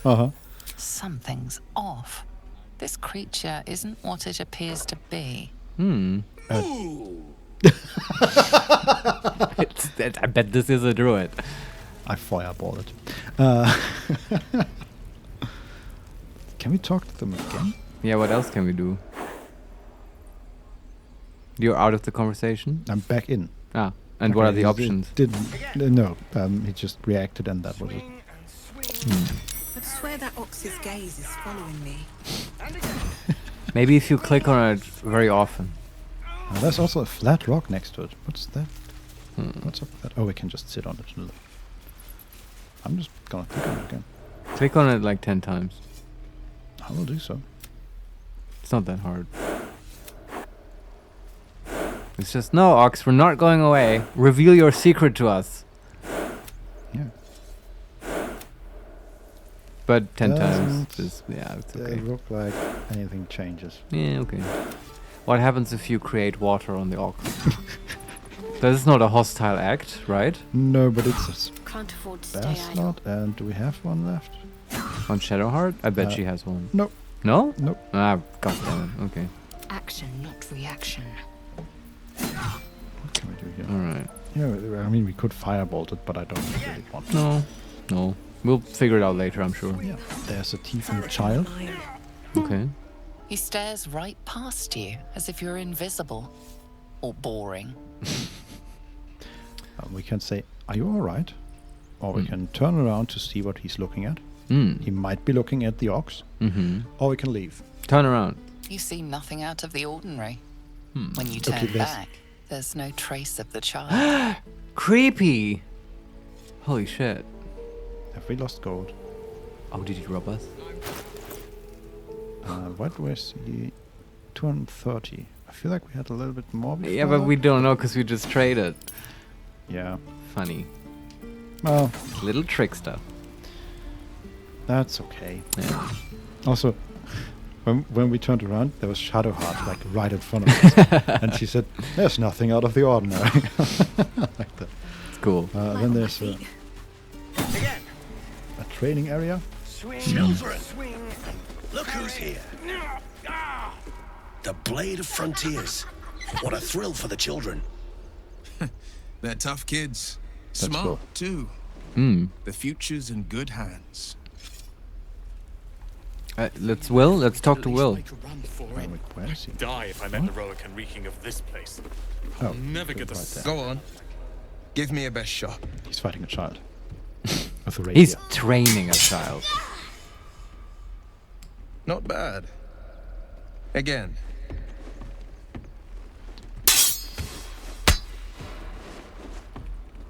The echo is like. That's true, yeah, there's lots of echo here. I can't do it. I'm not like you. Oh, me. I don't need you to be like me. You just have to buy enough time to run. Come on. I believe in you. Okay, I You like can do Will. this. We need Will. He's possible romance option. Oh, interesting.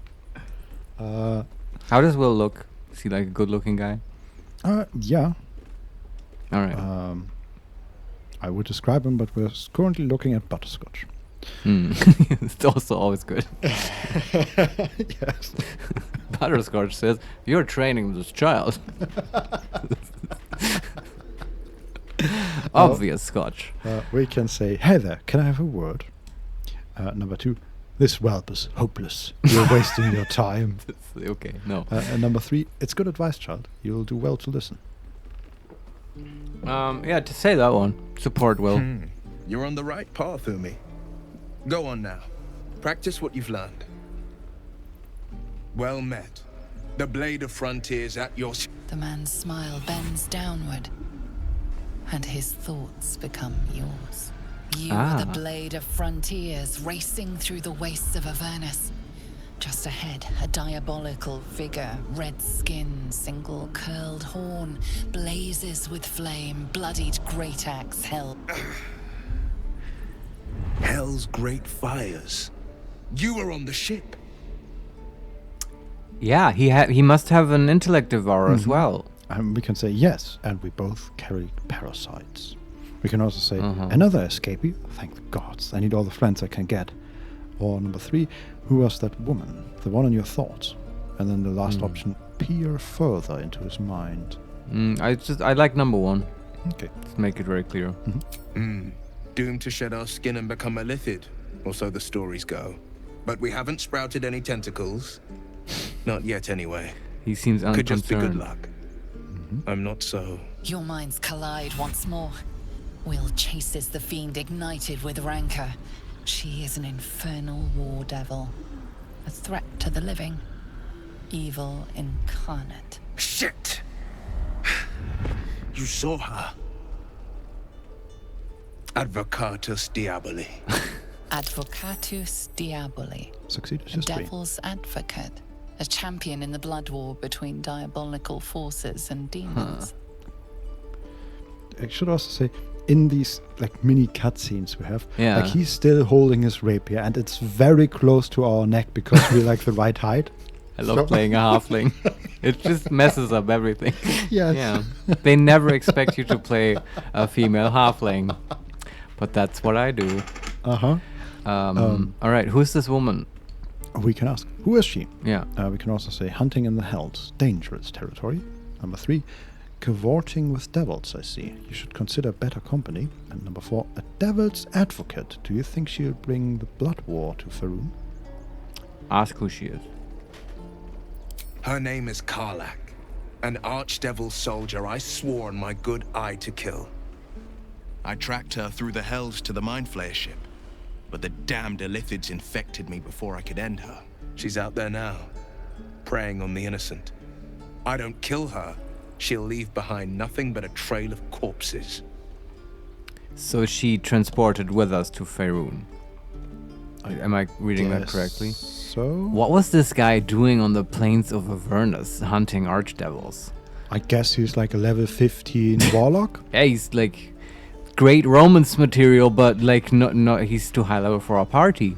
Yes. Or is he low level and it just doesn't make sense? I think he's level like 3 or whatever. Yeah, we'll see, I guess. We can say, let's join forces. I'll help you cast this devil back into the hells. We can also say number 2, I'm looking to cure this infection. I suggest we partner up. Or number 3, good luck with your devil problem. It seems your work's cut out for you. Ask him to partner up about the Devourer. About the what? What? The Devourer, the slug problem. How do we call it? The thing in our brain. The second option was about that, right? Yeah, the intellect devourer. Yes. But it's not, I guess. I don't know. I'm looking to cure this infection. The infection, let's call it that. Yeah. A worthy ally, perhaps. But I'll waste no time chasing devils while a tadpole feasts on our skulls. I've seen your people in battle. I reckon you are no mere warrior, but a god's damned army. I'd be a fool to let you turn your back. Pledge me your talents, and I'll pledge you mine. I'll presume that's Githyanki for yes. Now let's move. Okay, those two have a better The interaction. famous Blade of Frontiers in the flesh. Clever, this hero act you've got going. Hero okay. Blade. I see. Name strangers gave me. My friends call me Will. Excellent. If we ever become friends, I'll know what to call you. That's a clever response. Uh-huh. I guess he has the folk hero background, and that's just Sharp as his, ever. Any questions, right, his children? title, That could be it. A Blade of Frontiers. But he's humble. Can we see it? Can we He's see he joined the background? party? Yes. Okay. So what's his class and stuff? Let's look at Will. He's a warlock. Just warlock. He is the Fiend, level 1 warlock. Okay. Notable features: civil militia. You have weapon proficiency with spears. Dark One's Blessing. When you reduce a hostile creature to 0 hit points, this gift from your patron grants you 4 temporary hit points. Human versatility. Select more skill proficiency. An opportunity attack. He has an empty inventory, not even a healing potion. Let's give him some. But he has a scroll of Revivify. Haven't stopped yet. How can we split the stack, maybe? Yeah. Can we do that? No. Can we do that? No. Good Can sounds. we do that? Yes, that works. I'm gonna give him 2 because we have so many. Yeah. We also need to do his level ups. Oh yeah. Okay, good. I do what's- also want to look at his spells and stuff. What is his background? Depends. He is proficient in Arcana, Animal Handling, Survival, Intimidation, and Persuasion. Okay. Classes: level 1 Warlock, the Fiend, race Human, Humanoid, Medium. Doesn't say anything about his background as far as I can tell. Okay. I guess. Okay. I assume folk hero. You could Makes look sense. where you saw the inspiration stuff that told you about the background. Oh, right. How did I? Yeah, I don't know where you looked that up. And we would also learn maybe what Found his... it. Lol. Okay. He is folk hero. You are correct. And does he tell what his inspiration bonus condition is? No, we have to discover these. Oh, okay. Interesting. Also, all right. What is that? That's the map. The West look, dialogue, and torrents. All right, let's level him up. Never get the smell out of my clothes.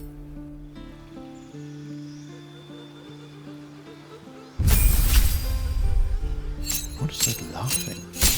Yeah, it sounds really weird. Sorry. Yes. Level 2. Health increased from 10 to 17. Class feature. Warlock spell slot gained. Nice. Gained a spell and replace a spell. Okay. Okay. Let's look at our spells. Load spells. We have...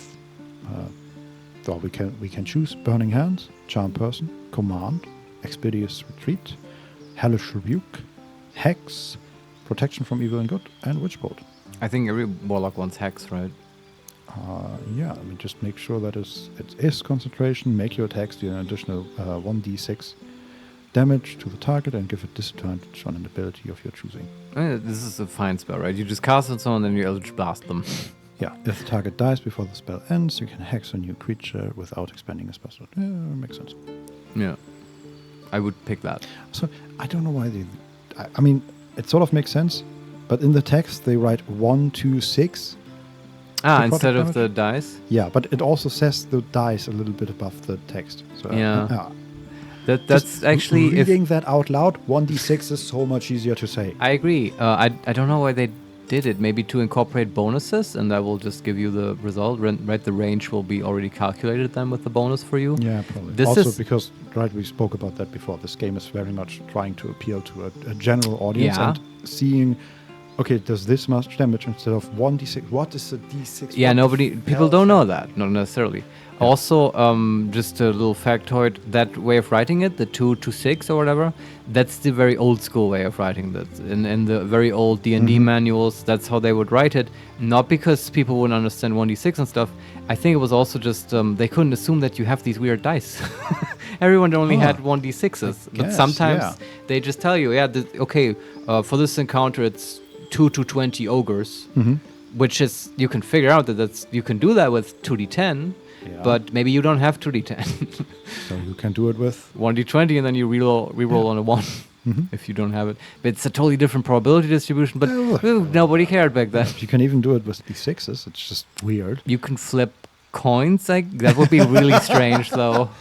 Yeah. Results may vary, but yeah, anyway. Okay, Eldritch Invocations. In your study of occult lore, you have unearthed Eldritch Invocations, fragments of forbidden knowledge that imbue you with an abiding magical prowess. Oh, that's this level 2 special thing. Is this do we choose a patron for him now? No, that's just the invocation. Okay. So it modifies some of his abilities. Yeah, I remember. So, for example, I know the warlock that I had had Agonizing Blast. When you cast Eldritch Blast, add your charisma modifier to the damage it deals, unless it is negative, which is very powerful. Yeah. There's also we should probably take that one. Yeah. There's Agonizing Blast and Armor of Shadows. You can cast Mage Armor on yourself at will without expending a spell slot. Mage Armor increases your armor class when you aren't wearing armor. Which is, I don't know. But he can wear armor though, right? I think so. Yeah. Don't warlocks get medium armor proficiency? Yeah. I mean, he's. It looks like he's wearing light armor, but he's wearing some. We'll look at it in a moment. Yeah. Did you also? I don't know what kind of wizard it is, but there's one with the arcane ward, right?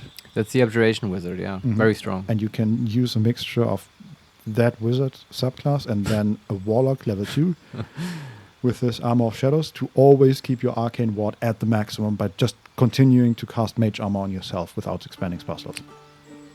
Yeah. It's not gonna do much for the ward because you will only boost the ward by 2 points. It's 2 times the spell level. Yeah, but you can do it as many times as you want.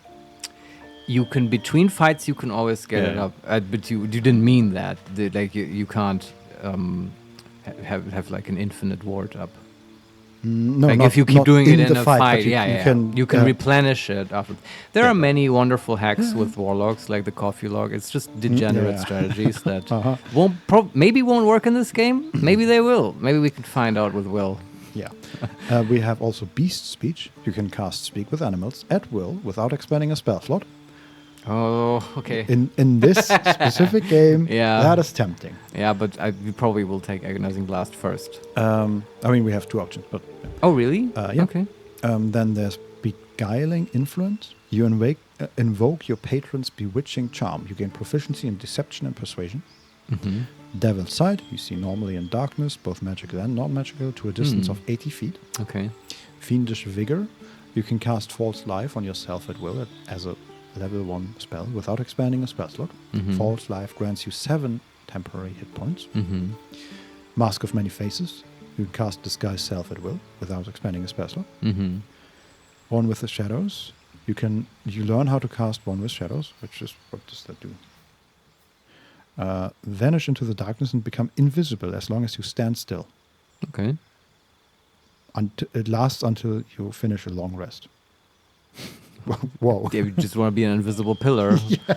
You can park yourself somewhere and do this. I guess if you want to observe someone in their home or something, I guess, you can sneak in and then just turn invisible. Yeah. It's not useless, but it's very specific and a little bit weird. Well, I reserve judgment on invisible. We have to see how enemies actually react to that because rules as written, all it does is give other people disadvantage. Yeah. But DMs will often sort of interpret, you being invisible. Sometimes enemies can't target you that way. I guess it also does. It definitely does that. Spells that require you to see the target cannot target you. So it's not bad. Like healing spells. Sure, yeah. Good point. Then we have Repelling Blast. When you hit a creature with Eldritch Blast, you can push the creature up to 15 feet away from you. That's pretty cool for knocking people off cliffs. Yeah. Yes. And then the final one is Thief of 5 Fates. Once per long rest, you can cast Bane using a Warlock spell slot. Bane targets up to 3 creatures. They receive a 1d4 penalty to attack rolls and saving throws. That's also really good. Yes. But why is it not just a spell? Also, you use a spell slot and it doesn't scale really well. Oh, Bane scales just as well as Bless scales, I would say. I guess, yeah. Yeah. But it's like weird. Why we use an invocation for this? Yeah. Like, is Bane on the Warlock spell list? I guess not. I don't know. Yeah. But I feel like we could use this invocation better. Yeah, I agree. We certainly want Agonizing Blast, right? Yes, and I sort of really want the pushing back because it's fun and it makes this guy more effective. Okay, yeah, I feel like we get a Beast Speech option later I think so. I don't want to use an invocation on this guy for that. Yeah. And then we can replace a spell. What does he have so far? Let's see. He has... he has Armor of Agathis. That's good, right? And Arms of Adar. Yeah, those are pretty good. Yeah. Maybe we don't replace the spell. I don't think any one of the other spells is better than those two. No. I'm just going to go through the other ones. Mm-hmm. Again, Burning Hands, Charm Person, Command, Expeditious Retreat, Hellish Rebuke, Protection from Evil and Good, and Witchbolt. Hellish Rebuke is pretty good, but I want that in addition to the other ones, not replacing any of them. Yes. Yeah. I agree. Okay, so let's just keep it as it is. Yeah. And accept. Okay. How far are we from level 3? Pretty far. Yeah. We have 355 XP Honestly, and we need 245. We haven't been doing anything, just going around this camp talking to people. 2 steps at a time. Yeah. I want to go to the main druid. Yeah. There, and that's... There's so much going on, man. Yeah, it's like it's a big camp. Yeah. Show me again? Not now. We're working. Remember? Chest. Whoa. Just once. Wait a moment. Okay, so there's a chest with like thief tools and hammer on it. Can we? It is like original thing. That's so cool. What? What's going on? That was a metallic gloves. Well, we just looted metallic gloves. We'll have to look at that. We can. So there's a wooden trunk, right? And I can loot it by just left clicking. But if I hold left click, we can move it around. Oh wow, interesting. Yeah. Then the character picks it up and moves it, or not really. There's no animation for it. It just floats. Yeah, just jumps to another point. But it is limited by in a radius around too it. far. Okay. But the radius is pretty. It's not even radius. It's a radius around the object. Which is wild. Okay. Well, we'll have to keep that in mind. Maybe it's relevant for some puzzles or something. Oh yeah, certainly. I mean, in Original Sin, that was how you used like barrels and all that stuff. Okay. Yeah, there's also a locked chest, and I don't think any one of us can open locked chests. Really need a thief. Yep. Move. I say we go straight to the main druid. Okay. I know there's probably more to do here, but yeah, there's a couple of children on the way there, Mattis and Sylphie. I'm saying we go straight to the main druid. Okay, straight to the main druid. No more talking. Well, we can do it later, right? I mean, when we get back. Go right now. She's a thief, hellspawn, and you will wait for Korga's judgment. Now get back. Oh, let me through, Mragrasham, or I'll rip your damn throat out. That's fair. What the fuck is happening? There's a group of druids blocking the path of some tieflings. Okay. And one of them turned into a bear. And okay. Do all the damn rituals you want. Behind them is a guy called Volo. Oh, it's Volo? That might be the Volo. Procurer of Associates, Stories, and Curious. Cool. Well, let's talk to the druids. Yeah. I guess we can also talk to the tieflings. I mean, I want to know what this current scene that the game really wanted us to see is about. What's up for discussion? Yeah. The bear. Carl Magrin, give her a chance. You, get back. And Willoughby is just looking at her. Oh, you're laughing about Butterscotch's reaction. No, also because like she goes from calm bear, just give her a chance, and now get back to us. All right. We can say, if it weren't for me, you'd be overrun by goblins by now. I'll go where I please. Number 2, why? What's so special down here? Number 3, I'm not looking for trouble. Can't you just let me by? And number 4, ignore them and proceed, or we can leave. I think number 1. Kick back, force my hand, and I'll show you its claws. A moment, Giona. What? Oh, I understand. He's whispering something in her ear. Apparently Korga wants to see you. Go ahead. Okay. Well, that was easy. Yeah. Talk to Volo. Yes. What can you tell me about this place? He's talking to the bear. To another bear. Yeah. Yes, I see. And is that with 2 R's or 1? Volo's great. Yes. Let's talk to him. Ah, my good friend. You were at the gates just now, no? When the goblins came? You saw them up close? A few questions, if you please. There's no overstating my interest.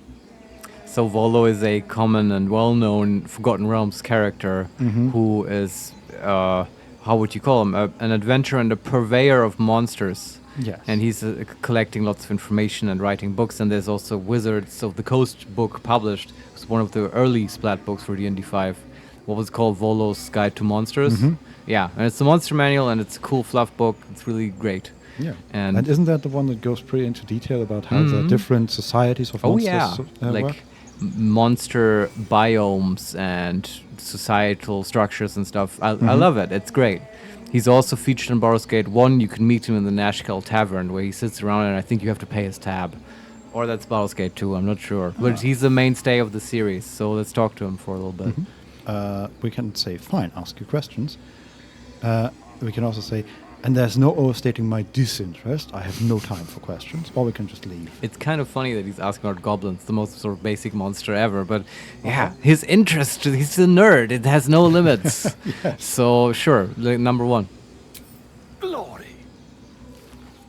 Now then, how would you describe that particular batch of goblins? Size, nature, distinguishing qualities? You search your mind, successfully recalling various details of goblin behavior. Okay, do you know what the voice actor reminds me of? No. We might show this. I hope you can do this on Twitch. There's a David Mitchell sketch where he plays a very intense aviation history documentary person who talks about and then the Wehrmacht attacked the Allied forces and it's just very intense. Yeah. And he totally sounds like that. Anyway, maybe we'll look at it later during the break. So what can we say? We can say, I assume, because we passed the history check, a common variety goblins led by a lasher and flanked by a Boogas. Or Booyaks. Yeah. We can also say number 2, they were goblins, same as all the others. Lowly and vile. We can also give an exact description. And number 4, goblins, hardly. They were shapeshifted devas. And devas, I think, are angels. Yeah. Like pretty high level angels. So we killed angels. Yes. No, that's silly. That's it? Yeah. That's okay, number 1, I want to say. A scholar after my own heart. Spent much time among goblins? He's so good. Also, Volo, totally possible romance option. Yeah, they can nerd out together about stuff. So what can we say? We can say, the time was spent among books. I am a student of the page. Number 2, I'd rather not say. Are we done here? And number 3, I'm not unfamiliar with their kind, certainly. Number 1. I've always preferred experience to the second-hand accounts of lesser men. But to each their own. He's great. I have a few more questions, if you don't mind. If you don't mind. And the dragon they had marching in the rear, was it of the brass or silver variety? He's so good. Yes. But everyone in this game, like the voice acting is turned to 11 for everyone. Yeah. But he somehow, when he does it, it's funnier. He's fantastic. Yeah. Number 1, we can say, dragon? There wasn't any dragon. Number 2, it was brass, no doubt about it. And number 3, I think there's been a misunderstanding. What do you want exactly? There was no dragon, right? That seems like the reasonable response. Yeah, say that one. Witnesses failed to notice the obvious. dragon. Oh, I see what he's doing. He's Dragon. trying. Then you'll be quite free.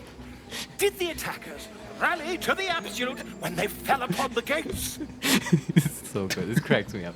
I guess what he's doing is he's embellishing the story he's writing about this encounter a little Yes, bit. absolutely. Adding a dragon here or there. You know what's funny to me is that What? he's so intense about this goblin encounter when about 5 minutes ago there was an illicit spaceship that crashed on the coast and we could tell him all about that and Butterscotch is just like, oh no, he didn't ask about that, so I'm not going to talk about that. Wasn't that important anyway? Yeah. All right. What can we And say? what dragon? Dragons. And dragons in the north. You can say number one, yes, they called out the name like a war cry. Like the name The Absolute. Or we can say, I don't think so. I was concentrating on not dying. I think that's the Butterscotch thing to say. I was concentrating on not dying. Oh, it says its own option? No, I don't think so. I was concentrating on not dying. That one. Mm-hmm. Really? Well, this does complicate things. But then again, well, never mind. I've interrogated one, a captive in this very camp. She reports they've abandoned their god Maglabiet in favor of someone called the Absolute. The scandal! Ah. I love that he thinks that's a scandal because that's not okay for goblins to just abandon their god. Yeah. I mean, this is interesting information for when we raid their camp and stuff. Might be useful. The Absolute. Okay. We can say goblin superstition, not worth the ink and parchment. Or we can hold our tongue. Hold your tongue. You don't have to comment. Never you mind. I'm on my way to their camp as we speak. I always knew my studies in Gukliak would come to some use. We can say, number one, be careful. Goblins aren't known for mercy. Number two, wait, about our conversation earlier, why the dragon? Yeah, that one. Number three, what brought you to the wilds in the first place? Oh, do the wait option. My friend, every story benefits from a dragon. Until we meet again. I guess that makes sense. Yeah, I guess so. Yeah. And he's back to talking with the bear again. God damn it, Voll. Yes. Yes, Okay. I see. I love this, talking to a bear. I do wish I could understand you. All right. I think we're close to the big druid, right? But I think I need a little break before we engage the big druid. Okay. All right? Yeah. Okay, we'll take a little bio break and then we'll be back and we'll be talking to the druid. I hope to see you then. What?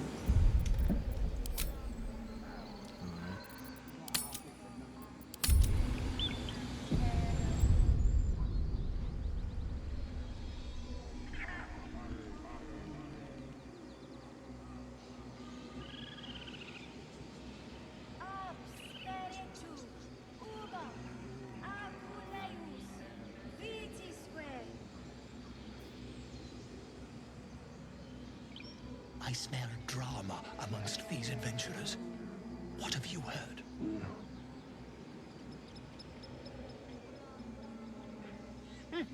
Keep their confidence if you insist. In umbra tua, pater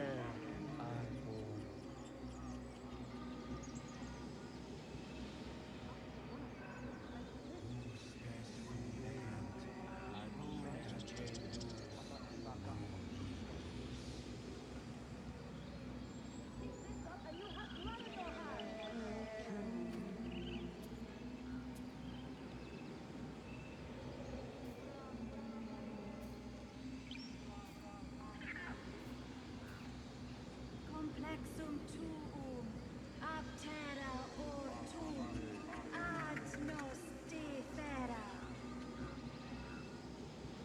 Would that we could speak freely, my Ursine friend. Alas, I've never learned to converse with your kind.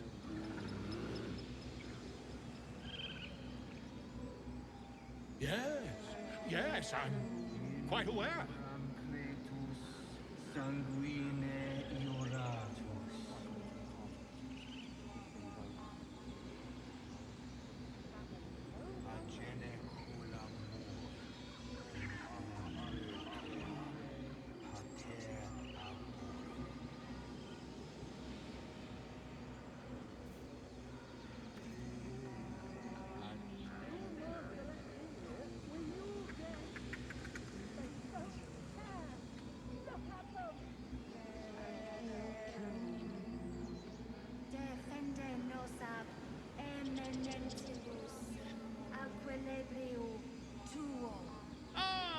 my grizzled friend. What can you tell me about this place?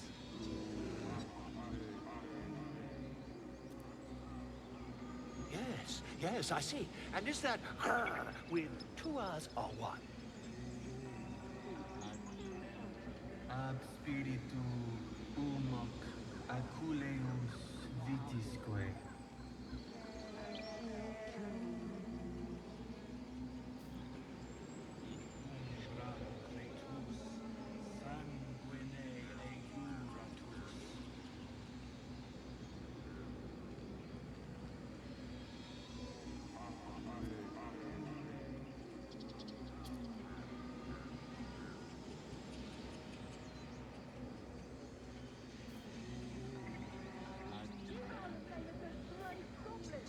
Hostes, subeunt, protegenos, munenos. Yes, I see.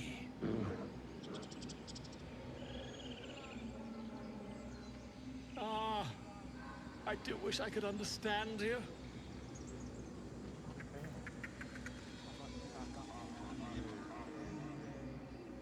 Complexum tuum ad terra urtum ad nosti fer.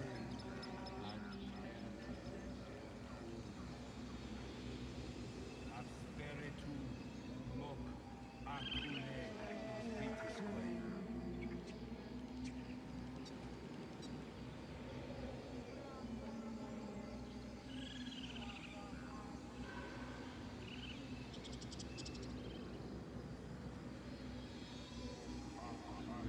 I smell drama amongst these adventurers. What have you heard? Tua, pater, Keep their confidence, if you insist.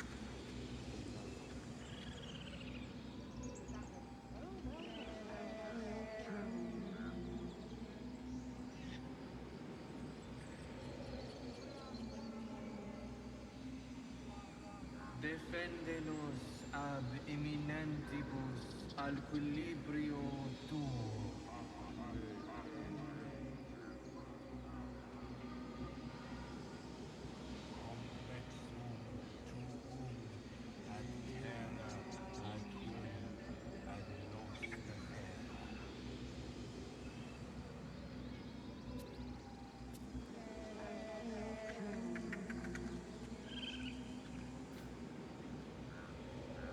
Would that we could speak freely, my Ursheim friend. Alas, I've never learned to converse with your kind. sanguine, iuratus. Yes, I'm quite aware.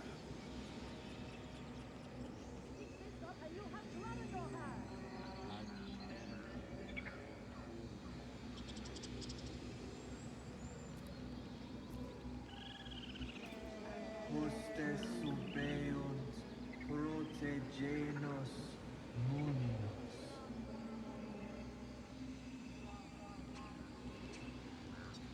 Defende nos ab imminentibus al equilibrio tuo.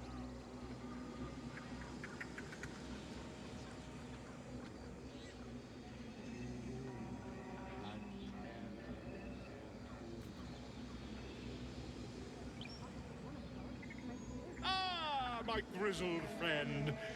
What can you tell me about this place? Aculeus, vitisque. Yes, I see. And is that with 2 R's or 1?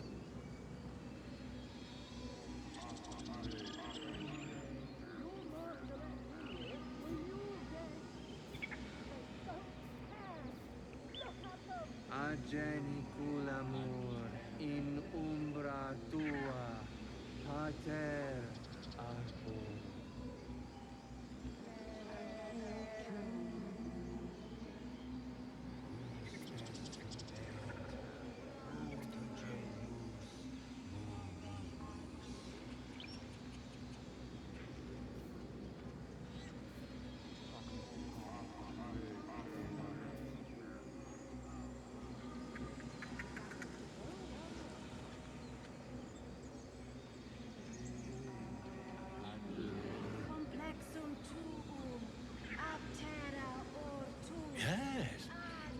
see.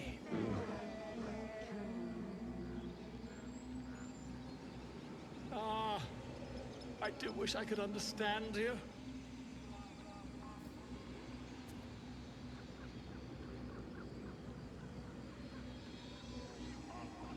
In umbram cretus sanguine iuratus.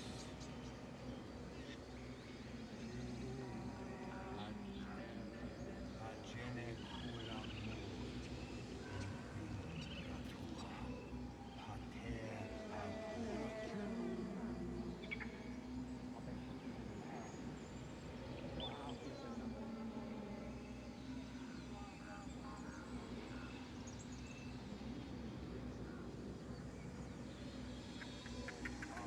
I smell drama amongst these adventurers.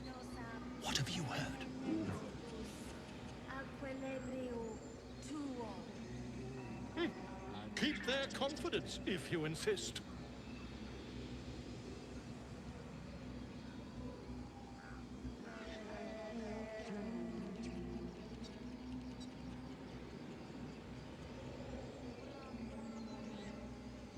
ab spiritu humoc aculeus vitisque.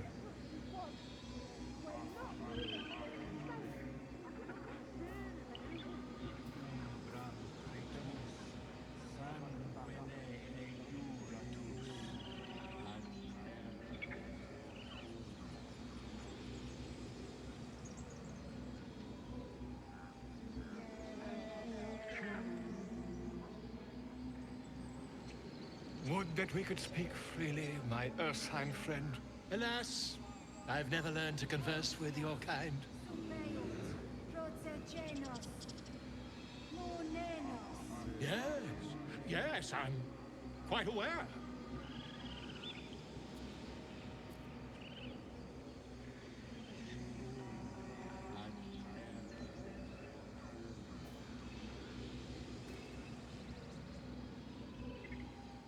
Complexum tuum ad terra ortum ad nosti fer.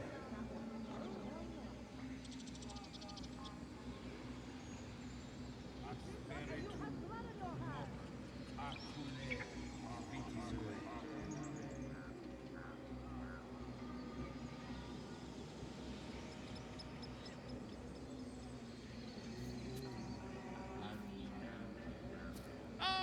My grizzled friend. What can you tell me about this place? Agene culamo. In umbra. Yes, I see. And is that her with two R's or one?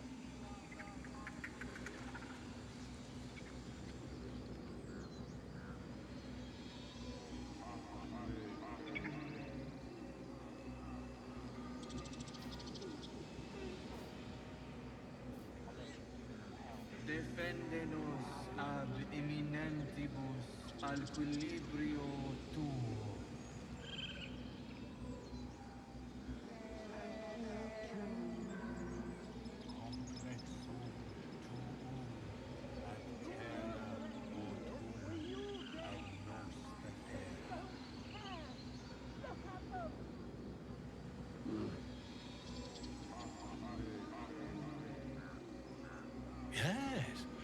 Yes, I see.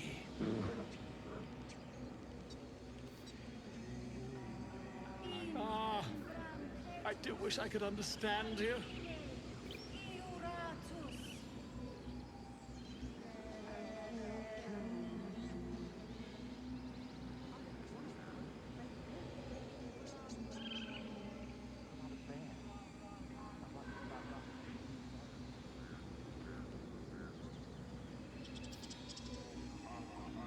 Hostes supeunt protegenos muninos.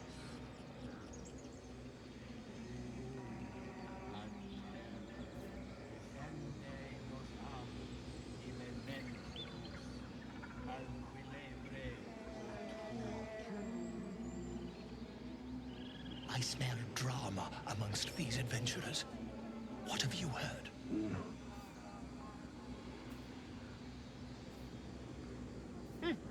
keep their confidence, if you insist.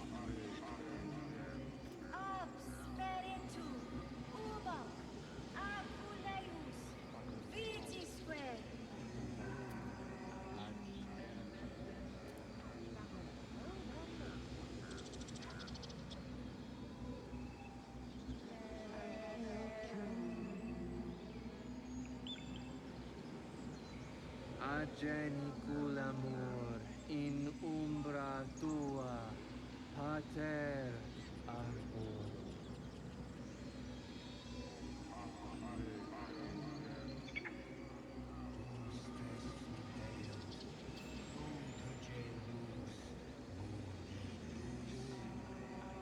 Would that we could speak freely, my Ursine friend. Alas, I've never learned to converse with your kind.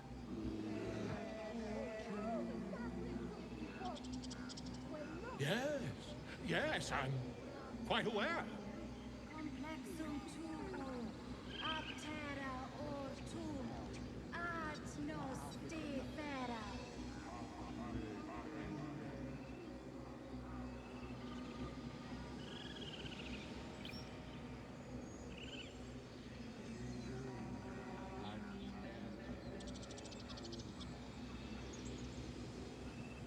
In umbram cretus, sanguine iuratus.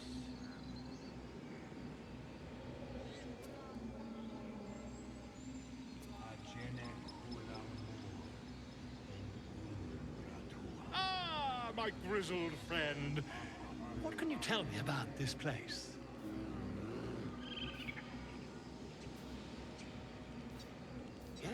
Yes, I see. And is that with 2 R's or 1?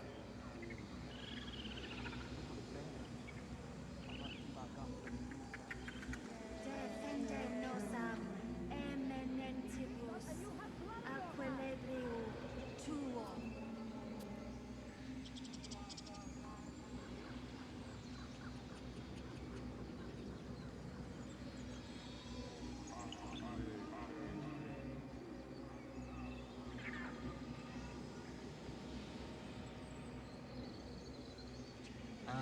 Are unmuted, and we're back.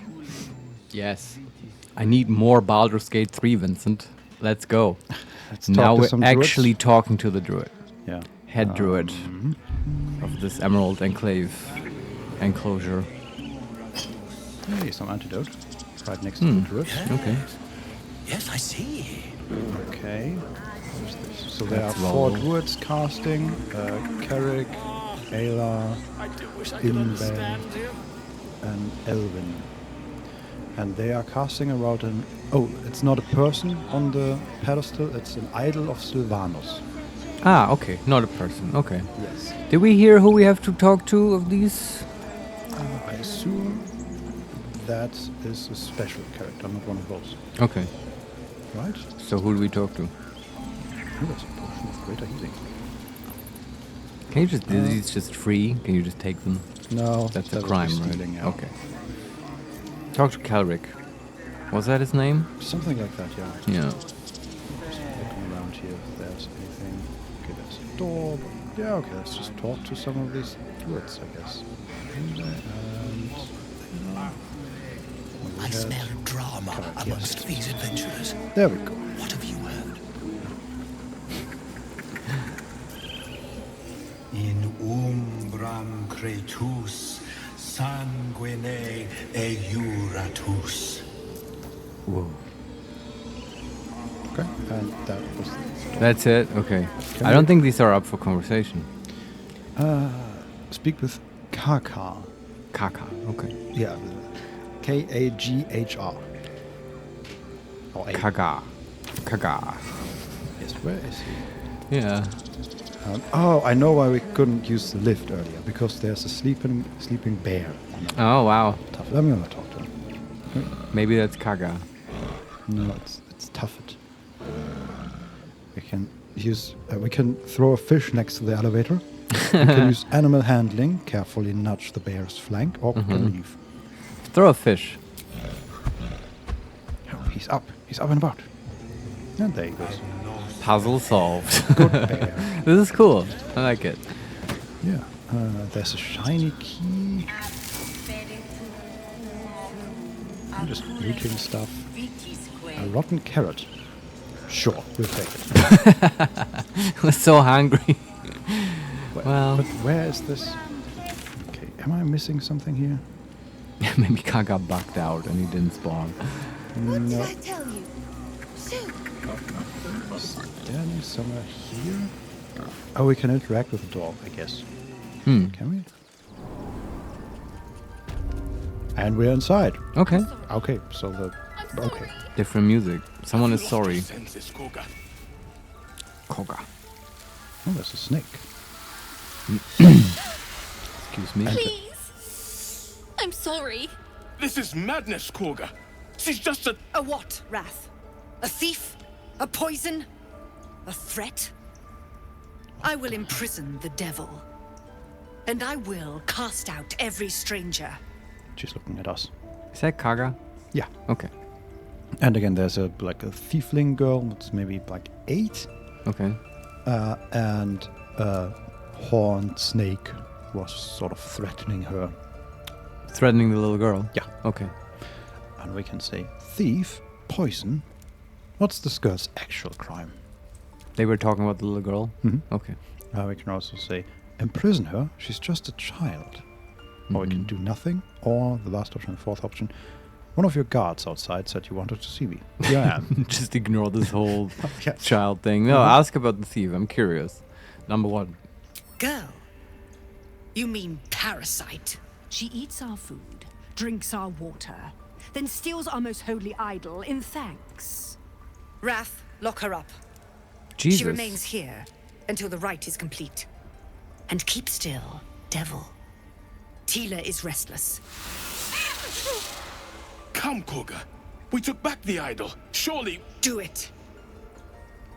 Man. That's pretty rough. Yeah. Why are druids always such assholes? Mm-hmm. Shouldn't they be like wise and kind? Yeah, but she seems very young for a druid. Oh yeah?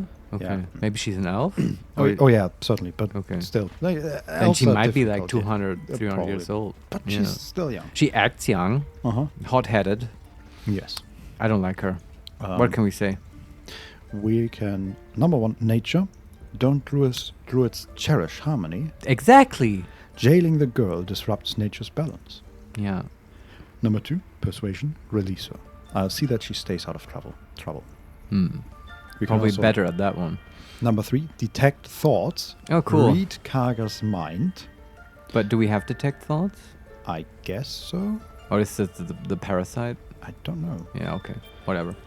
We can also keep silence or prepare to attack. No, I think we should persuade. That's the one we're best at. And you can get guidance, probably. We are actually best at nature. Because of intelligence. But we haven't trained nature, have we? Neither have we persuasion. Persuasion is +2 from persuasion proficiency, okay? But we're And so bad at charisma that... Nature is +3 from intelligence. Okay, yeah. But as we grow in levels, eventually persuasion will be better than our int skills. Pure int Yes, skills. but yeah. we also grow in intelligence, so we'll only be... But eventually, the proficiency will take yeah, over. okay, at level like 16, when Yes. it reaches +6. Well, but it's the int will only go up to a +5. True, unless we find a boon. Or magic items, which we don't know yet. In D&D 5, it's very rare to get like those kinds of bonuses. Yeah, maybe a book we can read. That used to be a thing, yeah. We'll see. Now we take nature. And guidance. Get bonus, guidance. Get that guidance. So DC 12. All right. And +4 to 7. Cool. 10. +3. +2. 15. Nice. Success. I hear the Tree Father's spirit in your words. Azel disapproves. It is as you say. Shadowheart approves. Will approves. Sifisif, Tila, to me. Out, thief. My grace has its limits. It hurts. Thank you, Korga. Master Halsin... Halsin isn't here. Keep his name off your tongue, lest Tila pierce it. Man, she and her snake. She's like Voldemort. Nigiri. Absolutely. And also Shadowheart had like a blue sigil burn onto her hand. Or burn on her hand. What's that about? She I don't flinched know, as well. Yeah, she has an exclamation mark about her head. Over her head. Are we still in conversation? No, we're out. Talk to Shadowheart first. Make sure. I know that look. You're wondering why I was in pain before. Let's just clear the air about that now. It's just an old wound that hurts me from time to time. Nothing to be concerned about. It's nothing to do with the tadpoles, at least, in case your imagination is in danger of getting away from you. It's just something I have to live with. By the way, her quest is called Daughter of Darkness. She's got a dark past. Uh-huh. She's like a gothy girl. Get a hold of yourself. We can ask, how badly does it hurt? Are you sure it's not connected to the tadpoles? And turn to other matters. I want to know what triggers it. That's sort of relevant. But number one is closest, so ask that. Yes, yeah. Quite a lot, if I'm being honest. But it always passes quickly, so I can manage. All right. We have the other two options. Are you sure it's not connected to the tadpoles? And turn to other matters. Well, ask number 2. Are you sure it's not connected to the... Positive. You can trust me on that. Okay. She probably had it for a long time. Okay, and then we turn to other matters. All right. That was actually not very informative at all. No. But we'll we get know there. It's not part of the whole Mind Flayer thing. Yeah. Okay, and then we leave the conversation. I mean, we can ask other questions, but no, it's okay. All right, and Halsin or whatever his name was, that's probably the druid that got stolen by the goblins. Right. And I think we talked to Kaga now. There's Wrath, which was the other person. The more reasonable person. And then we have Khadgar. And there are some named rats around her. They might be druids. Maybe. Oh, there's also a wolf. Go on. Say it. You think I'm a monster? Well, I wouldn't go that far, but like... Monster? Too kind. A demon, more like. That's Will? Okay. His voice sounded kind of weird. Also, she very much reminds me of someone, but I can't... I know what she reminds me of. You want to know? Yeah. So, in the show, Deep Space Nine, the Star Trek show about the space station, there's this reoccurring character. It's a side character, but she has many episodes of a Bajoran high priestess who's like the archetype of an annoying, narcissistic religious person who is always holier than everyone else and very judgmental and very authoritative and xenophobic and ticks all those boxes. And I don't know, the woman, she reminded me of this Bajoran lady, the name of which I have forgotten. Maybe someone out there knows what I'm talking about. I don't think I've seen the series as far enough to remember. But have you watched Deep Space Nine? Wait, no, I'm thinking of Battleship Galactica. No, that's not what I meant. They don't have that archetype. I don't think so. But none that I think of. Do you know what she reminds you of? No. Maybe you've heard the voice actress. Maybe. But it's also like, I feel like just her hairdo. Yeah, I don't know. Okay. Anyway. What can we say? Number 1, only a monster would threaten a child. Number 2, you're protecting your own. Sometimes cruelty is required. Number 3, honestly, I just wanted to see what would happen. How does she mean 3? Like... I don't know. I wanted to see what would happen. Why? What? Like... I guess that is the option if we hadn't interfered. And yeah. Then it would make sense, right? Well, do number 1, I guess. Yes, you would say so. Will approve. I know your kind. You see only villains and victims. A viper bears her fangs defending her brood.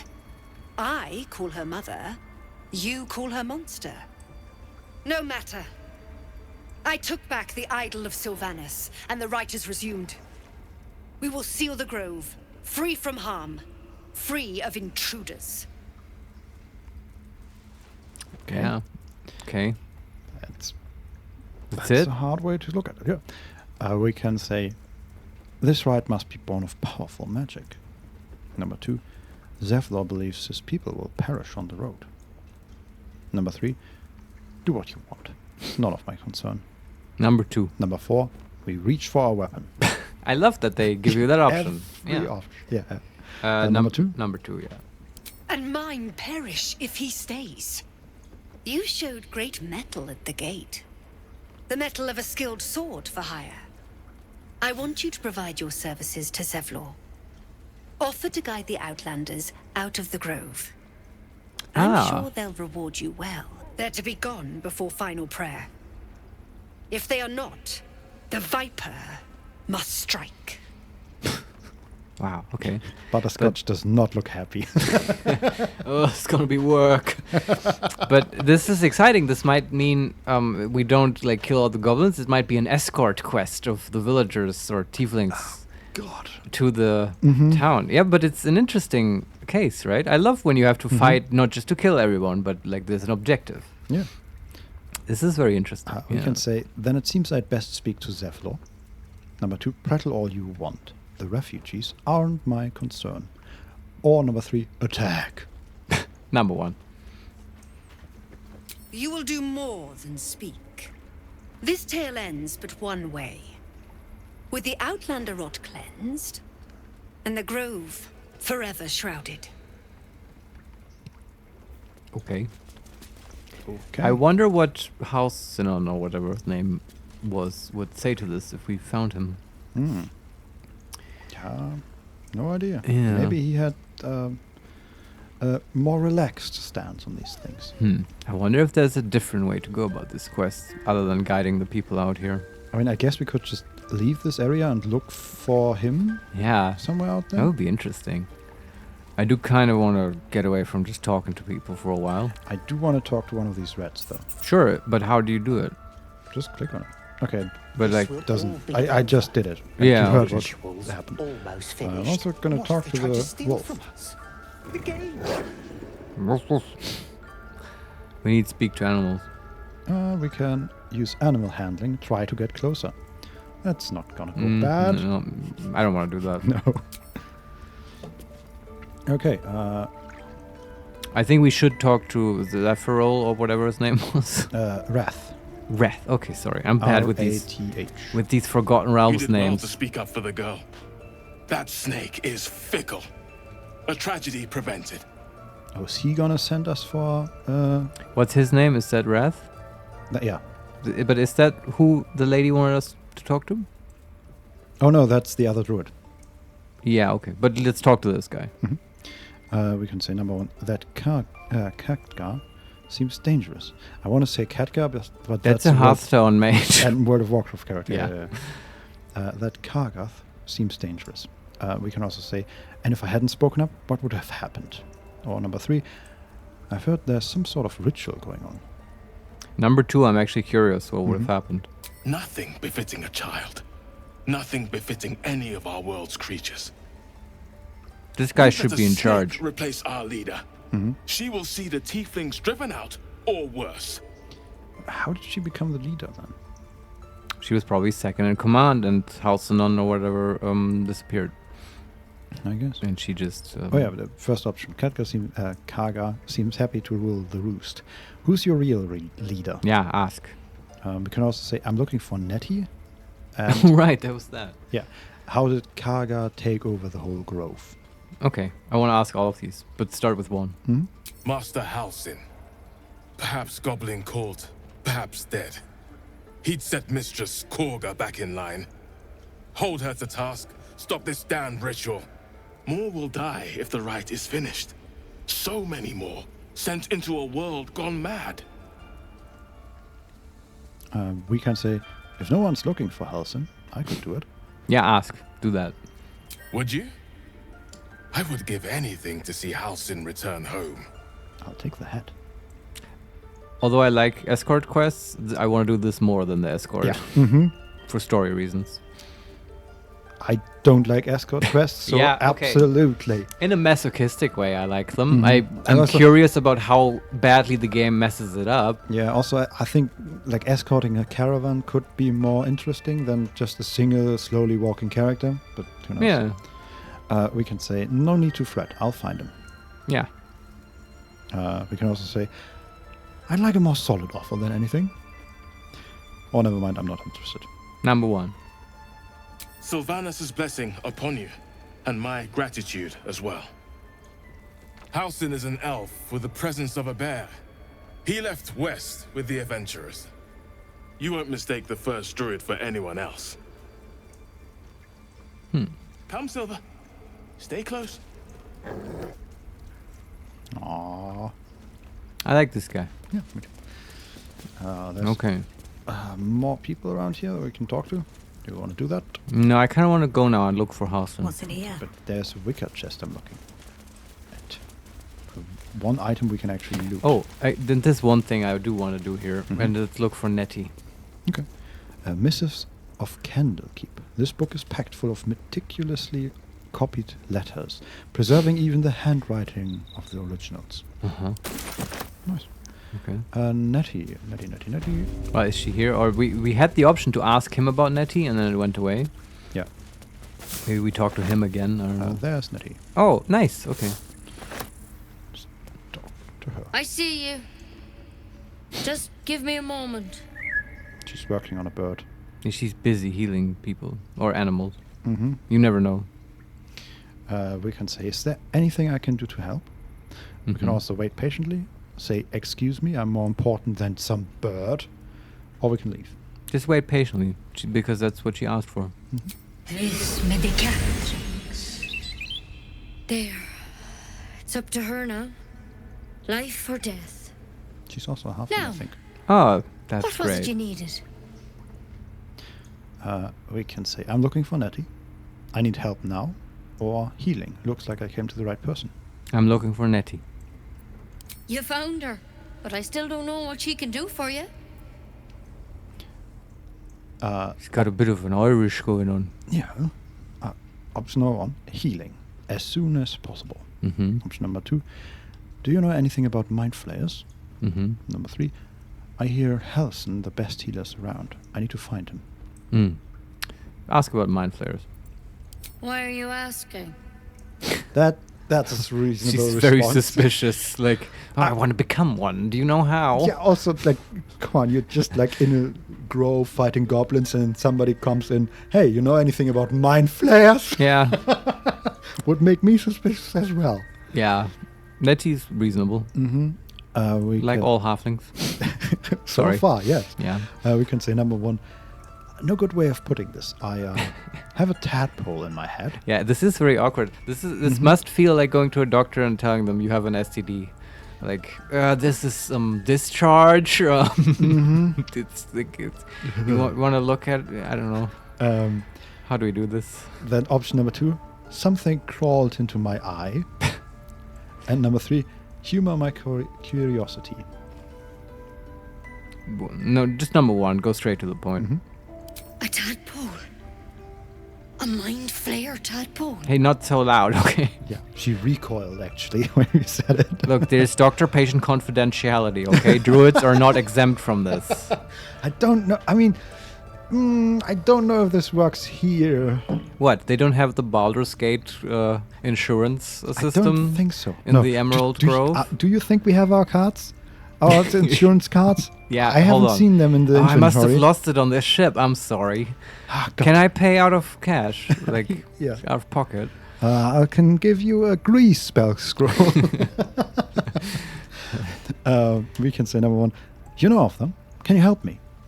Number 2, what other kinds are there? It's not like a frog hopped in my eye. And number 3, actually, never mind. I'll get help elsewhere. Number 1, let's get to the point. Yeah. I'll do what I can. Come, follow me. Okay, wasn't expecting I this. might be able to help. I don't think she will be We able need to be quick. Maybe she can delay This them. way. That would be really funny though if this is the solution and then it's solved. Okay. Oh, one of the walls just opened up. Cool. And there's like a stone, like an obelisk This one had almost. the same problem as you. Attacked us in the woods together with some goblins. What is it? Tadpole crawled out of his head soon after. A person? Yeah, a mostly naked and either unconscious or dead person on a stone slab. Ah, okay. Mm. And we can say the drow and I have the same kind of parasite. Oh, it's a drow? I assume yes. Okay. You don't see him? Not anymore. It was just okay. It was humanoid and white hair, but that was the most I could, Number 2, I am hoping for a less grave cure. Number 3, so you killed him and laid him out on the table. Mm-hmm. Oh my God. And then number 4, is everyone being captured by mind flayers these days? Didn't think it was a common experience. Okay. He had white hair. Is this the vampire guy we abandoned? That was what had me stop for a second, but I don't think so. Yeah, okay. Sorry, what was number 1 again? The drow and I have the same kind of parasite. Mm-hmm. Question mark. Number 2 is funnier. I was looking for a less grave solution. Yes. She's working on some potions and ingredients and moving them around, looking at, and she has like a thorny branch. She gonna put that in her eye? Best I can. I'm no Master Halcyon mind. He'd have your tadpole out like that. Oh, really? Still, we have options. You don't have to be here for this. I'd like to stay, if it's all the same. All right. Let's see what we can do. Well, don't I have to sign a consent form or something? Yeah, are you sure this is like regulated? What?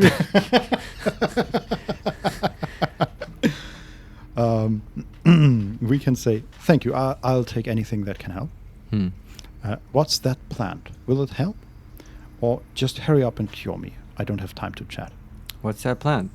A reasonable question. She shifts uneasily, hesitating. Succeeded insight. Something's off. It might. But first things first. Tell me about your symptoms. Have you noticed anything strange happening?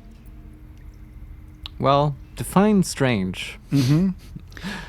I mean, I've recently crashed with a ship of Mind Flayer. So what I'm thinking is they may want to identify how far along the progress is of the infection, and if we're a danger to this colony. Yes, Yeah. Rather kill us than endanger someone else. Yeah. We can say, it might. What aren't you telling me? That's the inside option, right? Number 2, I can merge my mind with anyone else that's infected. Like these people behind. Yes. Number 3, I fell from a ship in the sky, but something caught me. It saved my life. Yeah. Option number 4, an intellect devourer spoke to me as if I were one of its own. And number 5, no, nothing strange. I just want it out of my head. I want number 1. I'm telling you everything you need to know. Believe me on that. I want to help you, but I can't unless you work with me. So, has anything unusual happened to you? Okay, you're not supposed to lie to doctors because then their treatment might be wrong. So, what do we tell her? Everything? Is there an everything option? I think we just go through the list, I guess. Start at the beginning. I can merge my mind with anyone else that's infected. Sure. Victims can identify each other. Yes. Not that the others know they're victims, of course. How'd you pick up the parasite? Halcyon was desperate to find where all this was happening. We can say, on a Mind Flayer ship, I was kidnapped and infected. That's it. We can also say, I don't know, I just woke up with it. You're asking a lot of questions. Or, look, are you going to cure me or not? No, number 1. Tell her. A Mind Flayer ship? That's But door Master closed. Halcyon was sure. Huh. You've been straight with me, so I'll be straight with you. You're dangerous. If you transform here, we're all dead. But you seem like a good soul. You deserve a chance to save yourself. She put the thorny branch away. This is a vial of wyvern poison. Swear to me, you'll swallow it if you feel any symptoms. wyvern poison. It's a suicide pill you can swallow. I like that because wyvern poison is, at least in D&D 5th edition, pretty powerful, so we can use it. Not for ourselves. Good call, yeah. It used to be an insta-kill. Death save or die. Yeah, and it's still... I don't know how much damage it does, but a lot. We could dip a weapon in this. Correct, yes. Yeah, awesome. We can say, I thought you could cure me. What about that branch of yours? Number 2, I swear. Number 3, all right, hand it over. And number 4, no, I'm not taking poison from a woman I can't trust. No, I do want to swear because if I am going to transform into a Mind Flayer, I'd rather be dead. True. Yeah. I do want to know what that branch of hers was about. Yeah, but it's obvious. We don't have to force her Yeah, to say I it. guess. Just swear. I hope it doesn't come to that. Lazella But proves Shadowheart thank proves. you. Cool. Here. Yes, free wyvern You poison. know, I've spent my life treating folk and never once saw a Mind Flayer infection. Then suddenly, there's dozens of you. Maybe more. Master Halsin and I were tracking them, studying them, trying to figure out what the hells was going on. Door opened. Because you should all be They were changing. totally going to murder There us. should be a small army of Mind Flayers out there. But you're not. Weird powers aside, you seem perfectly normal. Yeah. I mean, does she know that the ship crashed? That's why they're all around? I don't know. It seems obvious, but I guess not. Like, it's Yeah. not that far away from the grove. And No. they should have seen, like, this gigantic In the flaming sky. thing crash. Yeah, they should Yeah. have felt it in the ground when it shook. I guess they're in the cave all the time. Yeah, but even then, it's not really, like... It's loud, though. Yeah, and it's not really a cave. It's more like a... I don't know. Yeah. Like, Well, the sky is visible from the cave. Maybe I'm misunderstanding something. Maybe there's something I don't know that she knows. No idea. Okay. We can say, what do you mean should be changing? Number 2, you must have learned something from studying them. Or number 3, just tell me if there's a cure or not. Number 1. Mind Flayers reproduce by infecting someone with their parasite. 7 gruesome days later, the victim transforms and a new Mind Flayer is born. The thing in 7 your days. skull, though, it's different to anything in our records. It's one of their worms for sure. But this one gives you powers, telepathic connections. And it doesn't turn you into one of them. Not yet, anyhow. I was about to say that, yeah. Yeah, we definitely already probably had this more than 7 days. Maybe. But I'm also wondering, like, maybe that's just like the Mind Flayer or the Mind Flayers we saw. Maybe they weren't part of the Normal Mind Flayer community? Exactly, and they were Yeah, maybe. experimenting. Possibly. Yeah.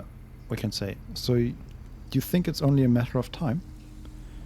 Or number 2, that's good news. And then number 3, you said you were tracking other victims. Did they change? Ask number 3.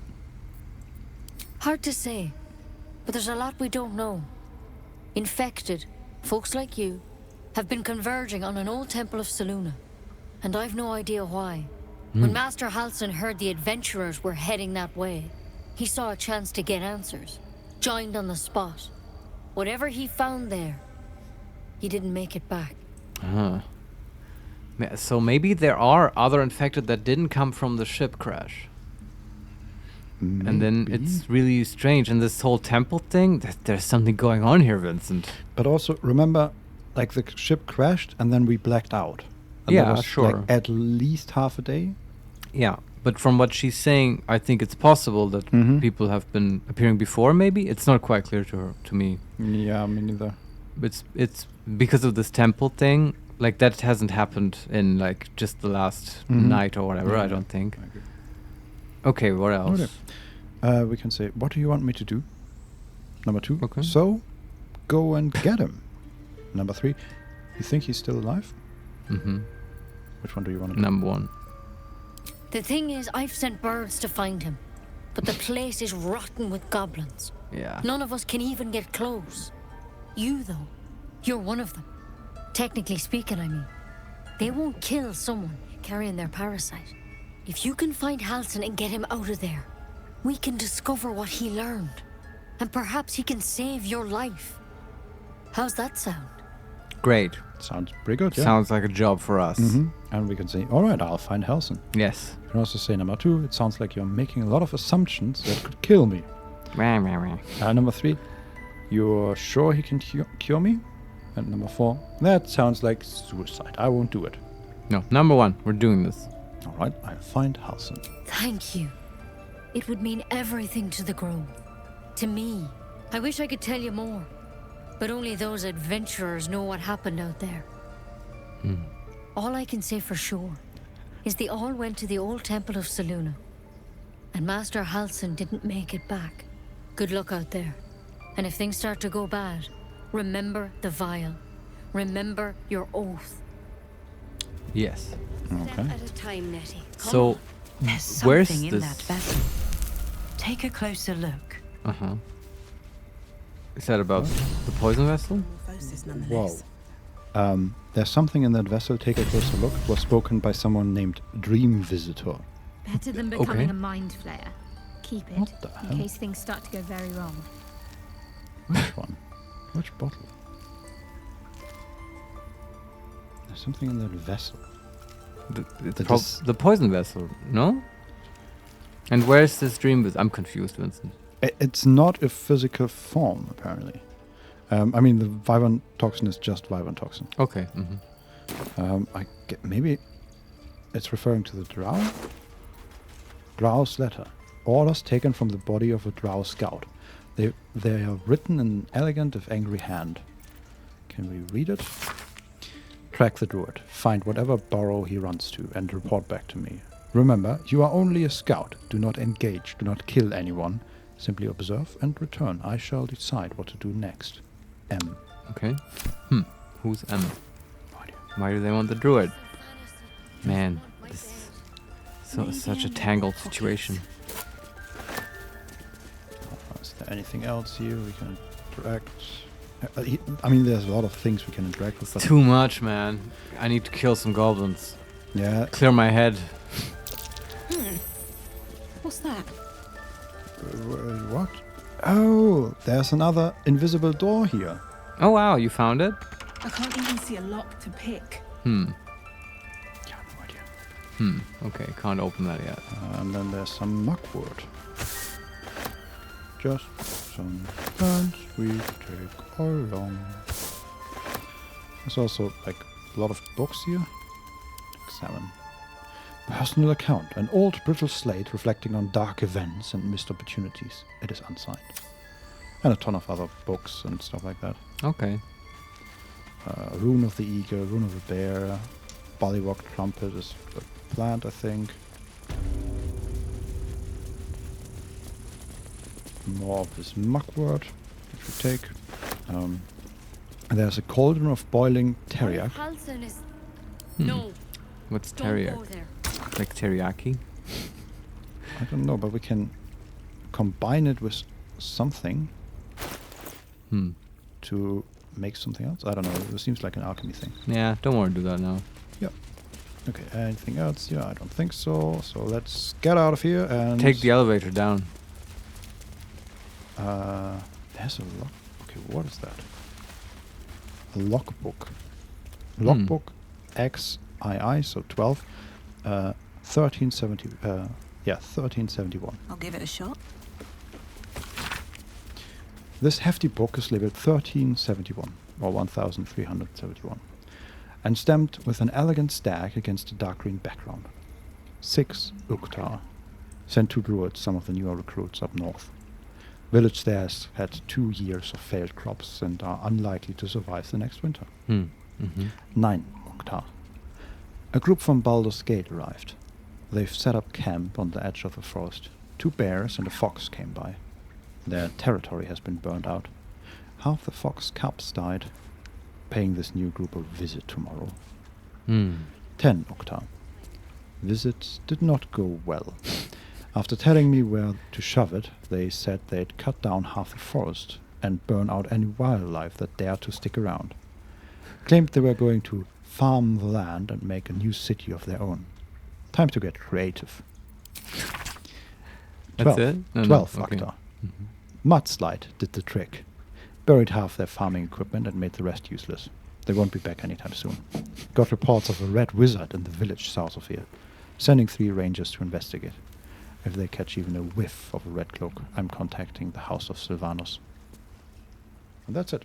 That's awesome. I love this little narrative. Yes. It's so well written, and it's also fantastic. This is what druids do, right? You just get an impression of like what's their role in this world, and yeah, they're peacekeepers and they care for the well-being of animals and stuff. Yeah, yeah, and they do it in like sneaky ways. The writing in this game is fantastic. Yeah.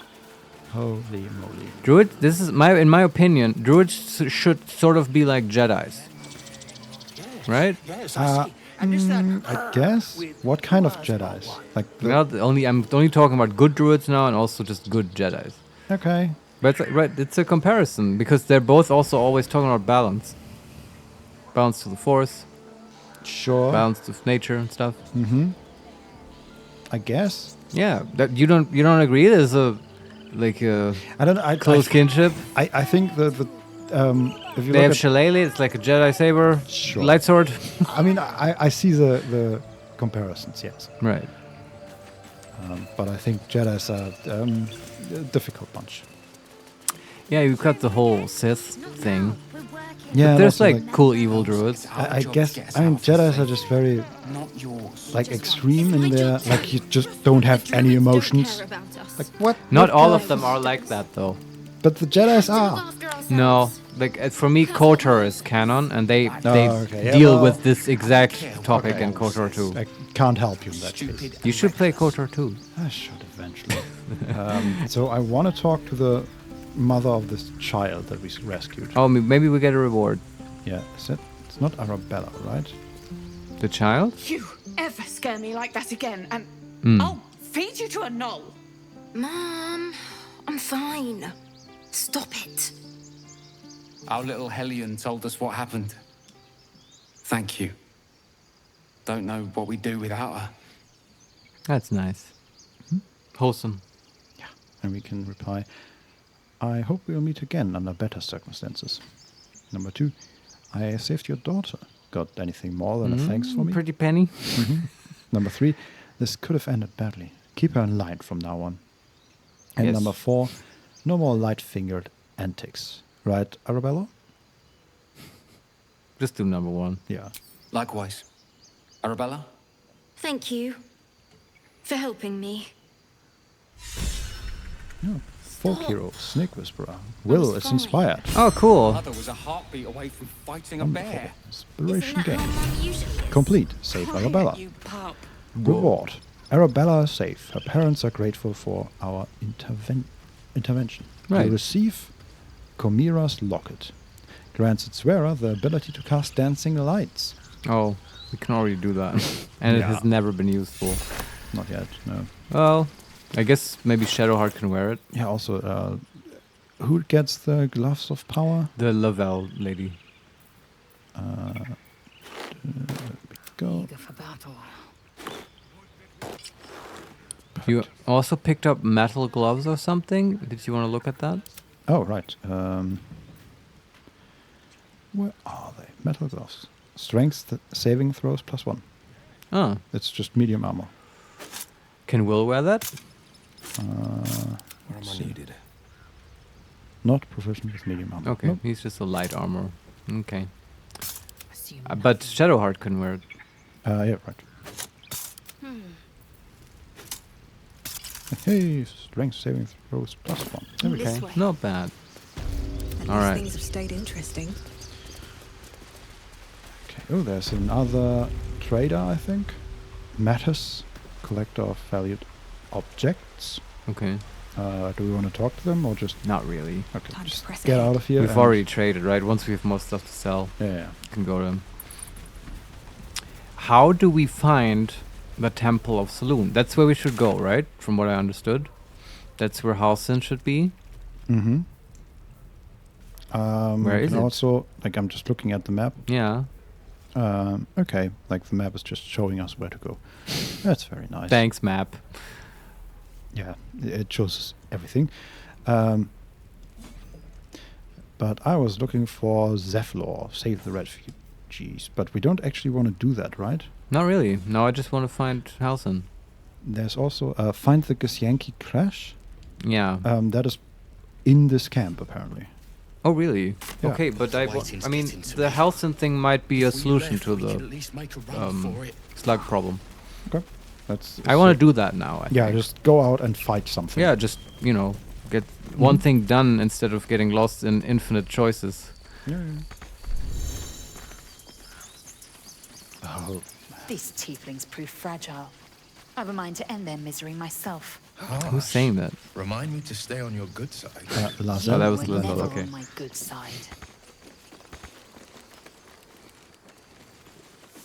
Why are tieflings so hated? I guess they have fiendish blood. I guess so. Man, there's a lot of blood out here. Okay, so where do we go? Emerald Grove. Okay, we go to the west. And then Karlach, Halsin.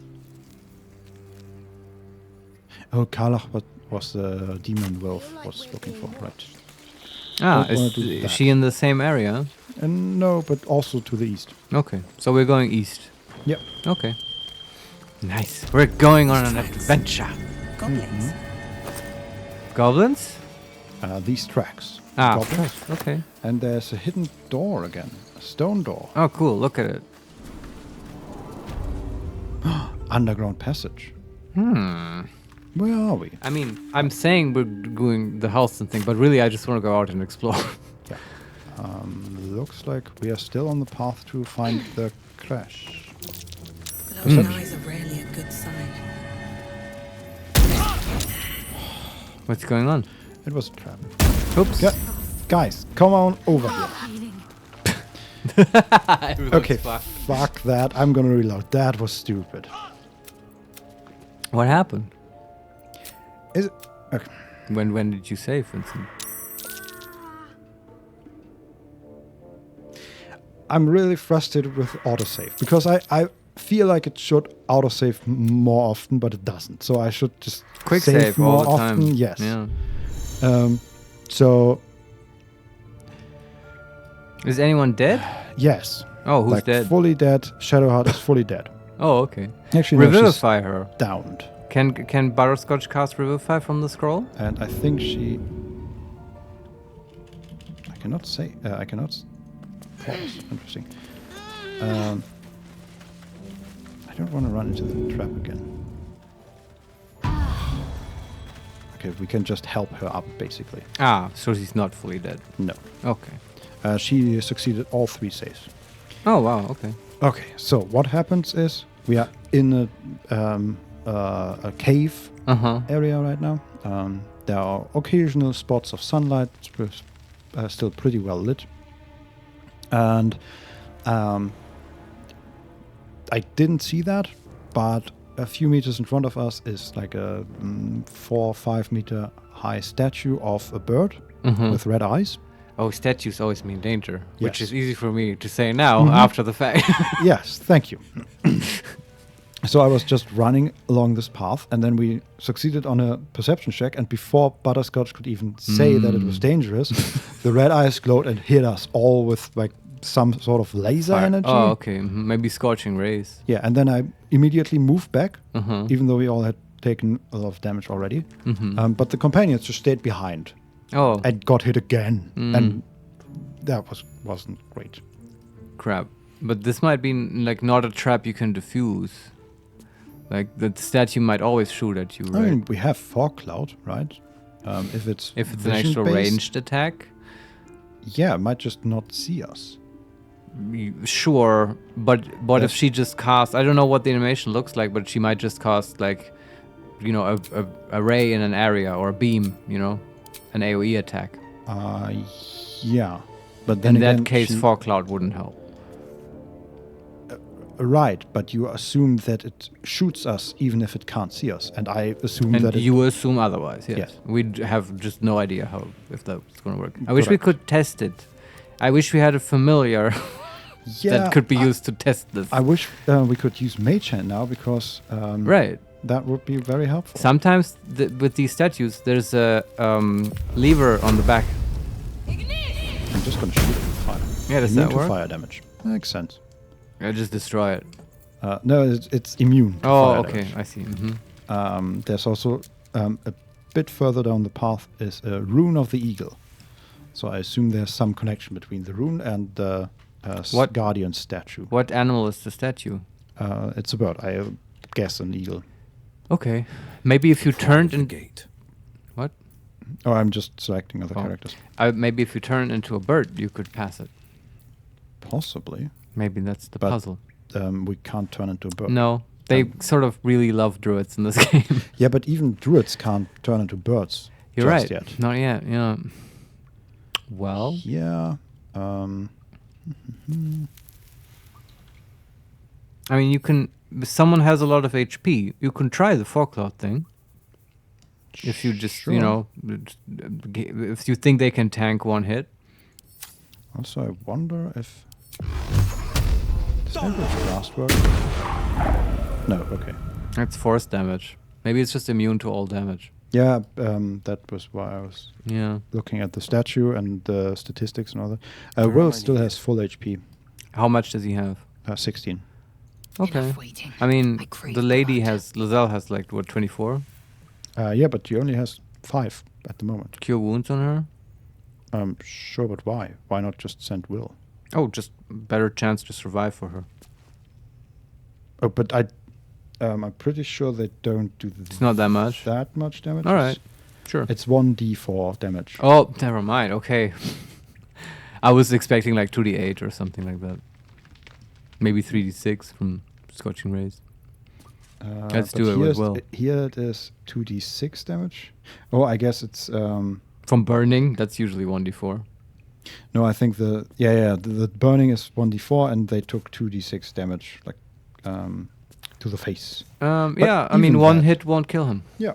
No way. So let's try the fog cloud. Yeah. Wish to live in more interesting We have no spell slots. We should really It's probably time to rest, yeah. Okay. Time to waste. None of our characters have any spell slots except Will.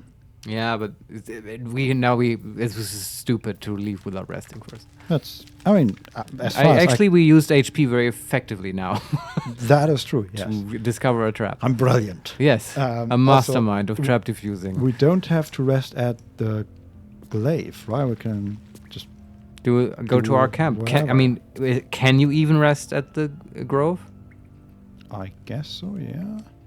I don't know. We can also do a short rest. We don't have to do a full rest. But you won't get any spell slots. And I do want spell slots before we go to the goblins and stuff. But our wizard has already arcane recovery. And I guess Shadowheart won't get any spell slots. Yeah, I mean, I would short rest before going out. I guess you could can you short rest right here in the dungeon? Because then we get one spell slot exactly, which we can use for the fog cloud. We can go to camp right now. Okay, what do you want to do? I say we go to camp and do a short rest if we can. Oh, you have to go to camp to short rest? I don't know. That's my question, if you can short rest right here. I mean, camp is not necessarily a location, right? Yeah, I see what you mean. You just teleport there, teleport back here. Yeah, that's the weird thing about the camp. Okay, let's figure out how short resting works. What happens when you short rest? Like right here. Awake and alert. Okay, we just short rested. Right here. Yes. Okay, and, good to know. There was no interface, no questions. Do we have hit dice that we spend? I've never heard about hit dice in this game. Can we just use the arcane recovery? Recover level 1 spell slot. Yeah, I guess we just have a spell slot. Do that. Yeah. Okay. We don't need to do that on a short rest. What do you mean? Oh, you can just arcane recovery? Yeah, we don't need to do a short rest for that. I guess you can. I mean, just for HP. The warlock and HP, yeah. But it's like it comes down to the same thing. I assume they haven't changed that. You can only arcane recovery once a day, and I guess you can only click that button in situations that are very similar, like where you can also short rest. So it says short rest is available twice per day. Mm-hmm. You can restore 50% of your hit points. Warlocks restore their spell slots. Right. Okay. The 50% is different. I guess they don't use hit dice. Yeah, which is fine. Yeah, it's okay. Okay, let's try the fog cloud. Yes. Anyway. This will be interesting. I hope it works. Fog cloud, I thought we would get more mileage out of it already. As my feet can carry me. Mm-hmm. I'm gonna try to get a little closer, because fog cloud is not that big. But I don't want to die, so, you know.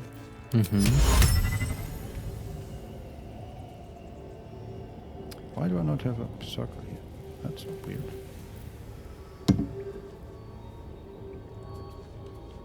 This is... whoops. This is interesting. I don't really know why, but... what are you doing? I just had the mics thing. I don't know. The fog cloud is weird.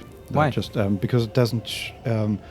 if I go south of us, it shows a circle where the fog cloud will be. And if I go north of us to the statue, there's no circle. Maybe there is an anti-magic field, Vincent. Yeah, but the objects that I will affect with the fog cloud still light up. I cannot explain it to you. Also, there's a barrel, an oil barrel, which we can set You could flame. Light it up, but blow it up. Why would we do that? Is there any point to it? I don't know. Maybe the statue will blow it up if you walk near it. Yeah, I think that's more likely the case. And really double kill you very hard. Yes, so let's just fog cloud here, maybe. Can we fog cloud the statue? So it just doesn't see anything. Yeah, Okay, sure. let's Pride just of the gate. go with Checking Will things out. and run into the fog. Should have saved. Okay, he's blinded. Wonderful, but the statue doesn't shoot him. Nice. Now everyone walks through. But wait, we can't get out then. Maybe we can set him on fire. There's a tracker worm. Can I interact with this? Okay, I disabled the statue with the room. Ah, nice. Excellent. Okay, and then I disable that camera. And then we can combine the party again. Very, very cool. Yes. I'm so happy we did the fog cloud thing. Also, And it there worked. are Boss should rip you for talking that goblins Okay. or something. But I'm gonna save. Holy moly, I should save way more often. Yeah, you should save now. Yes. And I have. Yeah, I still want spell slots. Well, before what we do start have? fighting goblins. They're level 1 as far as I can tell, and there are 4 of them. Okay. Level 1. Well, this was more fun when he was screaming. I don't know what level the Could other wake him are, up but by this is chopping off a level 1 goblinoid, a tracker worm. And we have the high ground. So what we're looking at is a group of 4 goblins. One is at the same cliff as we are, like good, maybe 10 meters above the others. And the others are down on the ground. Okay. Standing in water. You are saying you want to fight them now? Yes. All right. Because we have the high ground. No one knows about this damn If weapon. we use it wisely, Yeah. we can really devastate them. Dead if we go back without him. All right, let's do it. Okay. Can we sneak? Is that a thing? Cantrips. How does sneaking here work? Hide? Out of sight, out of mind. Yeah, and do they have group checks for stealth? Remaining obscured. Sticking to the shadows makes you harder to detect. Your cursor indicates the amount of light in a certain spot. Okay. Do I have to click that for all characters? Have to keep low. So what's the plan here? You want to sneak up on them and just like get a surprise round? Yeah, sort of. I'm curious how the sneak rules work here and how effective they are. All right. So my plan is sneak up on the one that is looking away from us. Like, Will already got pretty close, so we should be fine. Can you Eldritch Blast him off the ledge? Isn't he near a ledge, the goblin? Very likely. So let's move close. Sneak, sneak, sneak. And then Well, this was more fun when he was screaming. you get to do the honors. him up Eldritch by Blast. chopping off a curb. 88% chance. We have advantage because we're hiding. Yeah, cool. Bam! Nice. That's cool. Yes. He fell off? He fell off. We shot him off. That's very satisfying. Cracker Worm fell to their death. It would have actually... we have a surprise round, do we? Oh, he lost the surprise because he's dead. But the others are still surprised. And yeah, the 8 force damage would have not killed him, but then the 3 additional from falling did kill him. Nice. Okay. Yes. Let's kill the rest. Let's go. And why is... Oh, are we all... Okay, we have 3 characters all going at the same time, I think.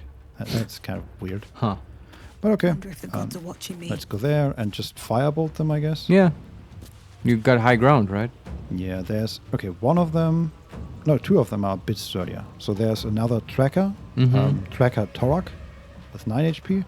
Then Sharp Eye Gurza with 15, which is level 2. And Warrior Gresh with 19. Yeah, we can take him. Yes. Also, we have 4 people now. And I'm just gonna attack the lowest HP one. Yeah. Just one? Ranged attacks. Yeah, do they all have ranged attacks?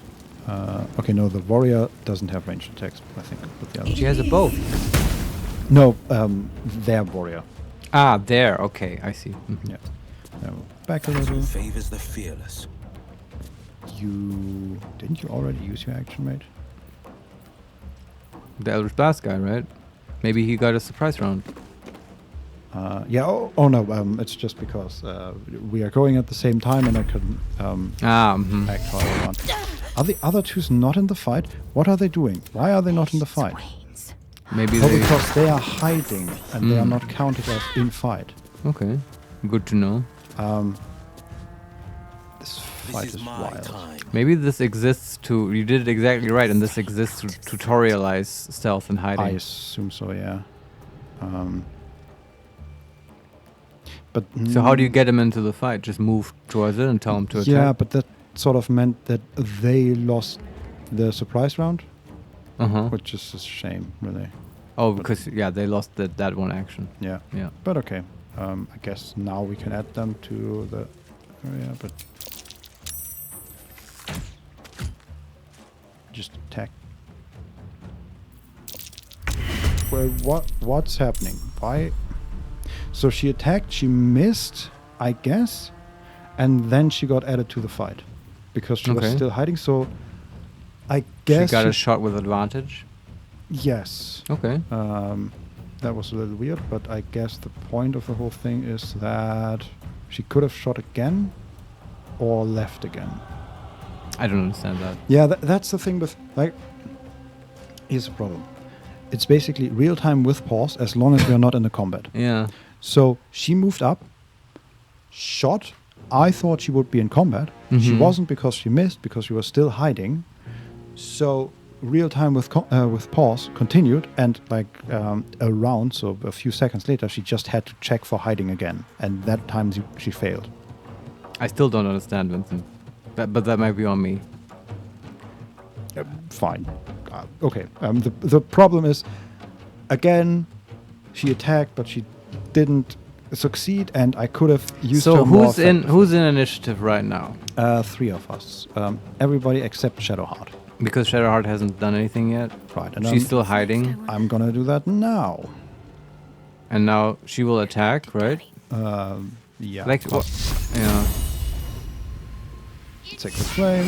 I guess they sort of exist in 2 different realities. Yeah, that's and it's a bit weird for combat, but I guess once you have figured it out. So to be really effective for this encounter, I would have to, like, if I restarted it, we would have to not actually take the actions of the people in the fight already while the surprise round is going, but rather add the other characters into that fight, and then we would have all 4 options. So first everyone in the real-time reality goes, and then you take the turn-based reality actions. Yep. First you have to add all of them to the turn-based thing, basically. Yeah, okay, but how do you get a turn? You have to do something to get into turn-based reality. Yeah, either just move into, like, close enough. Then it will automatically roll initiative, even though nobody can see you. they can see you if you move close enough and fail your hiding stuff. The move close means just that they start, like there's the red area on the ground. Yeah. And if you are within that red area, then they start rolling to spot you. Okay, but assuming that you succeed on the hiding, which I think happened here, or at least Will wasn't in the range or whatever, then how do you get into initiative? Someone has to attack, which that's what happened here. Will attacked with Eldritch Blast. Yeah. And then initiative starts, but Will is in surprise. In the sense that the way D&D 5 does it is that everyone rolls initiative, but they have the surprise condition. Yes. But Will doesn't. Okay. So he is then in initiative, and the goblins are, but the other three who are hiding from our party are in a different reality. And then at that point, what you should do is get away out of the initiative order and just deal with the people out in the outside reality and have them go do stuff to goblins, and then they will be added to the initiative. Exactly, yes. Yeah, okay. It kind of makes sense. Yeah. In a sort of moon logic kind of way. Sure, yes. All right. Okay. Will has temporary HP, that's nice. So what can we do? She has used her action. Okay. There's also... Like, what's happening now? I wonder if this is worth the cost. No, I just didn't have one select. Okay. We can Eldritch Blast with Will, I guess. Sure. Just keep shooting people. I'd say so, yeah. Today you fool. That's one less. I mean, this is 100% an encounter I would play in real time in other Baldur's Gate games. And then Blood comes easy these Butterscotch. May the gods take you first. Okay. And there's only the warrior left and the sharp-eyed Groza with 5 HP. All right. Let's see what they do. Which one do we still have? We had Lazelle, but she has already taken her action. No. Oh man. Okay. No holding back. Yes. Yes. Okay. Let's Goblin and Snaring Strike. Butterscotch just died. Oh, well, went down, right? Yeah.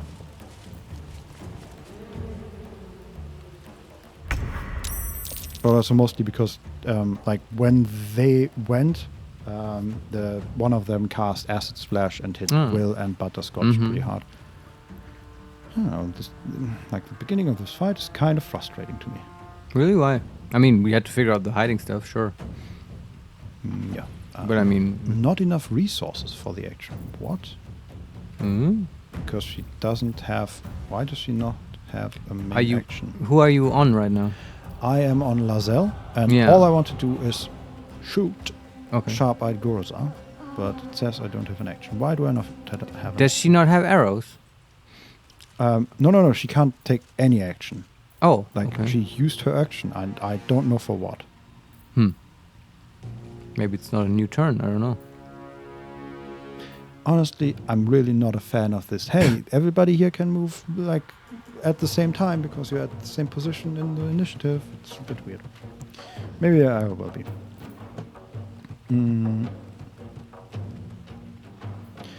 Okay, warrior. The warrior was doing his thing. No, it should be. Why the hell does she not have an action? I don't get it. This is for just killing 4 goblins. This is the most complex fight you could imagine for this scenario. I agree. Yeah. But so I don't know, but if she doesn't have an action, it sounds like her turn is over and you just move to the next one. She hasn't done anything, Marius. I just selected her. Yeah, but like you can't do anything with her. What the fuck is this? Okay. It might be connected to the fact that she entered initiative in a different way. I don't know. I guess, maybe. Let my enemies fall. Okay. So there's only the warrior left. I am fury. I am death. She wants to act, but she can't. Still not? No. Is she hiding every turn? No. She's just standing there. She doesn't have any debuffs as far as I don't know what's going on. Ha. Fascinating. Yeah. Well, just gonna end her turn, I guess. That's great. And the same goes for Shadowheart. She can also not do anything. Yeah, it must be because they entered initiative sort of differently. I mean, that's what distinguishes them, I guess. Can Will, like, keep Butterscotch from dying?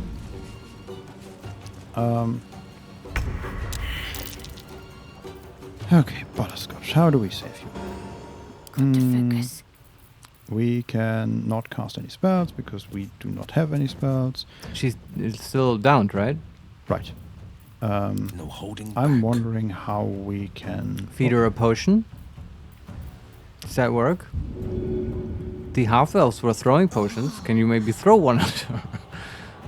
I can go to her and do something with 100% chance. Wait, Okay. Let's see what drowned actually means. If you reach 0 hit points, you fall unconscious and must make death saving throws. On 3 successes, you stop bleeding out and become stable. On 3 failures, you die. If you regain any hit points, the condition is removed. If an ally helps you, you regain 1 hit point. Okay, oh wow, so no medicine check or anything. Okay, so I guess we can just walk Yeah. over there and help her. That's fine. I'm gonna do it with Butterscotch. Wow. Very easy to get each other back into the fight. Yeah. But 1 HP ain't much. True. But still, it's infinitely better than... Fury. Realistically, that's how people do it at the table anyway. Though they made to use healing word and stuff. Which is still stronger because it doesn't take an action at least. Okay, I'm moving Butterscotch out. Victory awaits. Then let's attack Battle with favors the Will fearless. and see if we can kick him. The warrior is too close.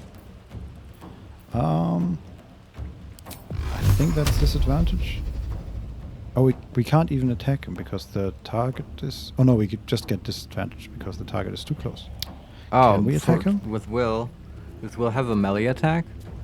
Yeah. I just don't know. Yeah, we can just attack him with a melee attack. Yeah, why not? We missed. No surprise there. And we can move around him a little bit. Can we shove him? That's a good idea. Could have done that before. That didn't work. Fair enough. Yeah, okay. And now we have Lazelle. And she's gonna attack as well, but with a main hand attack. So she can attack now? Yeah, she's the last one in our... Okay, I wonder what changed. She attacked nothing because I still had main attack selected. I hate this fight, Marius. I hate it so much. It's just for goblins. Like, the goblins are not the problem. Just kick him off. Wonderful. Thank you. That's at least very satisfying. Okay, I should say, there's an NPC down there called Findel. He's unconscious. And I just... oh no, actually, he wasn't the one that took damage. Tracker Torok was crushed by Warrior Gresh for 7 bludgeoning damage. You can push people on other people. That's cool. Yeah. Okay, and then end turn, and he can run again. Yes, dash, mate. Come on. Dash all the way up here again, so I can shove you off. Oh, the he's shoving coming action back is for really more. Fun, yes. Yeah, I like it. Okay, ranged attack. Okay, that worked. I'm very happy with that. End turn. Is ever easy. You can firebolt him. Come on. Path is interrupted. Of course it is. Okay, just I don't know, man. Just end turn. This is my time. Eldritch Blast. Oh, we're done. We didn't. I mean, Cool. we kind of died once. You did it. Yeah, but going down is actually normal in 5th edition. God, that was a tough fight. Again, not because of the goblin. But good to learn this here instead of like with a beholder. I guess, yes. So who's down there? Who is this NPC? Just looting some Oh yeah, looting crates. is good. There are a lot of crates around here. Scroll of Misty Step. Ooh, that's a good spell. Long day. Yeah, but it's all level 2. Mirror image as well. Just thief tools and healing potions and all that. Can we... So I'm wondering about something.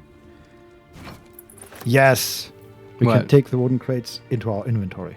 Oh, the whole crate? Yeah. Okay. But what's the use? You just have the containers in your inventory? You can throw them at people. The crates, okay. Yeah, and you can do the same thing with, like, if we ever find them, like barrels of oil. Or oh, you can put those in your inventory? Oh, that's cool. Yeah, that's the Original Sin 1 and 2 thing. Nice. Although, aren't they sort of large? Yeah, sure, they're very heavy and large, but you can, in theory. Yeah, okay. I guess you can collect them in a dungeon and build a death room with the huge explosion. That's cool. Yes, absolutely. Something good here, I hope. Just looting the goblins. Find anything good? Not really. Nothing too exciting. Just a few weapons. Arrow of acid. Okay. Oh yeah, I'll take it. Some mushrooms. Torak. There's also a rune of a bear, and I'm very much aware that there's another statue. Another trap, perhaps. I don't trust that bear. Let's talk to Findle. Yeah, is he awake? His breaths are shallow, his wounds deep. He doesn't respond to your voice. He's a halfling. Ah. And he's unconscious. We have to save him. He's unconscious, and that's about all we get in information. Also, is that quick save? Yes. Oh yeah, quick save, please. Every time. What's the button? F5. So I could hit F5 if you want. Would that be horrible? Will be done. No. I can try it. I'll sort of think about it. Yeah, hit quick save occasionally. I mean, once I get into the habit, I will save a lot. I just... Yeah. Hey, I can contribute. I'm glad to. Yeah. I can also hit space occasionally if you want. Oh, fuck off.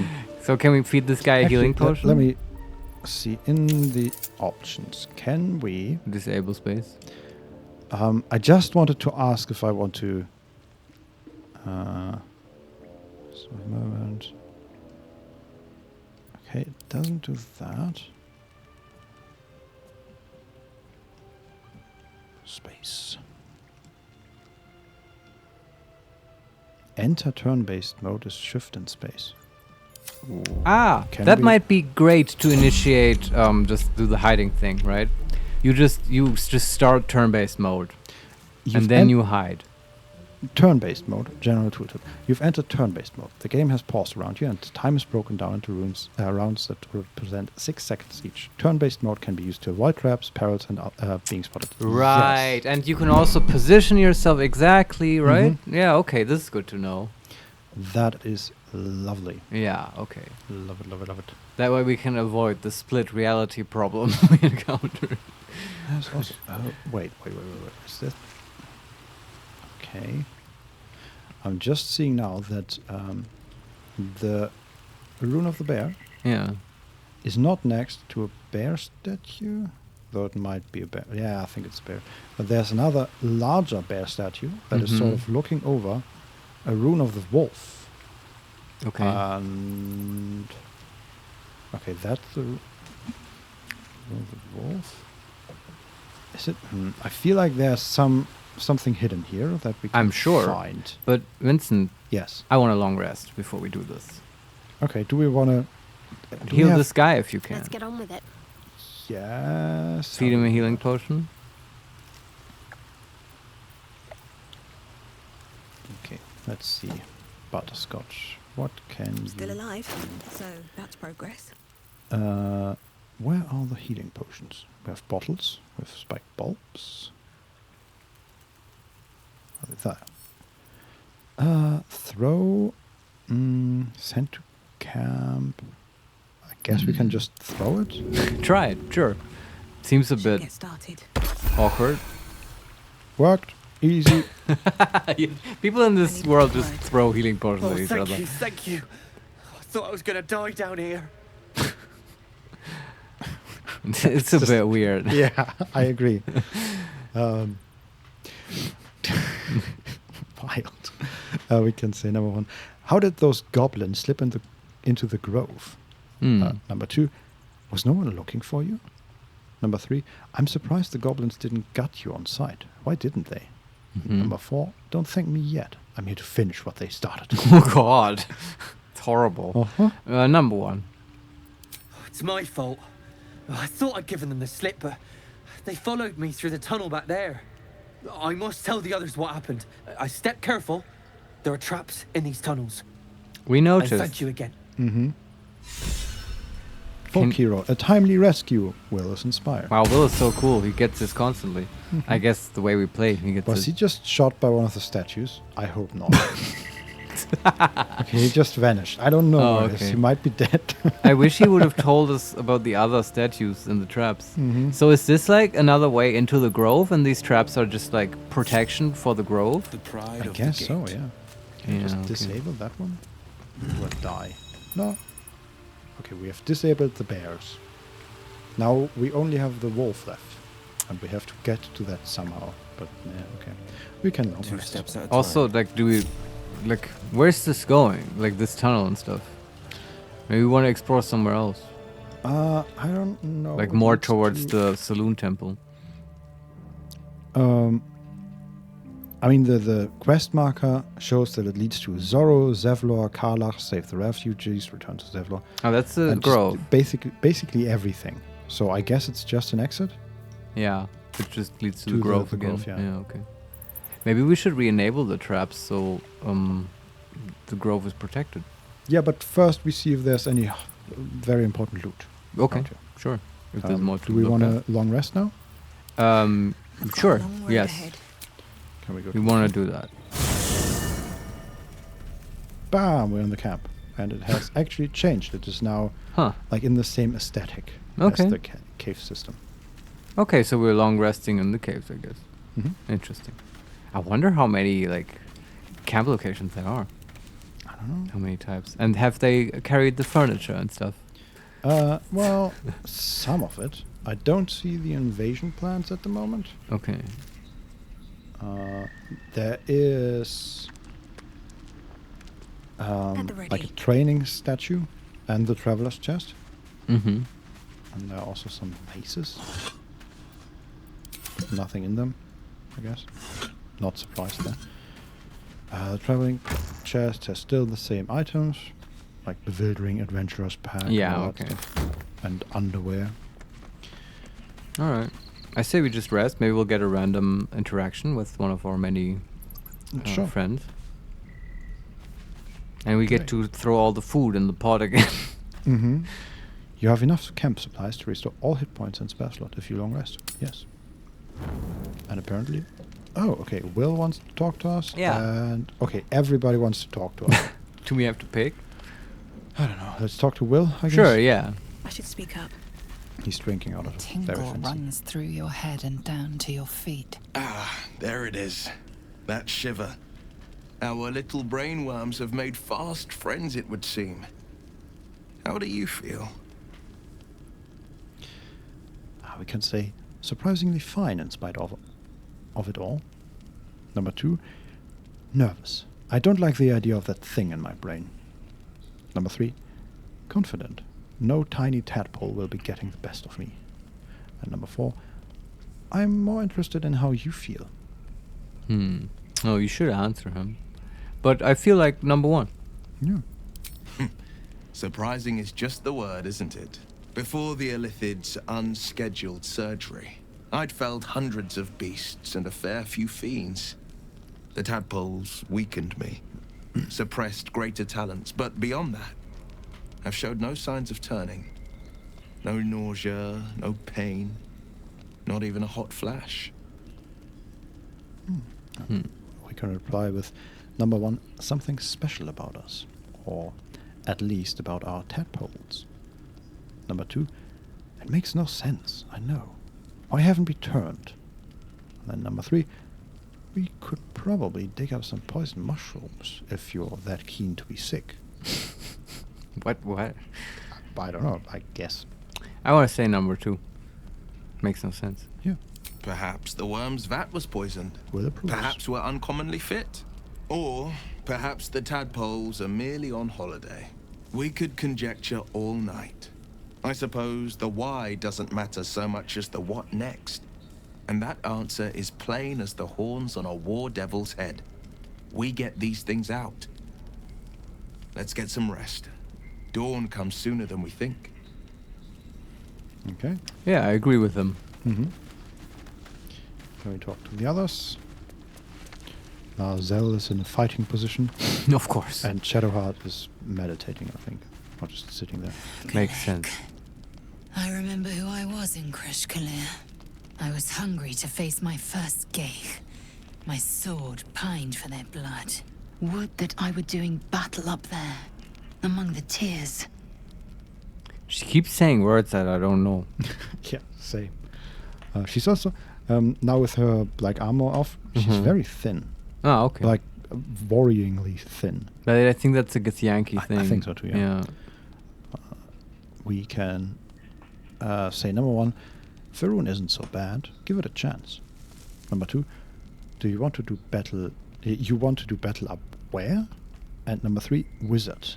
The Tears of Saloon, you mean? Ah. I want to do the wizard thing. Of course. Yes.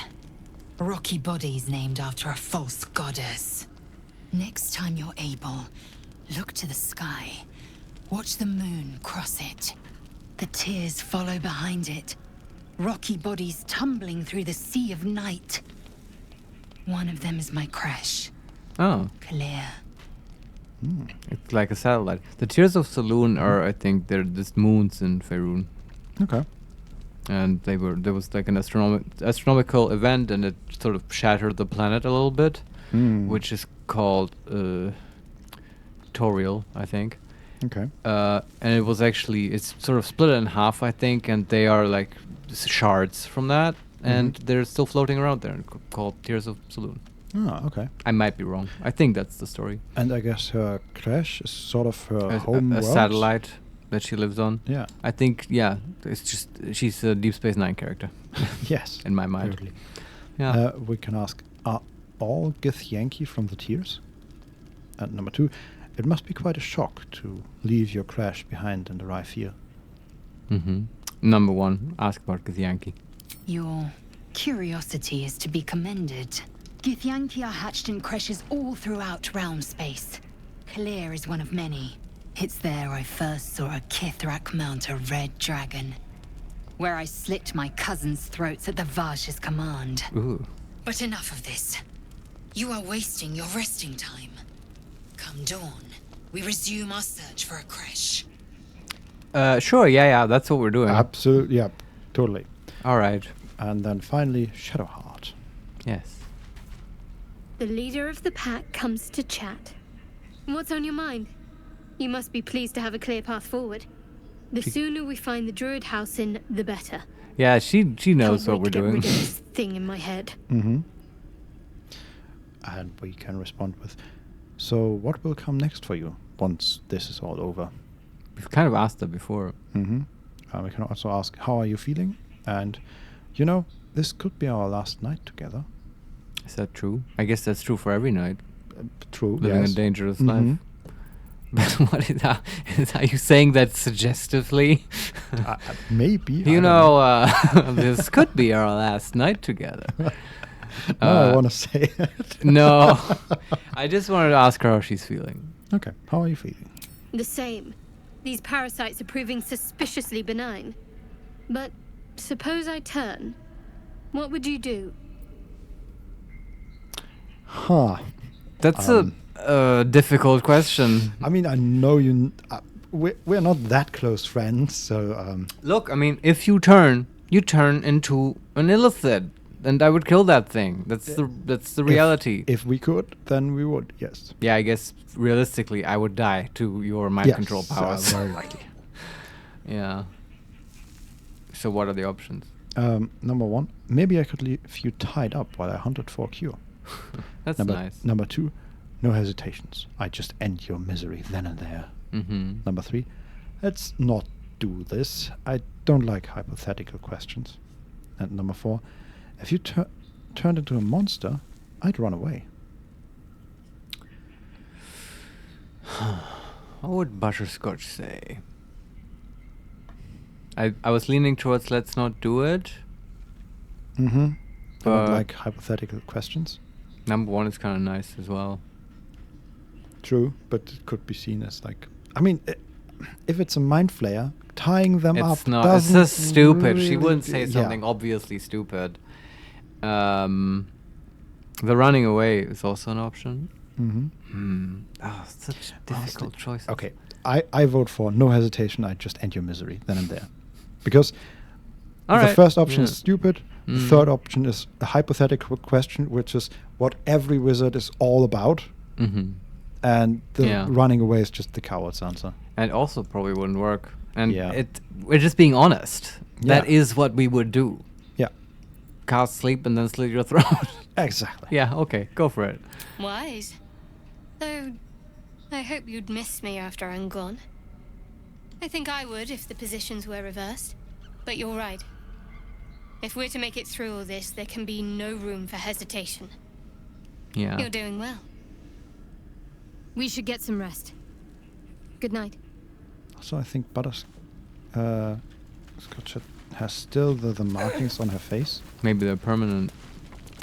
I hope they aren't. We'll see. Yeah. Okay, let's go to bed. Yes. Also, I guess she is at 1 HP, so maybe that's just... They're fresh. Yeah. Yeah. So what do you want to eat? We have fish, apples, fish. How about all the apples? Today, just apples. This is a halfling dieting trick. Okay. That's 6 out of 80. Oh, we need more. Let's go some Lots potato, more. garlic, and the cheese wedge. Don't forget the rotten carrot. The carrot, absolutely. Make it a little bit pungent. Let's add some paella and stout stew and protein. And this system is so nice. We have some Fritz and some mixed coffee, and that's exactly 80. Yeah, I love this. I have to come up with a way to do this in a tabletop setting. I guess you can give people tokens for random stuff to eat, and then you make them throw that in a pot to simulate the camp experience. Yeah, I hope that we eventually get food that gives us buffs or something. Because in War Tales, it's a very similar system. You also have to reach a certain number. And in that game, it also uses that system to limit how many people you can have in your party. Right, yeah. But eventually you get to food stuff that you can cook yourself or buy. Yeah. And that just gives you like 20% more strength or something like that. That's awesome. And I'm hoping for that. And also you could theoretically... Like in D&D 5, you can get proficiency with toolkits that are not just the thieves' tools. Yeah. And one of them is cooking toolkit. True. And this would be a great way to bring that kind of skill in, that you can buff people. Yeah. Anyway, you want to take a break while people are long resting, I guess? Let's click for full rest. Yeah. Change to soil. Here, use this poker chip to represent one rotten carrot. Exactly, you get it. Like, yeah, use this poker chip. Yeah.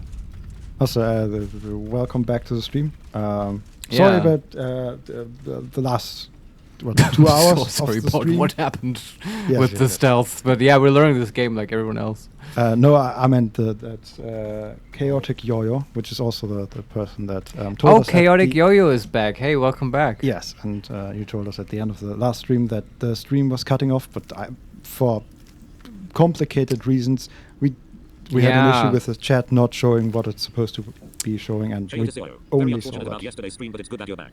Yeah, it was unfortunate, but like you missed some cool stuff. Like we have to say, it was very unfortunate. But that stuff is not gone. Like I believe it's in the VOD right now. No, it's not. But we have it on our hard drive. Yeah. And we will upload that soon. It's just that it's a very large file, and it's gonna take a moment. But no idea when exactly, but it's gonna be uploaded. Yeah, it will go up, and you can watch the cool stuff that happened. But overall, we just sort of afterwards sort of did, like, the cool stuff happened, and then we just did some looting of the crashed spaceship and walked around, and now we're still walking around. Basically, found a druid grove, talked to them, and we're looking for the head druid right now who might heal us and cure us of the mind flayers in our head. Exactly. Yeah, and I also want to say that the chat situation, we've learned from our mistakes, and now when you write, it will be immediately spoken out, which obviously only works because we have very few people in the chat. I will mute this if it gets out of hand, which it won't. But that way, we'll know that you're talking to us, which has been very helpful before. Okay, I've left the camp, but I think we're about to take a break. Yeah, we're actually going to take a quick break right now, right, Vincent? But you want to play more? I think like one more session, and then I agree. Yeah, then we're just spent. We need a mental health break after that, which will be a bit longer. But I do want to kill some more goblins, so we'll be right back. Yep, right back. I promise I will not abuse my new voice powers.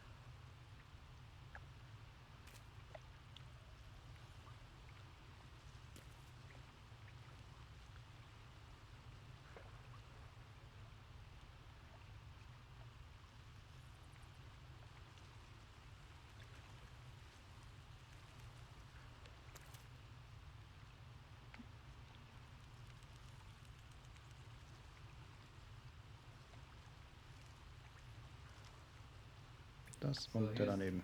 And here we are, just was unmuting. We're back. What is that? Why is there a red, an orange lamp on one of the mixer thingies? Huh? So there are the different channels on the mixer, right? Yeah. And one of them glows yellow. Maybe it's the one the iPad is hanging on. Could that be the case? No, I don't think so, because that one should be Which one is it? It's the fourth one. Okay, technical difficulties, everyone. This is going to be tech support corner now for a second. This is you, this is me, this is other channels. Here's the iPad. And welcome back. Yeah, thanks. Yeah, thanks. Is this the orange one? No, the one before that. Oh, that one? Yeah, exactly. That's what I don't understand. It might have phantom power on. Mm. Actually, like, has that been on before? I don't necessarily want to fuck with it now. No, I'm just surprised because that seems to be a channel that we don't use. No, Why- it's why not. is But there- I'm asking, like, when has this orange light appeared? I don't know. Okay, interesting. Like I'm yeah, it's pretty just a channel there's nothing plugged into it. Yeah, I'm pretty sure. I can unmute it. Is it muted? I think you just muted it. Yeah. This one? No, the next one. Now it's unmuted. Oh, is that just the mute dial? Possibly. Muted again. Yeah. Okay, it's just me. Okay. Okay, mystery solved. Why is that? Mixer Okay, problem whatever. solved. Mhm. Anyway, so want to play some Baldur's Gate? Yeah. Baldur's Gate 3. I'm actually really excited about this game. I'm still very much enamored. It's a great game, and I hope we can show you guys some more cool stuff. What do you want to do, Vincent? I want to solve the mystery of the Rune of the Wolf. Then let's do that. Okay. Now we have so- all the tools available. Yes. So just to clarify, there is a small lake is almost too much, but like a small pool. Like an underground pool. Exactly. It's a cave system. Okay. It's maybe like 15 to 20 meters in diameter. Okay. And within that pool, wasn't me.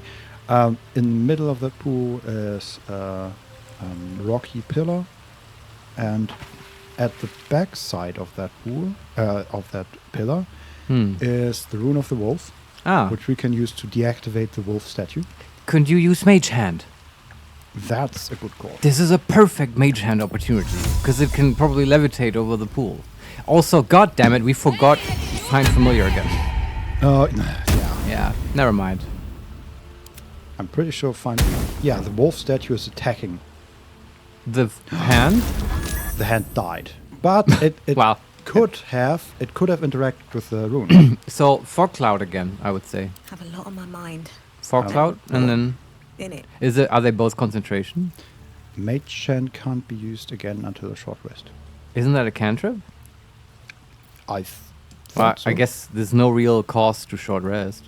You could just short rest. But guess, yeah. the bigger problem is they're both concentration, aren't they? Yes. No, Mage Hand is not concentration. Okay. Well, then just short rest, Fog Cloud, and do the Mage Hand. That's wild. But I guess it works. I don't even know if in the original rules it's concentration or not. I think it is. Yeah. That would be my guess as well. Prepare spells. Wizard clerics can change their prepared spells at any time outside of combat. Oh, really? What? Can we get Find Familiar as well then? Which do we unprepare? Not Fog Cloud. What is but Magic Missile? Okay. Just temporarily. Okay. Do we just have Find Familiar? Yeah, apparently we just have Find Familiar. I mean, we had it in the spell book. Yeah, but the fact that you can just change that, what's the point of preparing spells then? Apart don't from know. combat. Yeah, I didn't know you could do this. It's certainly not 5th edition rules. No. You have to long rest to do that. That having a big spellbook has just become very, very powerful. Mm-hmm. If that's the case, preparing is basically... Yeah, you're right. That's I have to fine. really rethink now. But let's just get a nice familiar, because they're like cool and neat, and I want to interact with them. Mm-hmm. Wait, can we do that without using a spell slot? Isn't that Probably. the thing? Well, that's the whole ritual thing, right? Ritual spells don't cost a spell slot when cast outside of combat. Oh, perfect. So if you just cast it now, it won't cost anything. So we can choose between a raven, a rat, a frog, a crab, a cat, a spider. That's cool. Raven is obviously the best one, although I also like cat, but ravens can fly. And that must be useful somehow. Oh, okay. There's also further description. Raven. Summon a raven familiar that can blind enemy with its beak. Cool. Blind is a powerful debuff. Summon a rat familiar with an infectious bite. It sounds... So I guess they can attack, unlike the 50... Well, it's just a special ability they can do. We'll have to find out, yeah. And the normal 5e, you would just use them for the help action every turn. And get advantage. Summon a frog familiar who can spread its bufotoxin to enemies. So what's bufotoxin? Touch a creature and possibly impose disadvantage on its dexterity saving throws. Wow. But like you could also just blind them. And it guess. would do the same. Okay. Summon a crab familiar that can slow enemies with its crippling pinch. I kind of like having a crab. You know that South Park episode where they go to the crab people and the entire episode has... yeah, okay, it's a bit obscure, but the entire episode is chanting in the background of people just going, crab people all the time. And so it just reminded me of that. Okay. Then we have cat. Summon a cat familiar that can meow to distract your enemies. Oh, I love that. And I just love cats, so I'm really much leaning towards this one. And then we have a spider. Summon a spider familiar with a poisonous bite. Okay, but yeah, that's for like evil characters or drows or just special people, I guess. So, which one do you like? Can the raven fly? I mean, flying and... so. We have to look at the raven, man. Flying and blinding is just really, really good. So cool. Yeah? Yeah, it's just... Okay, so I have to activate the spell by clicking it again. But now she's just like holding it, basically. Okay. And she's holding one hand below her belly and the other slightly over her top. Exactly, both hands... palms facing. Exactly. Yeah. And between them is... in pink white raven with an arrow pointing at it, and then like two pink like moons almost around it, or the, like things orbiting it. Asteroids, I guess. of power. Cool. I love that it's pink. There's also I guess I will hold this as long as this spell is being... One last thing. There's also geometric forms, specifically triangles being drawn. Or maybe... No, it's a pentagram. Ah, cool. Yeah, okay. Signifying all the 5 elements. Let's cast and make us a raven. Awesome. There is Quoth. He just gets a name. That's so Isn't cool. that the name from... Isn't that the main character from Name of the Wind? I haven't read that one. I think he's written differently, but he sounds familiar. I know Quop, a game by no. This is Bernard Foddy. Yes, this is Quothe. I'm pretty sure at least the last part is similar. Is that an anagram for something? I have no idea. Cool. Yeah. What can he do? He can dash, hide, disengage, dismiss. Okay, render vision. 1 damage, attack a creature's eyes and blind them. Okay. And that's a blind for 1 turn. And it's an attack roll, I guess. And fly. And can he interact? He cannot interact with the Rune of the Wolf. Yeah, okay. But that would be the case for normal familiars as well. Like you can also not give them items and stuff. Yeah. And that makes sense because the Warlock actually has a special Pact of the Chain where he gets an upgraded familiar that can do that stuff. Yeah. So it makes sense. I didn't want him for that anyway. It's just nice to have him, and you know that blinding thing that will come up, I'm sure, and you can use them as scouts. True. And that might come up. But now let's get back to the wolf problem at hand, and we were going to cast Fog Cloud and Mage Hand. Yeah, the question is, first of all, I'm saving. Yeah. Oh, very good. Yes, very good. Also, there's no reason not to switch spells again, I guess.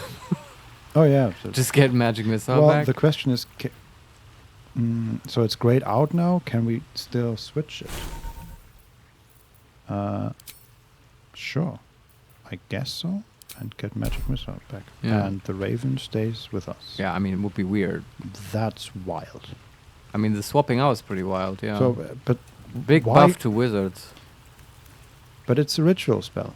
Like, it's like we use a ritual spell like the 5th version, where we don't have to have it prepared. Yeah. But here we prepare it, use it, and then unprepare it and go back to the spell. This is just At this point, I mean, it's just an mind-boggling. interface thing right now. I mean, I sure, guess. if they want me to do it like that, I'll do it. The end result is the same.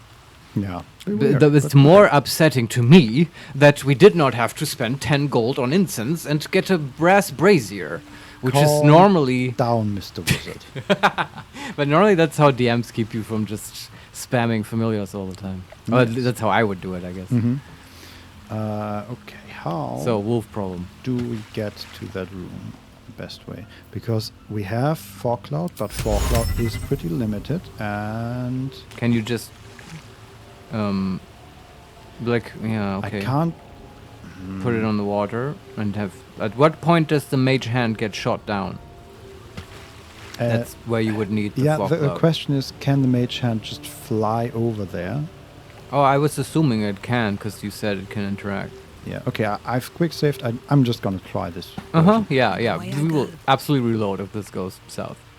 Where are you running? That's the fog cloud? There's no fog cloud. So what did you cast? No, I cast fog cloud. It just didn't do anything. Okay. Is it the water? Is like maybe the fog interacts with the water? I mean, I guess the way I positioned it was sort of over multiple like levels. Maybe that was a problem. Is it up? Is it like on a different Z level? No, it's just I don't know. I'm just reloading and trying again. That's because okay, that's sure. bullshit. Yeah. I remember in the little bit of promotional material I saw, like they were really hyping all the different ways you can solve these puzzles and how you can interact with stuff. Yeah, I've also thought about like casting fog cloud on the statue so it can't see us, but that's out of Didn't reach. we do the? Oh, it's out of reach. Okay. Yeah. Sadly. Okay, let's try that again. Put a little. There we go. And then we cast Now you have a fog Mage cloud? Hand. Okay. Can we cast Mage Hand just into the fog cloud? You can't Sort of? see in there, but try it anyway. Can't reach that. Why can't you reach that? Because you can't see it, maybe. It's immune to blinded, but Oh, so you have summoned a mage hand? yeah, Okay. Where is it? On the water? Mage Hand can't reach it. Why? No, it flew back. Oh, okay. But like, okay, you can go there. Maybe you the can go- mage hand isn't really flying.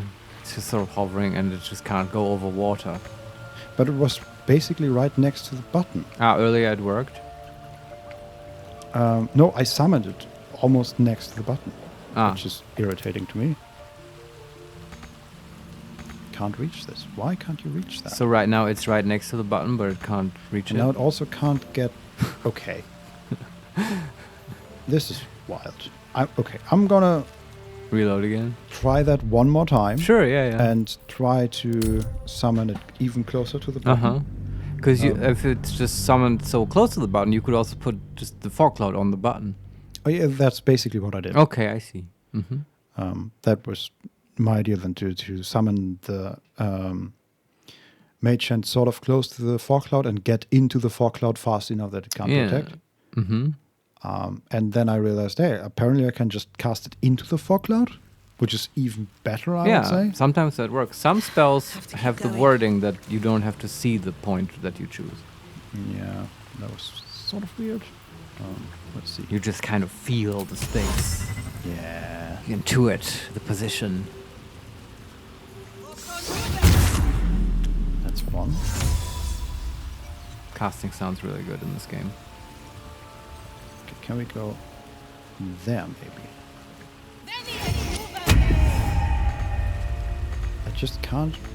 Why can't? Oh, now it can. Oh yeah. Can it interact? Yes. Ha! Awesome.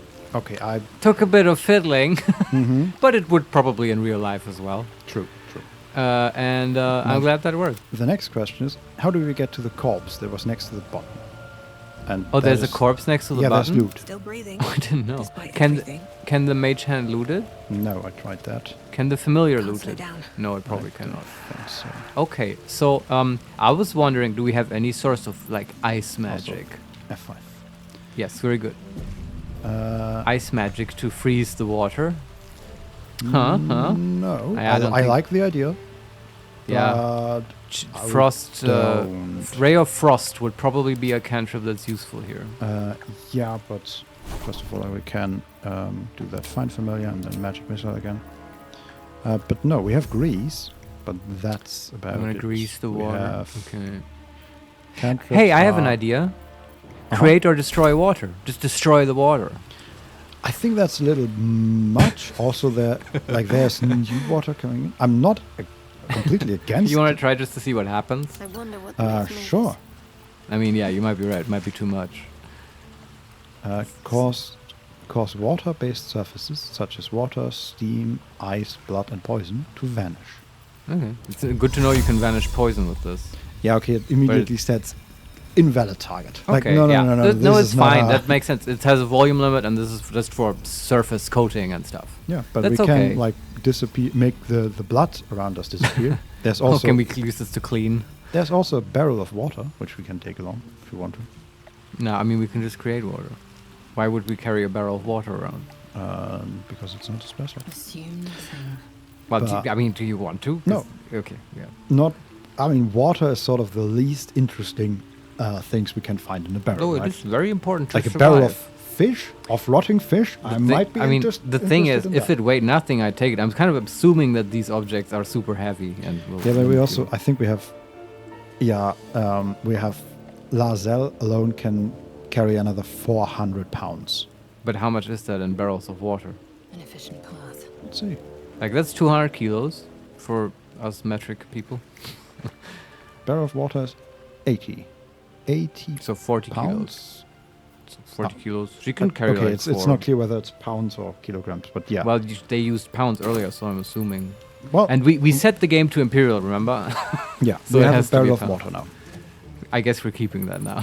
Yeah, I mean her inventory is basically empty, and should that ever change, And it will train her, you know. True. Some endurance Exactly, we're training. playing Oblivion. All right. We how- can't destroy the water. Can we jump over there? That's a good idea. She actually can. Oh, this is like the easiest solution. Okay, I see. Proceeding. However, Yeah, okay. and then we can go to the dead human. I still like the mage hand thing we did.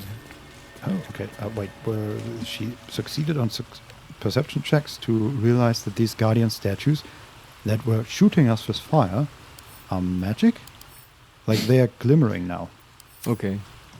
Maybe Oh. it's just. I Maybe mean, we there's- already know their danger, but the game's pointing it out to you. Maybe, or maybe there's more to them. Maybe you could also cast Dispel Magic on them once you have it. Oh, maybe. Okay, we have a dead human, level 2. How did he get there and die there? I guess he jumped there and wanted to. Yeah, it's like a warning, this corpse.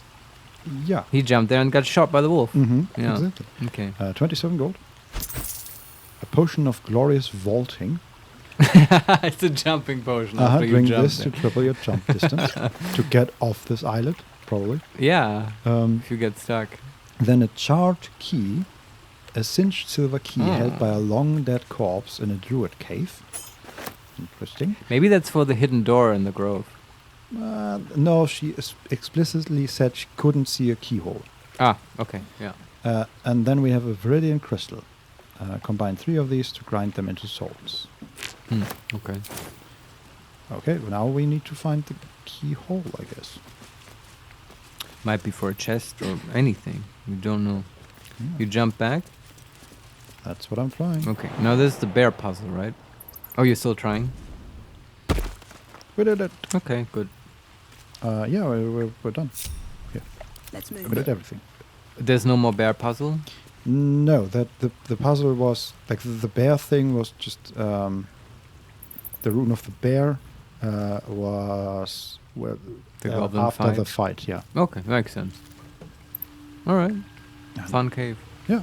And now we can see if we beasts have seen can everything. how far this cave goes. Okay. Okay, we also realized that guardian statue is magic. Very good. Thank you for that. And spooky music. There's a stone door, which I assume will lead us to the glade. Ah, okay. Yeah. That's curious. You're gonna be sorry, every last one of you. Is that just the tiefling shouting again? Yeah. So where did we come out? Was this the secret door? We just entered from the other side now? No. We are in a place where we haven't been before. At Oh. the very end of the cave. Okay. But it's like this. it's basically the grove. Yeah, exactly. Okay. And Will just succeeded in a perception check, I assume, to realize that the door we came out of is in fact a hidden door. Hey, Will. Right.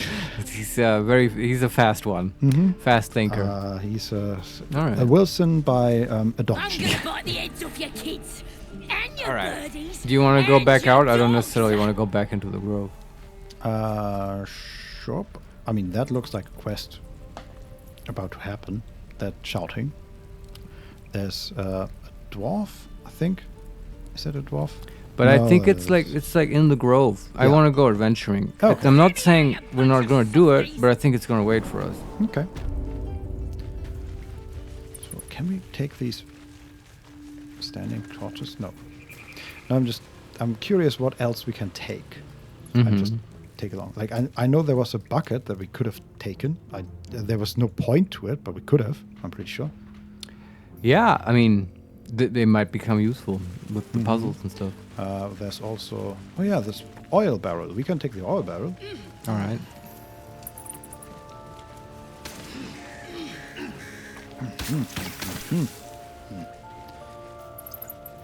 Lazel. Lazel, grab the oil barrel. Very good.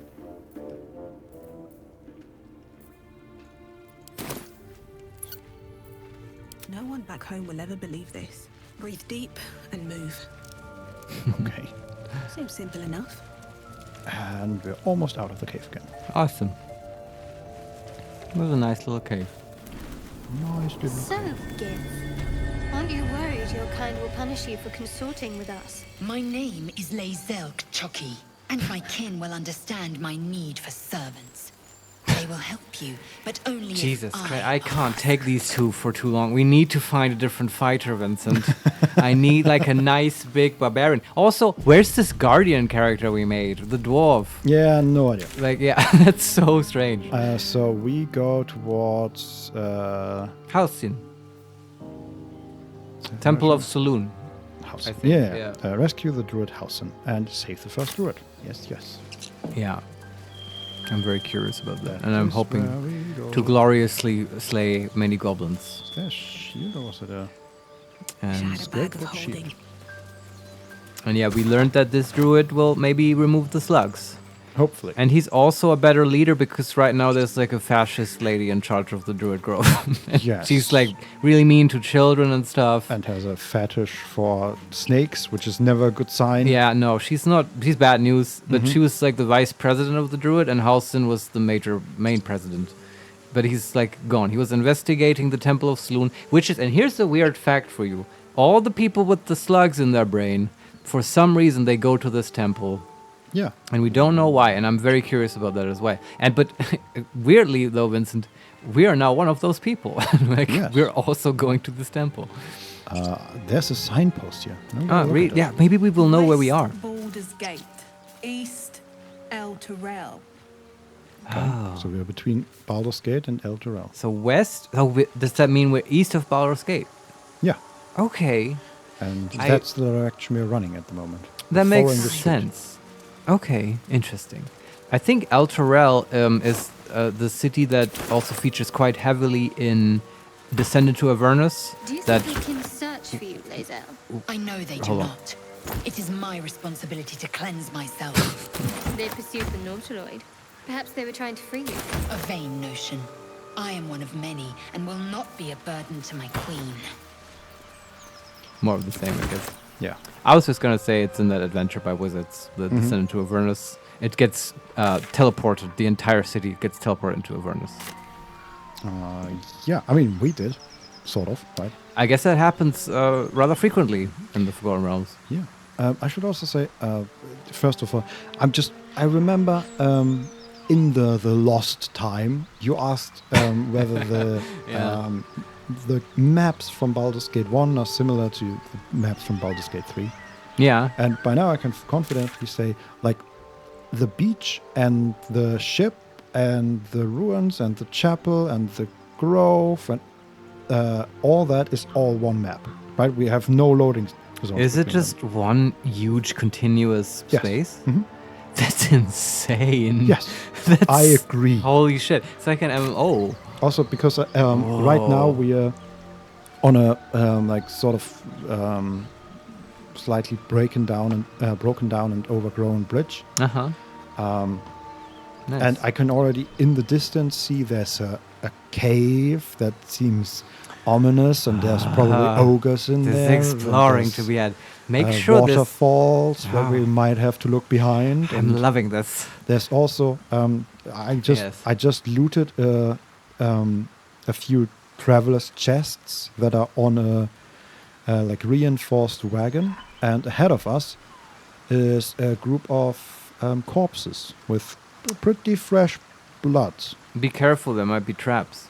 Mm-hmm. This is where you can use a familiar. You can just send him there, and if there's like an explodey trap, you might trigger it, and it's no biggie. You want to press F5? Yeah. Participate? Oh, yes. Yes, there you go. Wonderful. Quick save. This is fun. I have my own keyboard, and I can influence. I could totally fuck up Vincent's turns by just hitting space all the time. Uh-huh. But I'm not going to do that. But I will quick save sometimes. Okay, I've flown the familiar into the middle of the corpses. Nothing. Doesn't seem... Okay. Have a lot on my mind. Thanks, Quoth. In it. Yes. Looks like it's safe. Okay, some supplies and a wooden barrel. So why did they die? What happened Dead here? goblins. Dead travelers. And why did it just autosave? Were they heading to the Druid's Grove? It was probably goblins. Mm-hmm. Can we hide? Can we sneak? It's a friendly-looking shadow. Okay. How can I...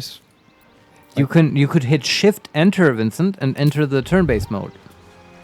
If you want. True. Lizelle, how would you punish someone who wronged you? Wrong me how? Oh, say, murder or theft? Killing is good. It culls the weak. But theft would be paid for painfully, 1,000 times over. Okay.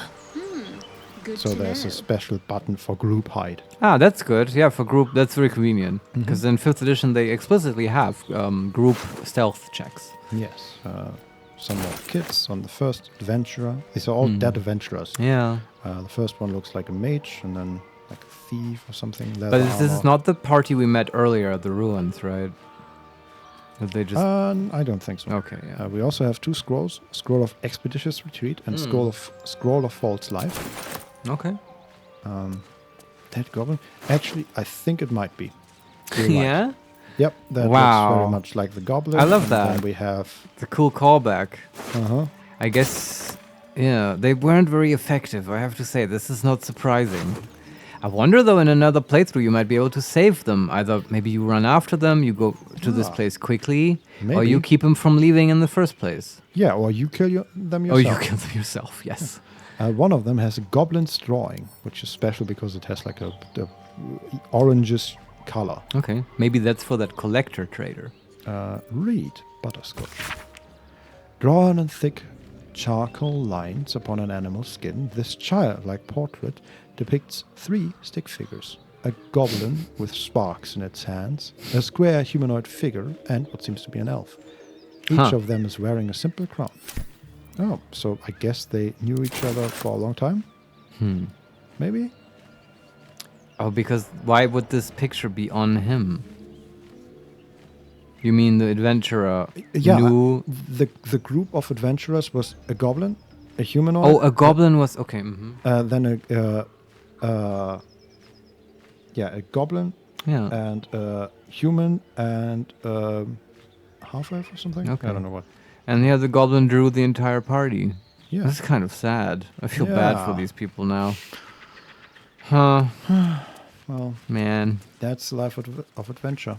It's Sometimes a dark world, gets to man. you. Yeah. How close are we? Okay, we are halfway there to the Helsen thing. That's great, but I could want to look at this cave you mentioned earlier.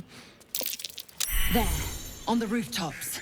Fresh blood awaits. Oh. Okay. Spotted an ambush.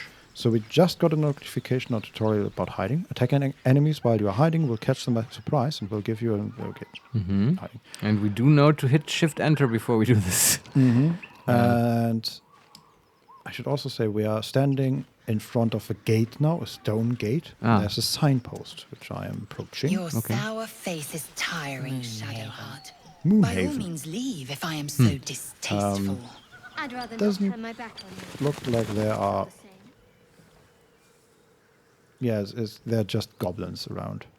On the, like there are buildings, and it looks like it used to be like a proper like village or maybe even a small estate. town. Yeah, okay. But it's it abandoned. really doesn't like that I'm scrolling so far away from the party. It starts stuttering. Okay. But yeah, there are a lot of goblins, and doesn't look like there's any humans left or elves or anything else. This is Goblin Town, I guess. And it's also like it's pretty broken down. There are like houses with like broken down walls and all that stuff. Okay. Do we want to go in there, or do we want to explore the cave? Explore the cave. And is this, it's a Goblin Town, is that where Halcyon will be? No, but it's sort of on the way. We might have to go through there. We might also be able to run around. Or go through the cave. Maybe there will be a secret other entrance. That's sort of north from the path. Okay. So, but let's go to the cave. You can't just put a cave somewhere and not expect people to look inside. The Blade of Frontiers at your call. Thanks. Hey, I'm gonna hit F5. Watch me. There. Wonderful idea. Done. There's a bird's nest. A bird's nest with a carnelian ring.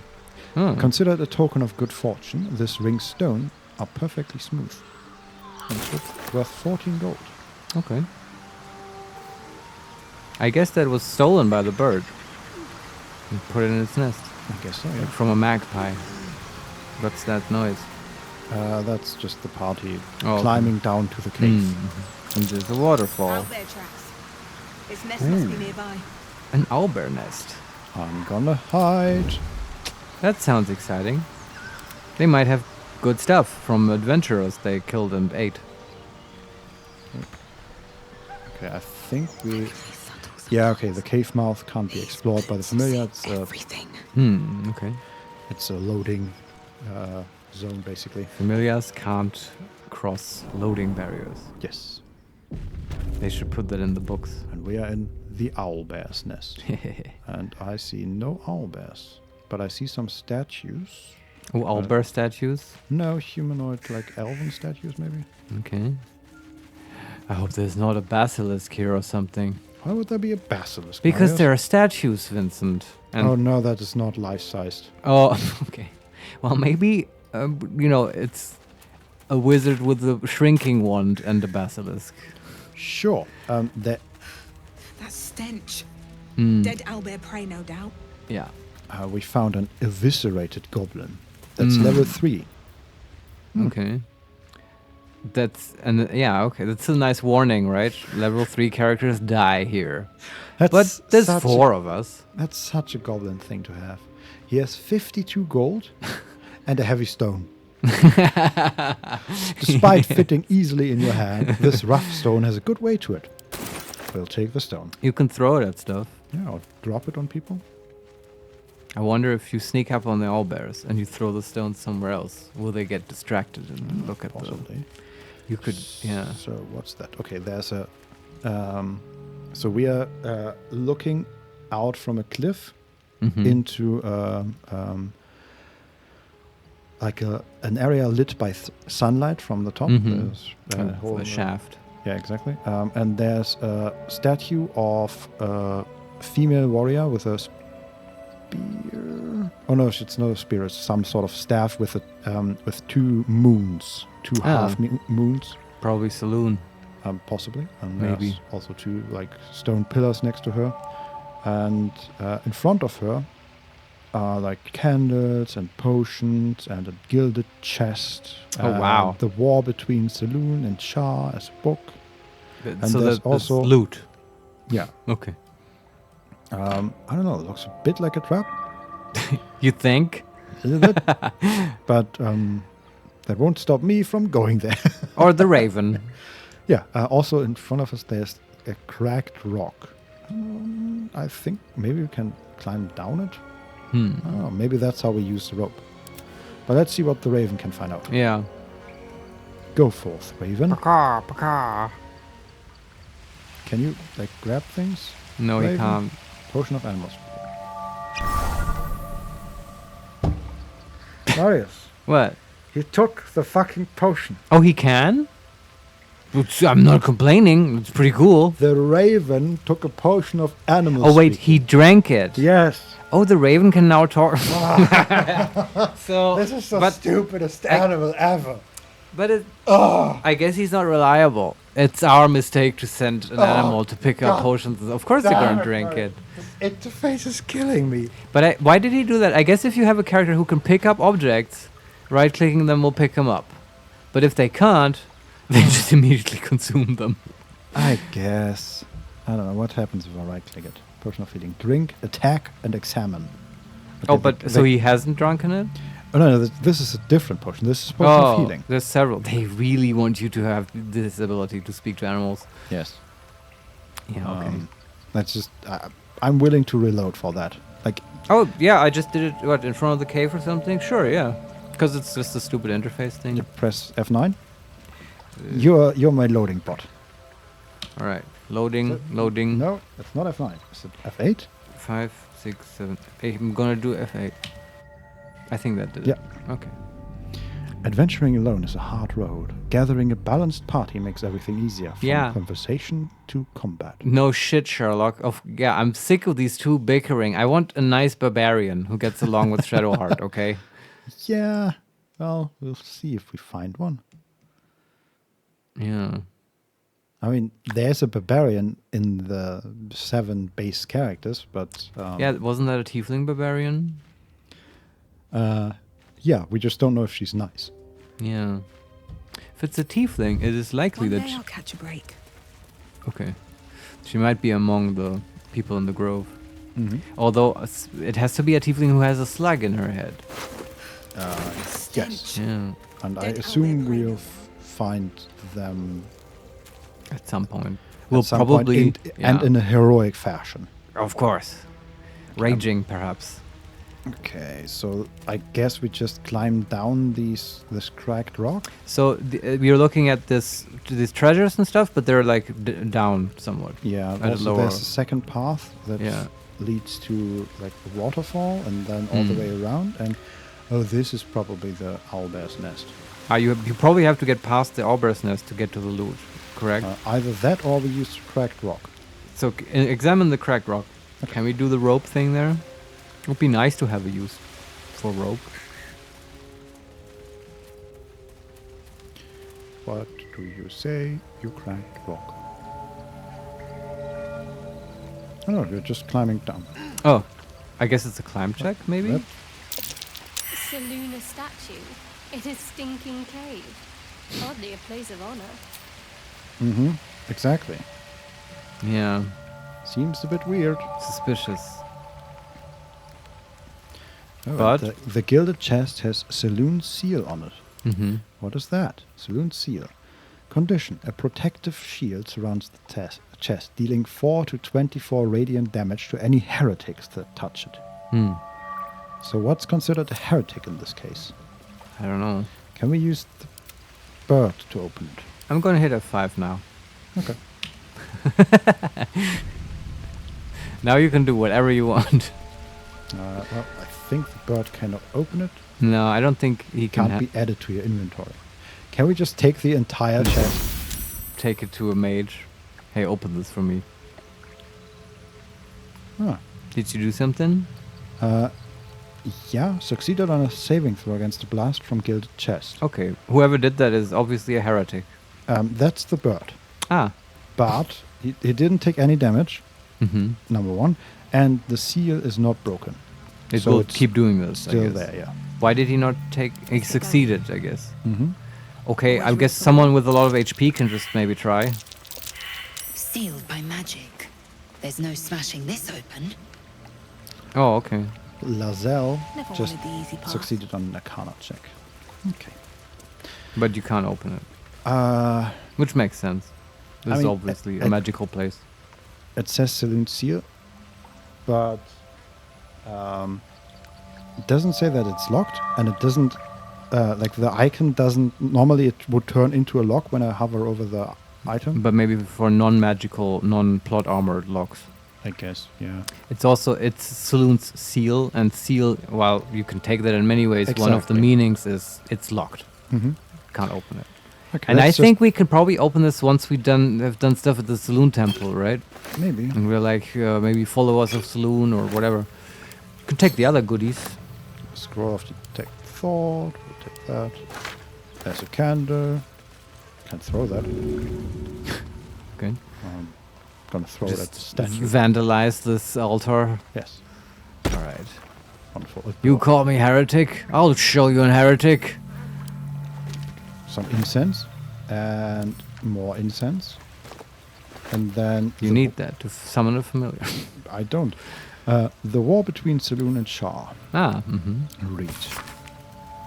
An ancient tome detailing how Saloon came into being along with her sister, Shah. Yeah, do you want to read this whole story now? It's not very long. Okay. The silver radiant Saloon and the dark alluring Shah complemented each other and brought an orderly distinction between light and dark in the universe. And that's it. Oh, that is indeed not very long. Exactly. That's hardly a book. What is this? No, don't pick it up.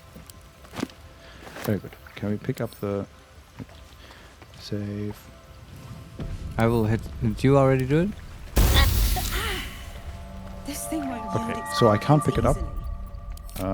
I don't think you could cheese the chest, Vincent. You say that now. It's just my impression. Give me half an hour.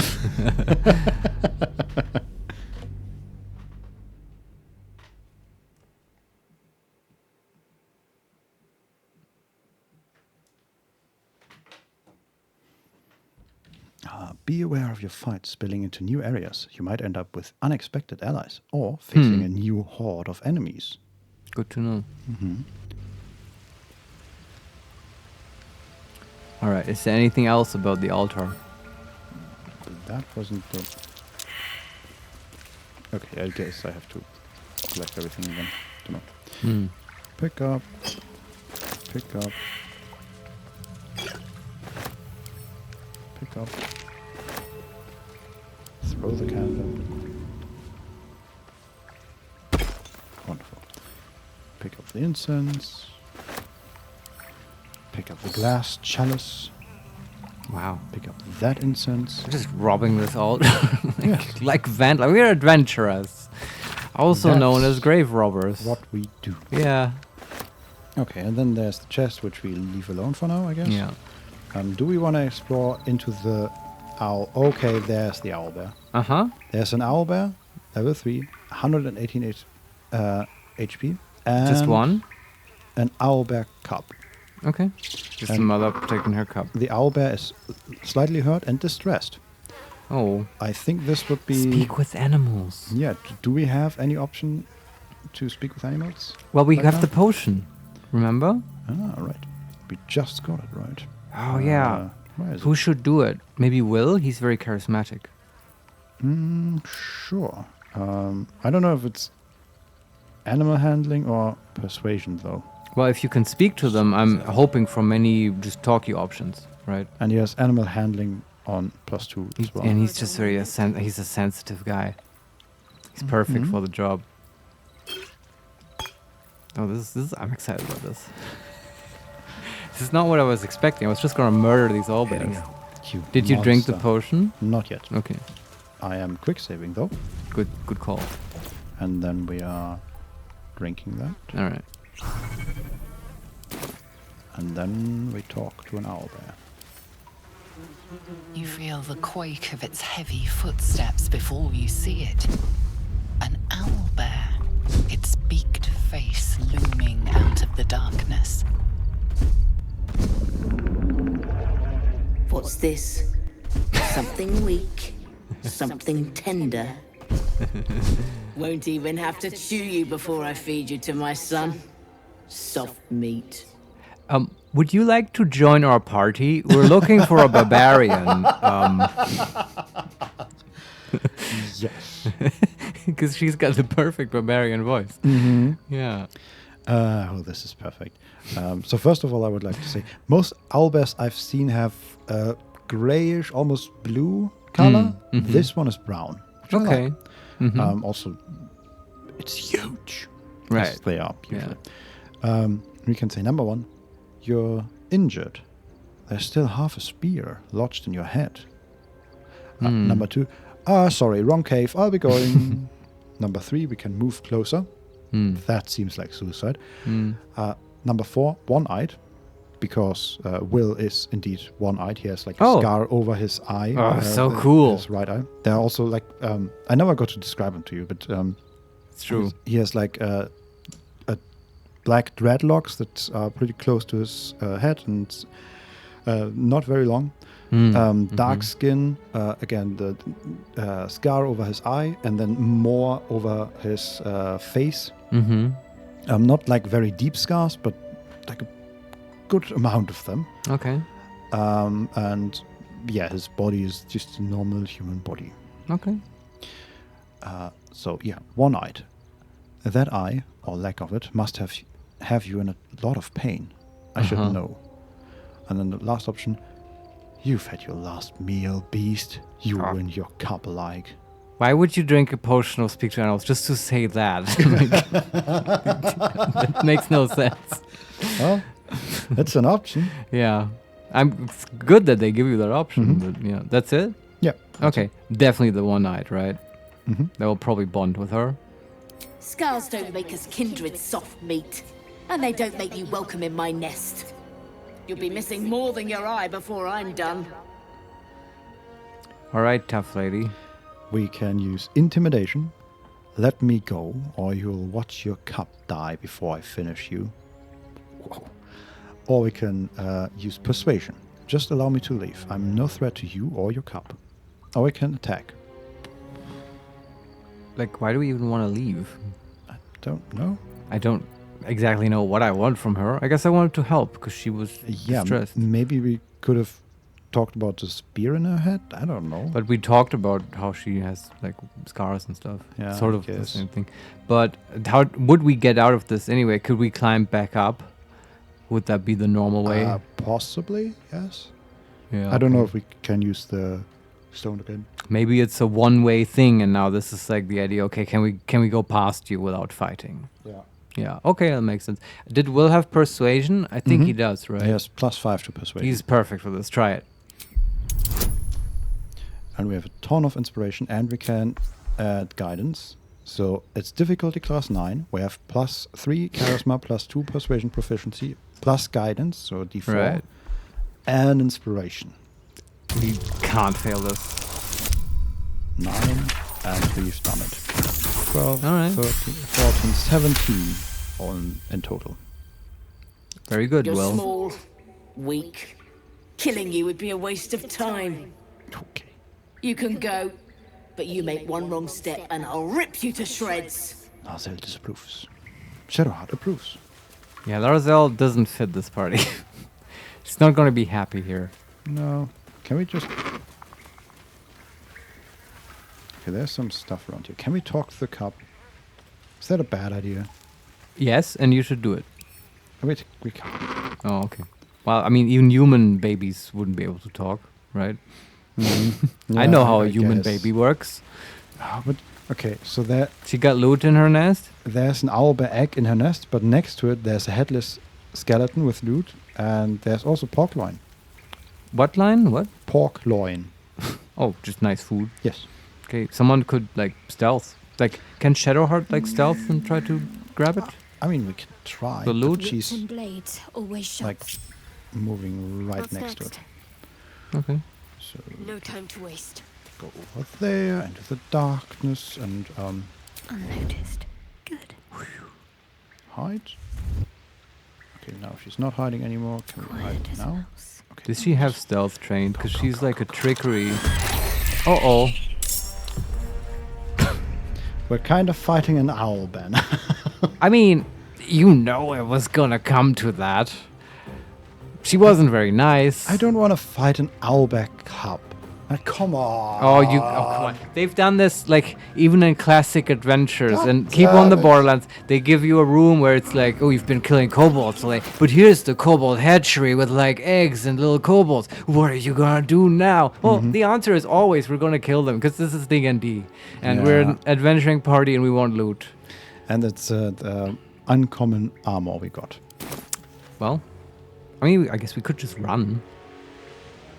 Or knock her unconscious. Non-lethal damage against the owlbear because we feel so sorry.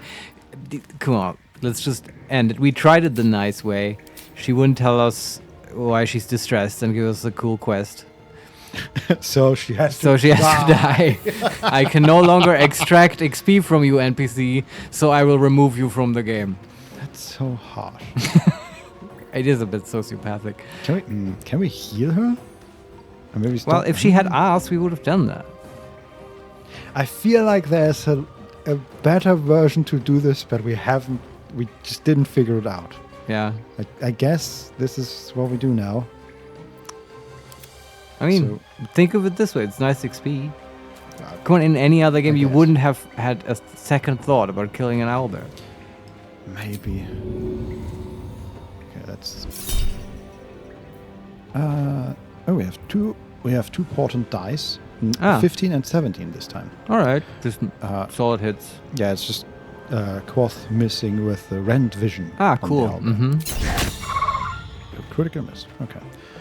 So how do we actually do this? What's her? She's like what level and what HP? The owlbear. Level 3, 118 HP. Yeah. Okay. At AC 13. We can do this. And for some reason, Quoth is threatening her. Well, he's probably closest right now. Yeah.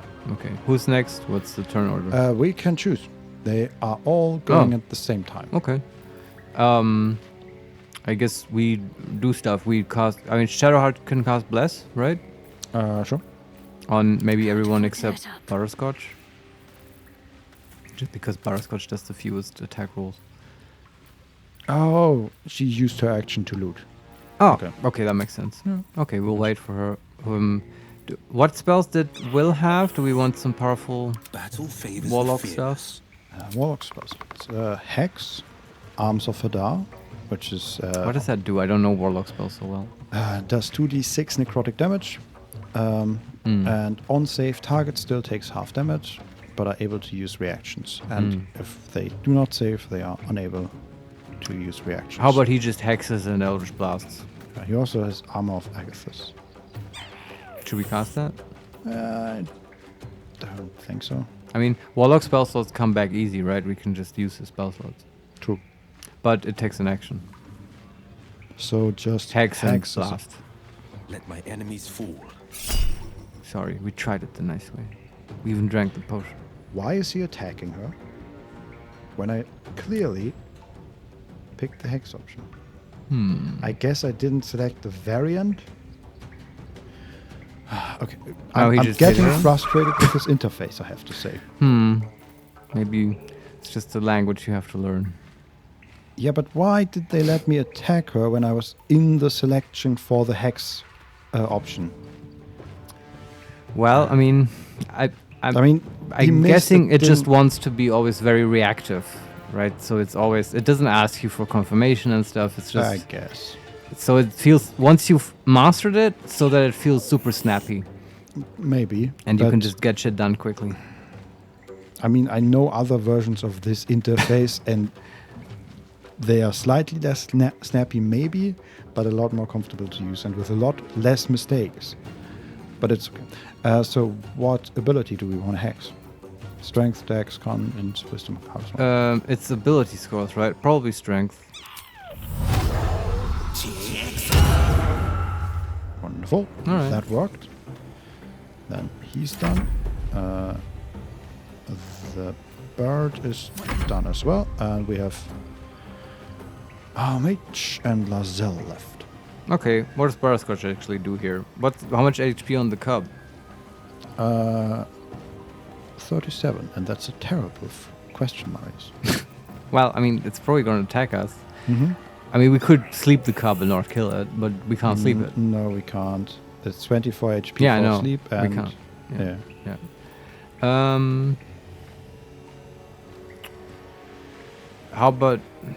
We don't have grease prepared, right? No. But we have a scroll. True. Just, I think grease on the lady, the owlbear, is pretty powerful. Is that somewhere here? Yes. I can hit her and the cub? The cub. Oh, Yeah, that's they're awesome. Standing right next to each Yeah. other. The cub was prone, but she saved. Okay, but if she keeps standing there, then she has to do it again. Now, if you can get Lazelle into the fight, and she's tanking the owlbear might have to save every round. Mm-hmm. And this time we actually can use lacerate. Excellent. This is your end. Critical hit, 18 damage, and Okay. she's bleeding. Good. Love it. And then we can pommel strike as well. Do it. We can also action search. All right. But do we want to do that right now? I don't know. What does Daze do again? Has disadvantage on wisdom saving throws. Can't take reactions and loses the dexterity bonus to their armor class. Okay, now the AC is 12. That's pretty good. Yeah, sure. I mean, we could attack one more time with an action search. And it returns on a short rest. Yeah, it does. We should just use it. Yeah. And just sometimes it's nice to use it in clutch situations. I don't think this fight will become very complicated. Yeah. Maybe I'm wrong. Is there anything we can do? Don't think so. Yeah, just... Oh, right. She has Mage Hand as well. We should remember that. I didn't know that. Okay. And she also has this ability to gain proficiency in all skills of a chosen ability. Okay. Right. Do we want to use a portent die? On what roll? Lazelle's main hand attack on an owlbear. On the owlbear. I mean, I would say why not? Oh, sure. Yeah. 11 damage. Okay, and then we end the turn. Yeah. What should I do? Oh, now And- Shadowheart? Yeah, but she can't do anything. Okay. So On my just way. moving her a little bit closer Okay. and... That's mud, that's why. No, I bet the mother's just gonna tear us apart. Mm-hmm. Cup is moving very slowly. Quoth uses beak attack on owlbear. Quoth needs 12 to hit. They roll 8. We do not. Oh, she jumps. Owlbear's rage. Shriek, and we're in a cutscene. Okay, we're not in the cutscene. Well, so we have Butterscotch on the ground dying. Why do they always go for butter? I don't know. Why didn't she get to cast shield? I guess it wouldn't have helped. Yeah, what's the... uses multi-attack on Butterscotch. Ooh. For attack roll was a 23. Yeah, because she rolled a 13 and gets plus 10. Yeah. And the second one was a 15, but she was already on the ground, I guess. This might be the wrong strategy for the fight. We'll see. I think we're fine. Yeah, okay, we'll see. Now here's a wild thing. Can the bird rescue Butterscotch? I don't think so. I don't right? think so, but it's worth a try. It could do a lot before. No, okay, it's just flying there. But we Alright. can maybe rent the vision of the owlbear? Yeah, that would be very good. Critical hit. It's blinded. That's really... It gets a disadvantage now, right? Yeah, it has disadvantage on attacks, and we have advantage on it. That's really strong. Yes. Jesus. Okay. Yes. Okay, we can pick Butterscotch up with the healing rod, I guess. I think that's a great use of Shadowheart's spell slot. Yeah. Yeah, and we don't lose the main action. Yeah, she can still do stuff. +5 from Butterscotch. That's great, and then we can just attack. Just hit the owlbear, and for Will, I have something I want to do. Okay. I should also say the owlbear is at 50%. Okay, I think we'll just kill it. You're right. This will be fun. You do Shadowheart, and now with Will, I would like to move back an Eldritch Blast, and you should not get an attack opportunity because he's blind, the owlbear. Correct.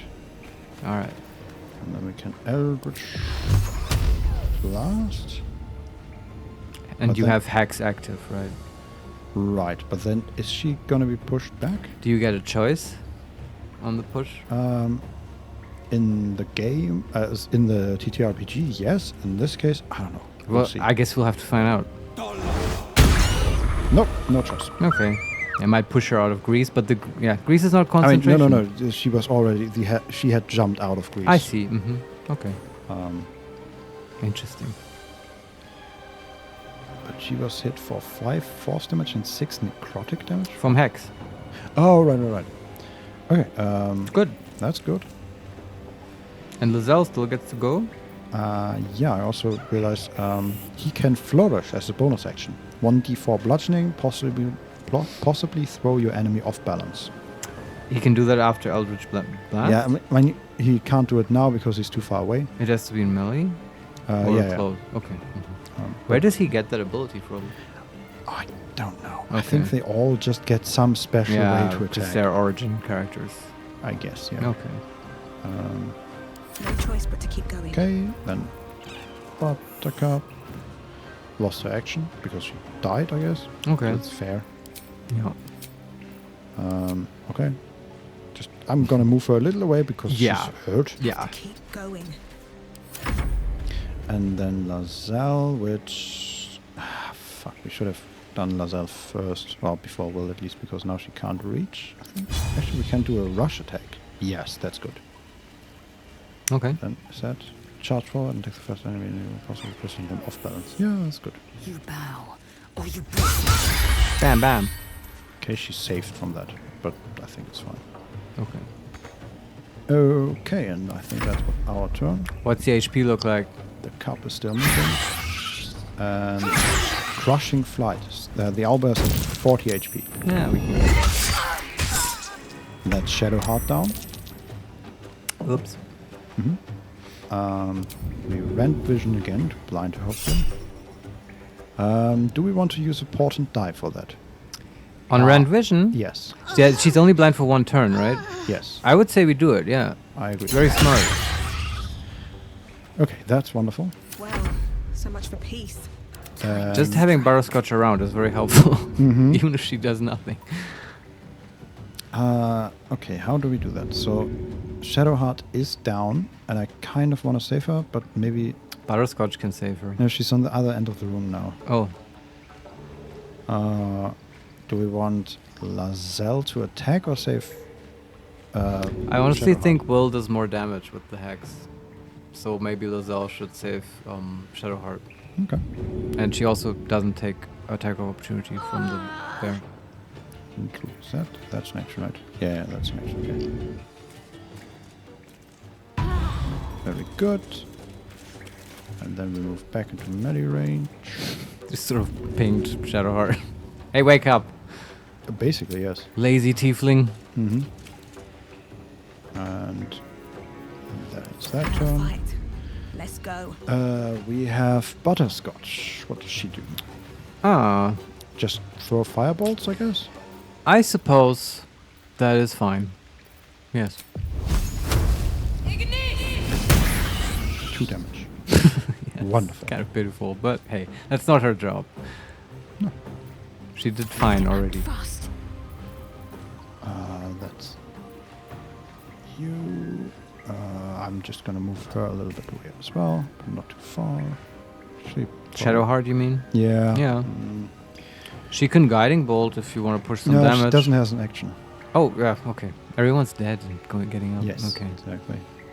On the victor's that, path. and then we just Eldritch Blast again. Sure. I guess. At least Will is pushing some damage. Yes. 8.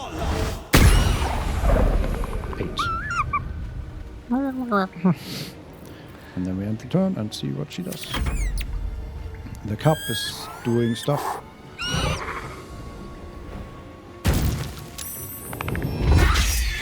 She's attacking Shadowheart again. That's pretty rough. But if she's not dead. Oh, really? Yeah. She's alive. How? I thought she had 1 HP. Yeah, I mean, she's down, but she's not completely not, dead. yeah, I see. Yeah, this is definitely a D&D 5 fight. People going down and up. Okay, she's blinded again. Very good. Also, this Raven is really fucking MVP here. Yes. We just pick up Shadowheart again, I guess. This turn, Butterscotch can do it, I think. No, she's still on the other side of the room. Oh, okay. You might want to move her closer. Okay. Can't stay idle. What? We can go up there. Oh. I just noticed there's a whole other level up there. Okay. Maybe we could have moved around. Position. I think we could have prepared better for this fight, but it's also not necessary. Yeah. Okay, but then we just fireball because critical hit for 14. That's okay, pretty good. Can we just end it with Lazelle? There's still the cup you have to kill though. True, but he hasn't done anything so far. Yeah, but I mean, yeah. I see your point. Just kill the big bear. Yeah, I've done the reasonable thing and rescued Shadowheart. And she didn't take any damage yet. Forever well, and blast again and again and again and again. She has 3 HP left. Oh man. Can he actually reach her for flourish? Yes, 80%. Alright. Situational actions. You have unlocked an action as a result of another ability, feature, and condition. It will remain at the side of your hotbar until those conditions expire. Okay. What is that action? I don't know. Okay. No idea. Indolence breeds madness. Oh, it's reapply hex. Ah, because we killed her. Mm-hmm. Okay. Yeah, hex the cup, I guess. Although it sounds like the fight is over. Yeah, the fight is over and the cub is just without a mother now. Well, she's at 1 HP. Wow. How did we hit her? The cub? No, the mother is at 1 HP. Mm-hmm. She gave up. I mean, we killed her, but I don't understand. Who is at 1 HP now? The mother. Okay, so we didn't kill her. Exactly. Okay. We just won the fight against her. I see. We did the right thing. Can you try talking to her again with Will? In a moment. I'm looting her right now, and the only thing she has is head of a broken spear. Uh-huh. A gawking yellow eye is pierced on this broken spearhead. Oh, that's her eye. Yeah. Oh, yeah. He took the spear out. Okay. See, we're helping her by her beating on her. Hey, you want to take the owl back? Might be useful. I mean, that's mean, right? Yeah. We just take the human shit that she doesn't even need. Mm-hmm. Wonder if the gods are watching me. Then Will also leveled up. That's awesome. Is there anything else to loot here? No. Okay. Defender of the people. Can you cast Cure Wounds on the mother with Shadowheart? This seems like a bad idea. Come on. Saving. We can kill her again. Yeah, saving is good. Protects me. You save? Mm-hmm. Okay. Wounds begun. Take you. Beast still looks murderous. Not sure it appreciates the healing touch. Can we talk to her now? Is she up again? No. Okay. Well, she's just resting. She's still knocked out. What is... I think we helped her a lot today. Affected enemy can move... will disappear permanently after a long rest. Okay, and she still has Owlbear's Rage. Well, let's leave. Yeah, but look, we cured her of the spear. Uh-huh, I agree. But now we can move away a little. I love how they, ended this fight. There's a short sword as well. And the cup just ran away. I hope he comes back. Yeah. There's also, there's an other level above us, and I want to go there. How do you get there? There's a cracked rock here. There's also... Where am I needed? Backpack. With a supply, a potion of healing, and some gold. Very nice. You got up there? No, next to the cracked rock is backpack. Okay. And we can go up and down cracked rocks, apparently. So we can go up? You want to go up? Yeah, we are up there now. Alright. But I believe, can we all jump over there? Oh, that looks You want to save? dangerous. I'm going to hit F5, okay. No, she made it. It's fine. Oh, okay. It's fine. And, oh, that's perfect. Okay, so if one of them jumps, all of them jump. Okay. That's good. But yeah. Feels like a platformer now. A little bit. Should I save now? I just did. Okay, good. Again, once I get into the house, it's fine. But so what's up here? Nothing apparently. That's a bit lame. I mean, it's not every space in a cave has cool stuff. I guess this is just to add more dimensions to the fight. Yeah, you could position people up here. It would be really smart. And then one person can kite the owlbear down there and stuff, right? Yeah. That would be really... but it's also not necessary. The owlbear isn't that tough. No. Interesting. I think the blinding thing gave us a lot. But yeah, not incredibly tough. I guess if you just make a party with just like attackers and stuff who can't control... then you might need this kind of advantage. Play a tactician or whatever the name is. I guess so, yeah. You should go back to your story mode. Go back to story mode, you noob. Okay, let's just leave this weird cave. I guess. Fun little adventure. And we still don't know how to open the chest. I believe if we get to the Sloon Temple, we will be able to do that. Possibly. Afterwards. Let's see. The cup is just gone. I bet we will interact with them again. Laser, you've the most exquisite eyes, golden as the sands of the cap. And you've a soft skull. A gaze tentacle will have no issues pushing through it. That's wonderful. That was pretty funny. You want to level up Will? Oh yeah. But is he level 3 now? He's the first to be level 3. Yeah, I guess so. Okay, health increased from 17 to 24. Class feature, improved warlock spells. Most of your warlock spells have become stronger. Oh yeah, right, because he has... You always have the highest possible spell slots. Exactly. Right? That's how warlocks work. And we gain a spell. And we have level 2 spells now as well. Yeah, we get to pick a level 2 spell, right? Mm-hmm. That's fun. So we have all the level 1 spells here. And Shatter, Scorching Ray, Ray of Enfeeblement, Misty Step, Mirror Image, Invisibility, Hold Person, Enthrall, Darkness, Crown of Madness, Cloud of Daggers, and Blindness. Powerful stuff here. Love all of these. But for him, I want to think about a little like how we use our tools here. And so far, Will has definitely been, and I think that is the strong position for a warlock to be in, to push damage, right? Its control is well and good and stuff, but at some point you still need to kill stuff. Yes. To be effective. So I think that for Will also we should pick a damage option. And I wonder what you think, Vincent. I mean, Scorching Ray is good single target damage that can be spread around to up to 3 targets. Shatters will be an AoE option. So far we have no AoE damage really, except Thunderwave, which has not been used.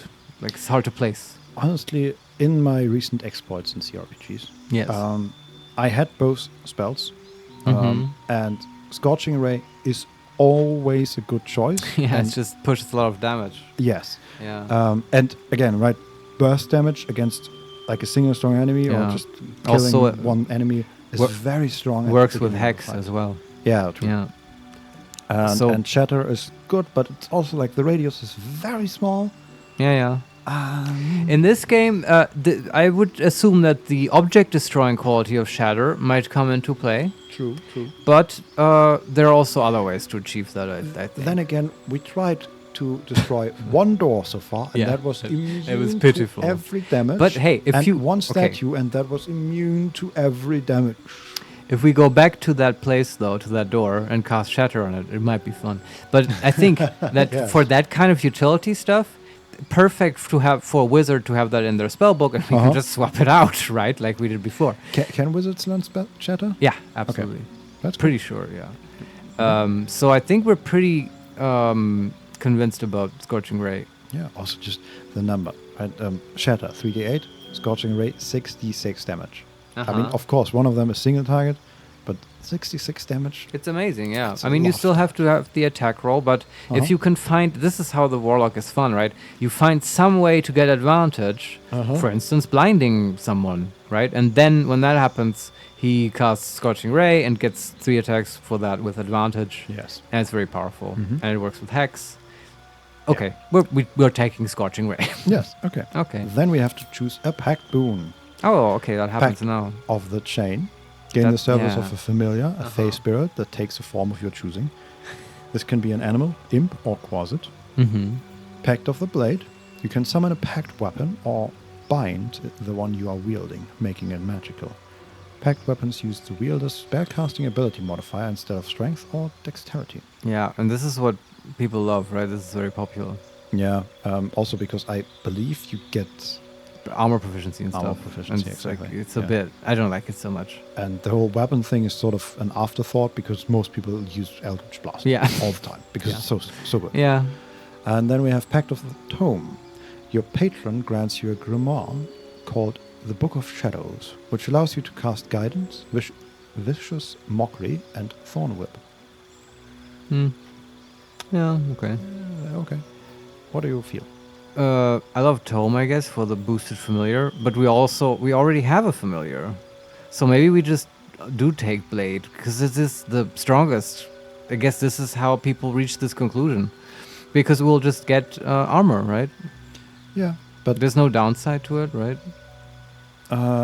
Let's see, what does it actually give us? Bind Pact Weapon, Pact of the Blade. Summon a weapon to your hand, it uses the... doesn't say anything about armor. No, but clearly it doesn't state the entire thing. Maybe, and it is possible though that they've removed that because it is a bit very strong. Maybe, or would you be willing to take Tome? I mean, we'll get another creature to control and stuff. You mean Chain? Yeah, sorry, that's what I thing? meant. I'm absolutely willing. And it's cool if we haven't found a magic wand yet. But this was always my dream, to have a Tome familiar and give him like a wand of stuff and use him. The idea of like an imp familiar that has 2 magical wands and just dual wielding like wands. finger guns. Yeah, exactly. Yeah. it's like so devious, right? And controlling, it's what we do. So I guess we agree on Chain. Pact of the Chain. Yes. Cool. Do we have to pick more one? creatures? This is also how to break the action economy in 5th edition. Just get more people to do stuff. Do we want to replace a spell? I don't think so. Hex, Arms of Hadar, and Armor of Agathis. I don't want to. Armors of Hadar has the downside that it's 10 feet range. So okay, here's the thing. Can you replace this with a 2nd level spell? Yes. Yeah, okay. We pick invisibility, I guess, right? Or do you have a preference? Let's see, what have we? So again, I like Arms of Hadar, but we just chose to be a ranged warlock, and it's very much melee. Yeah, no, you're right. That's a very good point, Vincent. And I think, like, now we already have the damage pusher, Scorching Ray. Now comes the cool warlock utility opportunities, right? Invisibility can be used so he can give himself advantage for the Scorching Ray or Eldritch Blast, right? True, And open a fight. We can position him while he's invisible. And Misty Step is also, though, super clutch, super powerful. Has great utility outside of combat, and it can be used offensively and defensively. It's just Misty Step is sort of an obvious choice for me, at least. I really like Misty Step. Yeah. I also like invisibility, but I like the problem with invisibility is it's cool as long as you are not in a fight, and then you can't attack. Right? It's like Sanctuary. You use it once for advantage once. Yeah, or to get out of a tight spot. Yeah, or to just set up an ambush and stuff. But the thing is, later on, you get greater invisibility at like 4th level or 5th Yeah. level, I'm not sure. And then you just use that all the time. Oh, of because course. it's insane. But that's super powerful. Yeah. The thing with Misty Step is also it has great synergy with Warlock because it's a bonus action spell, which means you can't cast another spell slot spell. But true. Warlock just uses Eldritch Blast anyway. So you can just use that and still be totally effective. I guess we agree again, Vincent. Misty Step it is? It is. This is I like Will more and more. And this is fun to play because I'm kind of warming up to the Warlock through Will. Yeah, it's so just much fun. I think Warlocks are really powerful. It's just not that fun to play them. Yeah, because it's Eldritch Blast, Eldritch Blast, Eldritch Blast, Eldritch Blast. I'm okay with that if you just want to push damage. That's how you play, right? That's Yeah, okay. sure. I mean, if compare that with like an Elven Archer type fighter, it would be very similar. For me, with the Warlock, it was always honestly the RP and the fictional implications and just this idea of I'm bonding with a demon and that's my whole thing. Just the fantasy didn't resonate with me as strongly as being a bookish wizard, which you can, I think, psychoanalyze as much as you want. Yeah. And will tell you something about me. It's just that never hooked me very much. Yeah. I'm curious about one thing, Vincent. Just like yesterday, what's the XP on Butterscotch? How far are we from level 3? We are 40 XP away. Okay. Do you want, just like yesterday, to try and get this level up before we get out of here? Let me see how far the others are away. Also 20 and 20. Oh, so just Butterscotch just not get XP for the background stuff? I mean, I guess Why would that happen? But do you want a quick save, by the way? Oh, and by the way, how does Will get his familiar? Do we need to have him learn Find Familiar? That would be kind of... we'll see in a moment. Okay. Okay, so Will got extra XP for saving Findel from the goblins and protect Arabella from Karga and her serpent. Yeah. Right. And yeah, Butterscotch just didn't have any inspirational events so far because Okay. she's a noble and I guess we're in a forest and it just doesn't happen. Maybe that's a bad background. I don't know. I think I would assume that more happens once we enter the city. Okay, sure. But we'll see. I want to save first off. Yeah, good. Then I suggest we could take a short rest, maybe. Okay. But we can also Get some HP. People got Shadowheart is hurt. at 1 Yeah, HP yeah. and Butterscotch at 5. Yeah, that's short rest. That makes complete sense. We can also recover some spells. Will gets his slots back. Yeah, we just recover one slot there. There is work to do. Does he have any healing spells? I don't think so. Right? Will doesn't, no. okay. But we have potions of healing for days. If you just want to drink one, be my guest. Let's see, we'll do a short rest first. Yeah. Awake and alert. Okay, Nice. and now Shadowheart is at 9 out of 17, and we can, drink a potion of healing, Just I guess. chug this, Shadow. And she's fully healed. Alright. Perfect, and then I'll give her another one. We really have a lot. Yeah, we have 9 currently. Yeah. Fuck, how was it? No. Okay, I don't know where that came from. Let's give it 2. I like Have these fun. potion sounds. Mm-hmm. I do too. And then we have Will's Find Familiar. Summon Yeah. a Familiar. Just We have all the ones you would expect. So Raven through Oh, okay. Cat. And then we have Quasit. Mm-hmm. And we have Imp. So a quasit is an element. No, a mephit is an elemental, right? A quasit is what, a devil? Summon a Familiar with the form of a Quasit that can turn invisible and scare enemies. But I'm asking you what kind of planar creature a quasit is, because an imp is an imp a demon or a devil? We saw them in Avernus. They had imps there, right, on the ship. Yeah. Then they are devils. So they are devils. Or And as when they renamed it, they're also called Bator, of course. Sure. Bator and Tanari. And I think a Quasit is a demon. Might be. Might wrong. be. Yeah, I Should think I you're just right. Google it. Well, let me Google it. If you want, but I think it's definitely a demon. Quasit. So demons are more instinctual. They're from the abyss. Tiny fiend. Yeah, fiends are demons. Yeah, Demon shape changer. Yeah. I'm actually wrong. Fiends is the superclass for Yeah, both devils and demons. So And yeah. imps are than the little devils. They make contracts and they're lawful, not chaotic. So what's the text for the imp? Summon a familiar with the form of an imp that can fly, turn invisible, and sting enemies. And what does sting do? Sting, 1d4 minus 1 piercing, plus 1d6 poison. On save, takes no additional poison damage. So it's just poison damage is bad. Imp is sort of more funny, and he can fly. That's cool. I'm really interested in them handling items and stuff. But Quasit is sort of better with. I wanted to see what the scare does. Lash at a creature to frighten it for 2 turns. So just it gets the frightened condition. No save. Cannot move. Frightened entities also have disadvantage on ability checks and attack rolls. It cannot move at all, or it cannot move closer to the Quasit? It cannot move, and it's a wisdom save. We're taking the Quasit. That sounds very strong. I mean, also we can change it. We can always change it. Here's a little demon. He doesn't have a name. That's interesting. What does he look like? So they are almost as tall as a halfling. Whoa. It's like a little person, man. Yes. Who is his servant. Like, yeah. See, this is the thing with warlocks. It's like, he's so nice, Will, but he's also kind of evil now. I mean, yeah. He has a demon servant. Doesn't scream good guy to me. Yeah, that's true. With the imp, you can at least say, yeah, okay, they made a contract. And Sure. Right. It's like still sketchy as hell. Fair, yeah. Yeah. But yeah, they are almost as tall as our halfling. They have greenish skin. Okay. Talons look vaguely monkey-like, but walking upward. They're feral looking. Exactly. Yeah. They have a lot of spikes on their thighs, and they have a long... Jesus Christ. Yeah. Is he going to go back with that thing to the kids and train them? Yes. Here, just battle my Quasit. Don't worry, he doesn't feel pain. Yeah. Sure will.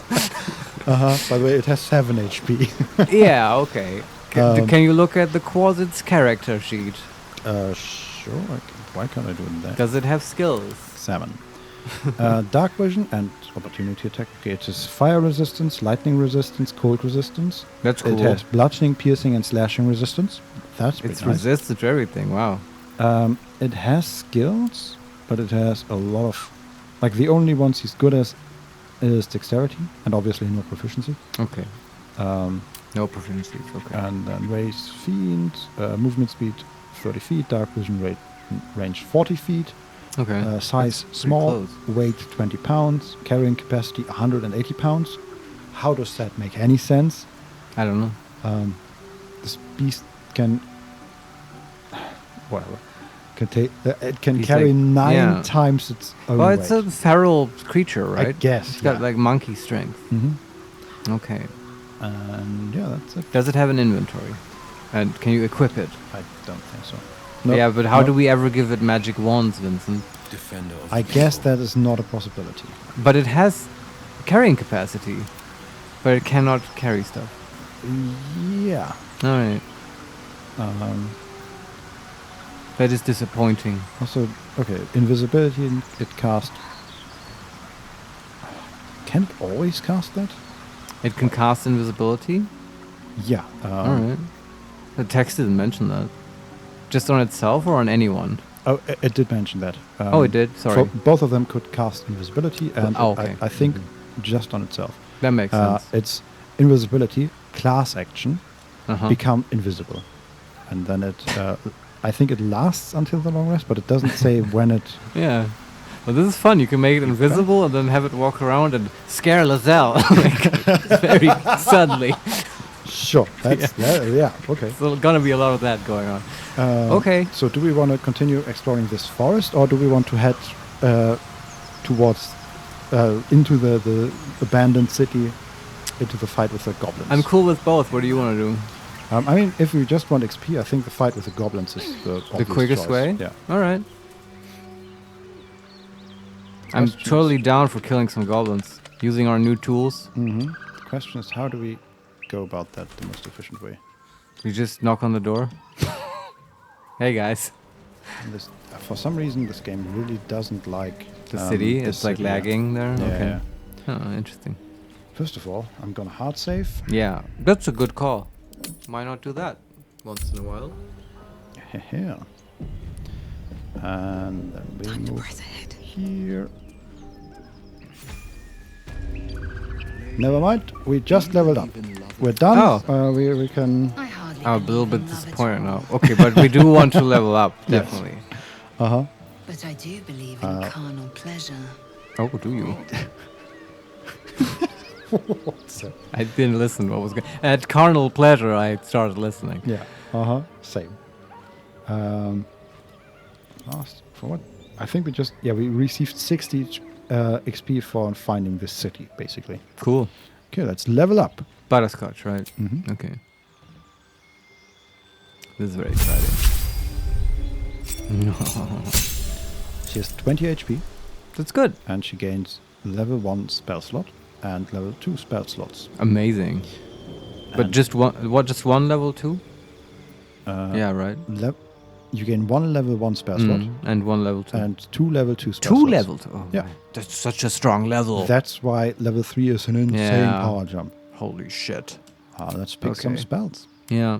Let's pick Witch Bolt and Ray of Sickness. Shut the fuck up, Vincent. No. Okay. So if you can convince me to pick Arcane Lock instead of Ivor. Actually, since a thief is so hard to come back, because we told apparently the one thief in the game to fuck right off. We will learn this spell because we can swap out spells all the time, and I guess we'll cast it or like knock or whatever is the unlock stuff spell. I know exactly this level selection. I've done it plenty of times. Let me go through the spells.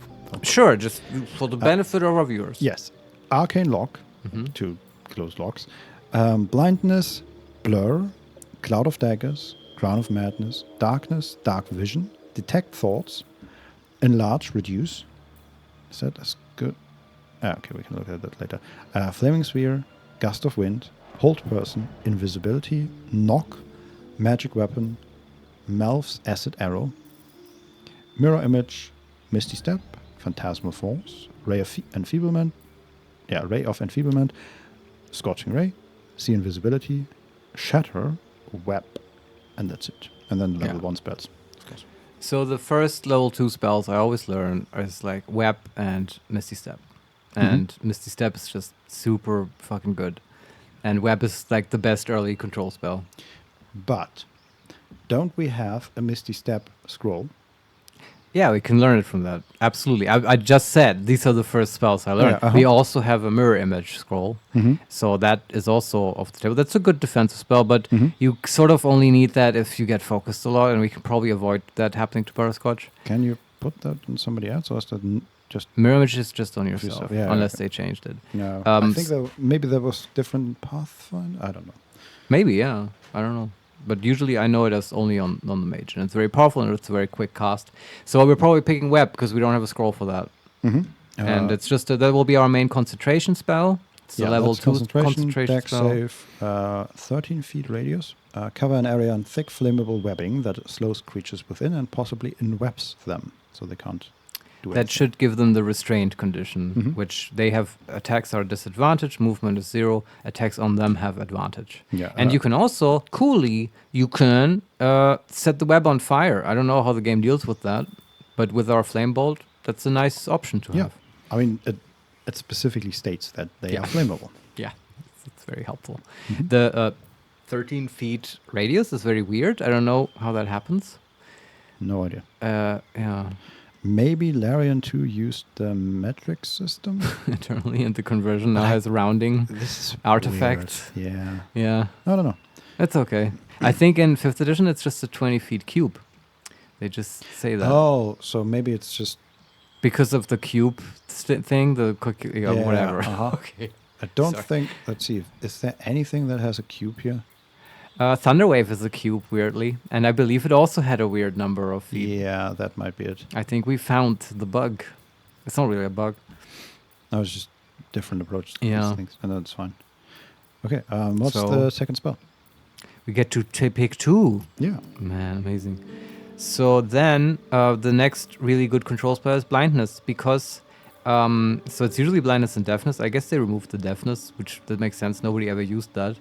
The reason this is so good is because, well, we've just seen how good blindness is as a debuff, and it's just powerful because it's not concentration for some reason, and you can double check that this is true. That is true. Yeah, it has the weakness that it's a con save. Yes, most monsters have very good con saves. And every time I pick it, I make sure that this version of blindness actually has range, because in Pathfinder and some D&D versions, it's touch, and that makes it terrible much for worse. a mage. But this one has range? This one has 60 feet range. This one, it's really good. I do have this. Here's this. In D&D, I wouldn't do this for obvious reasons, but we might want to take actually knock instead of blindness. You know what I mean? Okay. Because we lack a thief, and we've encountered locked doors, and we couldn't deal with them. Yeah. It's just as until we find a thief. I'm kind of interested in detect thoughts, even though it has only come up once. It's true, the game keeps bringing it up. Yeah. But Do maybe we have a scroll for that? Yeah. And we can just learn it. Right. So strike it off the list. But we don't have a scroll for knock. We don't have a scroll for blindness. The thing is, the whole blindness is not concentration. This will become more relevant as we get more second-level spell slots, and it's more spammable. Yeah. So maybe we just take knock, so we have that tool. We can probably buy blindness at some point. Yeah, or find it. Yeah.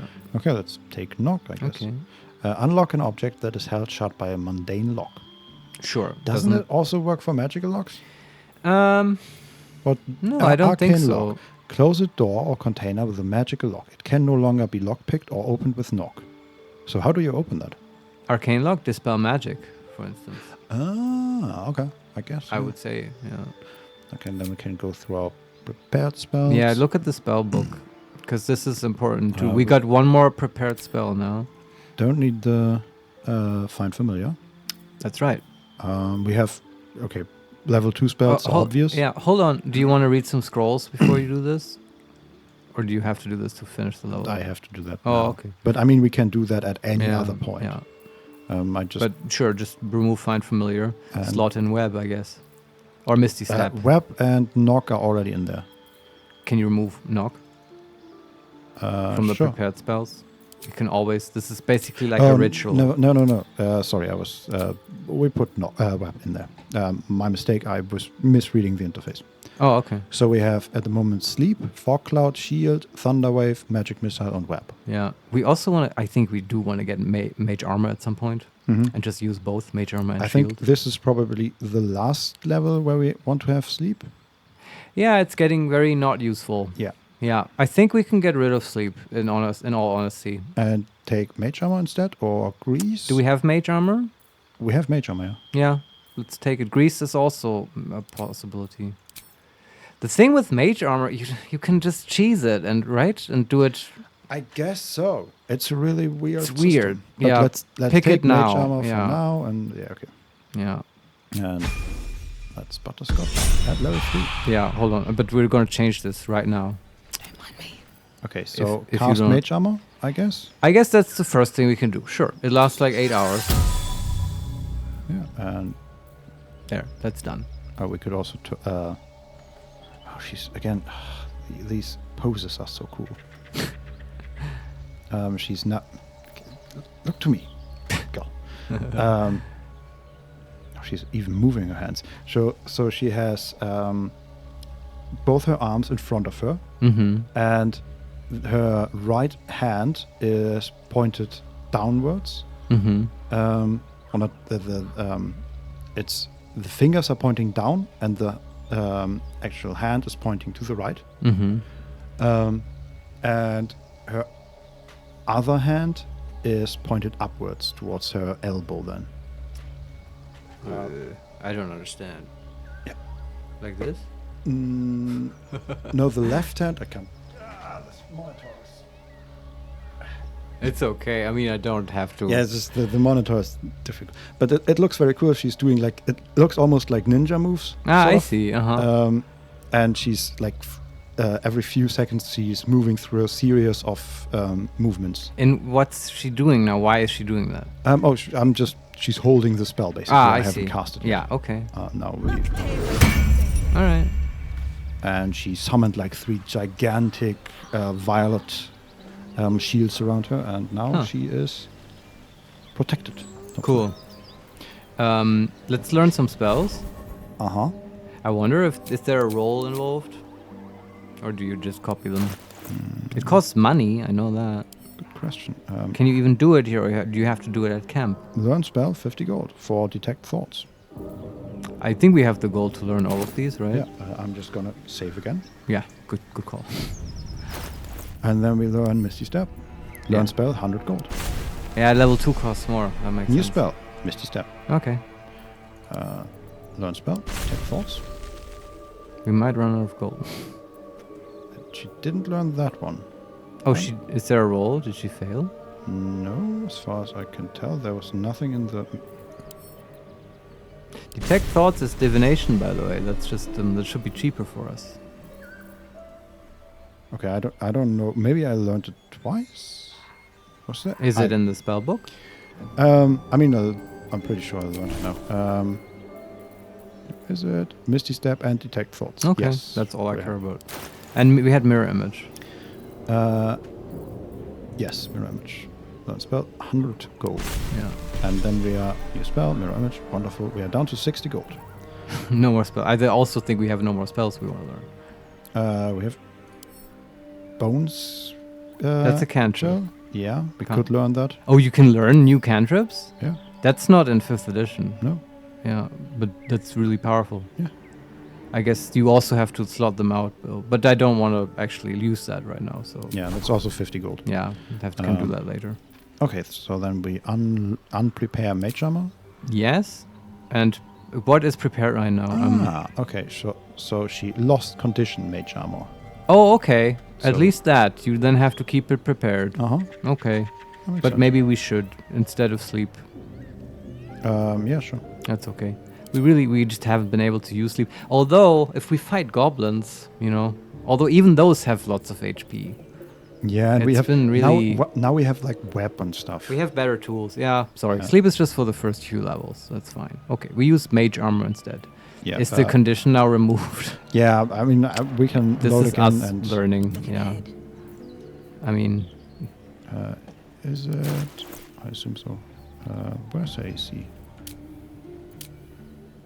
AC 12. Yes, that doesn't sound like mage armor. So do we load again just for convenience? Yeah. Is there anything else worth to? Oh, let's just reload real quick.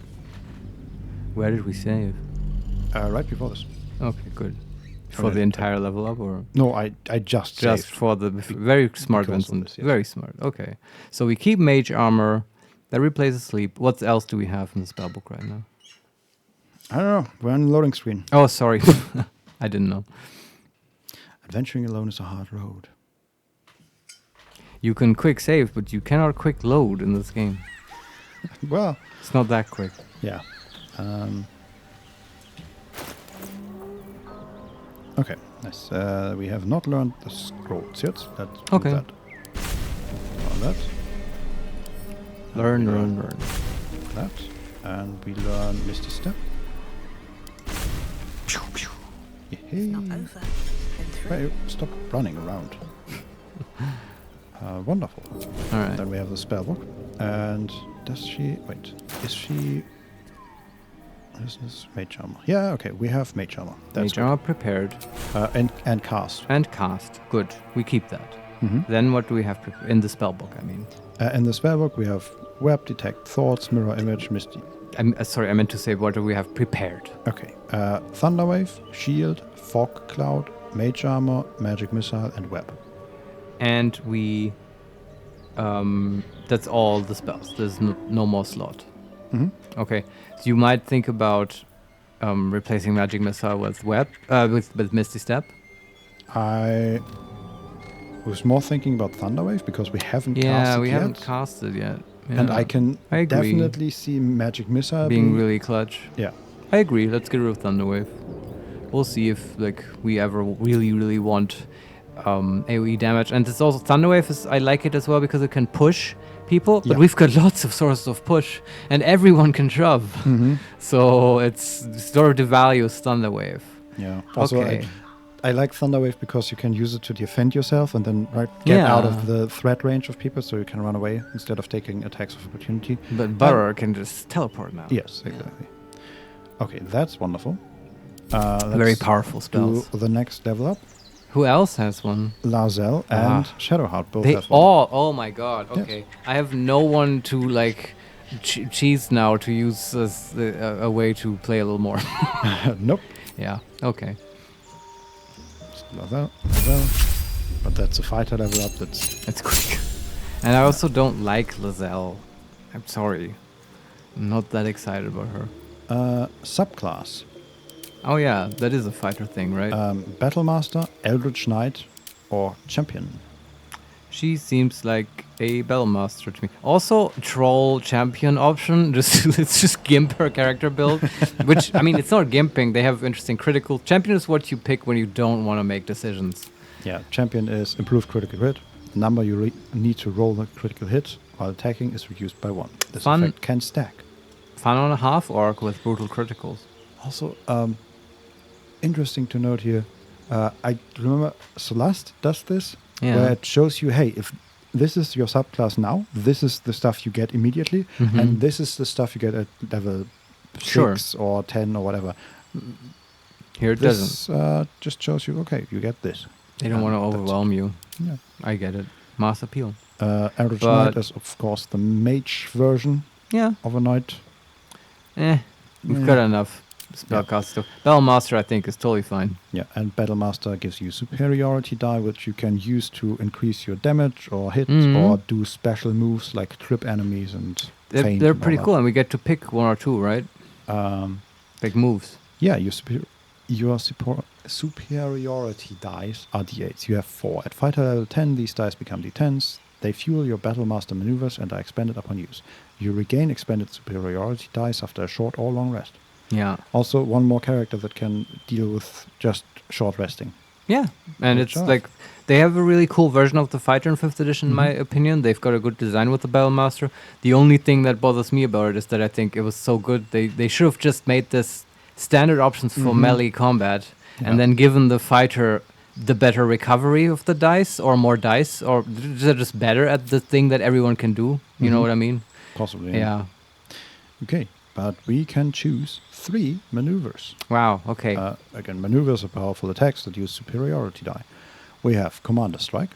Spend an action and a reaction to direct an ally to strike a foe. The ally immediately uses their reaction to make a weapon attack, which is great if you have a rogue, and not so great if not. No, yeah, and it is great. Vincent knows all the tricks in this game, because rogues have sneak attack, and sneak attack is worded in a way where you can only get it once on your turn for the rogue, and that's fine. Normally the rogue attacks and then probably gets sneak attack if they hit. But then if you use this to trigger the reaction, you're technically on another player's turn, in this case Lazelle's turn, and so if you read the rules carefully, that means the rogue will get sneak attack again, even though it's not their turn again yet. So I just wanted to explain that, because it's so delicious of a trick. Yes. Yeah. And that certainly makes the rogue very good. Yeah, but we don't have a rogue, and we don't know if this works this way in this game. Exactly. Yeah. Then we have disarming attack. Spend a superiority die to make an attack that deals an additional 1d8 damage, and possibly forces the target to drop the weapon they're holding. That's cool. Okay, yeah. Distracting strike. Distract your target, giving your allies advantage on their next attack roll against the target.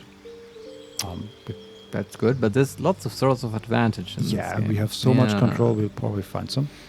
Evasive footwork. You can evade attacks by imposing disadvantage on melee attacks against you for a round. That's strong. And it doesn't say that it spends a superiority die. It absolutely will spend one, but it's really weird, though. I mean, you're right. It doesn't say that. Do the other ones say that, though? Normally, these would all cost... Some say it? Disarming attack, spend a superiority die. Okay. But the other 3 I've read do not say that. But, okay... Normally, these would all cost superiority die, but you have to, of course, watch out. Normally, you would spend the die and then add that to damage, which is powerful. But Yeah, usually for every maneuver you do something with a die, right? You add it to your AC, your damage, your attack bonus. I guess you can add it to the AC, but not in this evasive maneuver, right? It just gives disadvantage. It's weird. Weird. I like to use the die. It feels like a wasted resource if you're not adding it to damage or AC, I guess. Yes, but if we can pick 2 maneuvers that use a die and one that we can always use for some reason. The way we're using Lazelle right now is as a tank, and then this evasive thing is very strong. We should probably pick it. Okay, we can also swap these out, now. I think. Yeah. We have 2 more anyway. Okay, here it says it uses a superiority die, but I don't know for what. Just as a price, you know? I'm sorry, but that's not how the system works. It is. The superiority dice, they are both a resource. You know, it's just a pool of resources. Yeah, but I get that. I get that you can make up new actions like that. But I'm sorry, this just feels like they misunderstand the idea behind superiority die. Really? Why? Because I have die, I want to roll them. If I just and give add it them, to something. Yeah, I agree. What's the point? But I'm not that upset by it. It's just I feel like instead of disadvantage, just give me a 1d8 or 1 superiority die of AC. I agree. I need to look at the book how it is there. The thing is also, as you level up the fighter, the superiority die type changes. It gets the sides on the die increase. So this maneuver won't scale with level. As opposed to the other ones. I mean, disadvantage is always not equally good, but it scales in its own right? It scales, I guess, with the level of the enemy. Yeah, yeah, I guess, but still, you don't benefit from the die. Yeah, it's a bit disappointing, but it's still a strong maneuver. Okay, let's see what else. Feigning attack. You can use both your action and bonus action to turn on a turn to attack a target with advantage and deal an additional 1d8 damage. Both action and bonus action. Yes. This is just very strong. Though we do also have other options for the bonus action. But I feel this is when you want to push damage, right? Yeah. And it gives advantage. It's pretty good. Yeah, that's okay. Yeah. Goading attack. Deal an additional 1d8 and attempt to goad the target into attacking you. Target receives disadvantage on attacking any other creature. That's also very tanky. That's like taunting. Maneuvering attack. Spend a superiority die to make an attack that deals an additional 1d8 damage. On hit, select which friendly creature will gain half its movement speed. It will not provoke attacks of opportunity. That's also good. Yeah, can help people get out of tough situations. Yeah, maybe we don't need evasion. Menacing attack. Spend a superiority die to make an attack that deals an additional 1d8 damage and possibly frightens the target. Yeah, that's usually my favorite one because it's control-y. But we already have people who deal with control, I guess. It's debatable for this party. We have precision attack. You can spend a superiority die to add it to the result to an attack roll. Oh, that's a typo. I think so, yeah. Yeah, okay. So yeah, I that's for hard to hit targets, right? Yeah, but there aren't any hard to hit targets in this game. That's not how this game works. Yeah, at least not for a long while. Well, it's just not like in previous editions. The AC doesn't scale so insanely. That's true, I guess. Pushing attack. Spend a superiority die to make an attack that deals an additional 1d8 damage and possibly pushes the target back 15 feet. Yeah, but we can just bonus action push. Yes. Also, we have like a warlock that does that with every attack. We are called the pushing party. We can push. Rally. Expend a superiority die to grant an ally 8 temporary hit points, bolstering their resolve. Okay. That's kind of nice.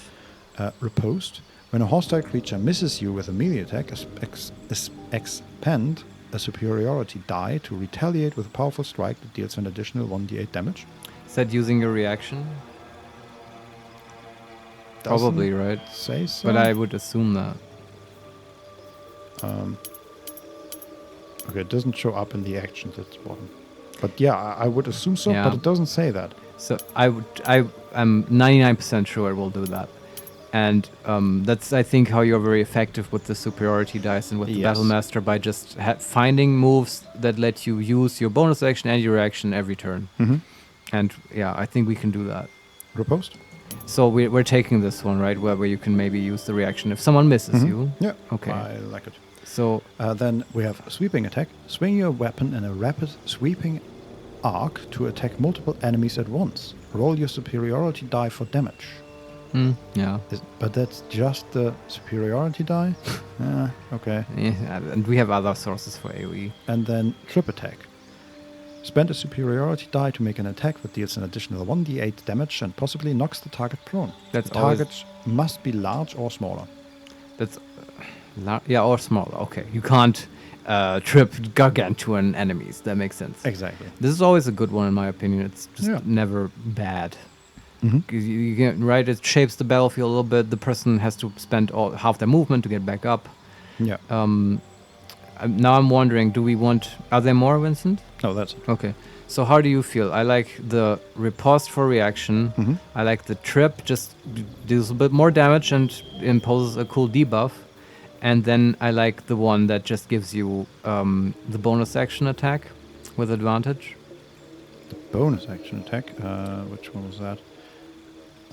Where you feigning attack. That one, you can use both your action and bonus action. And we just tell evasion to fuck off because we'll find sources of advantage and disadvantage anyway.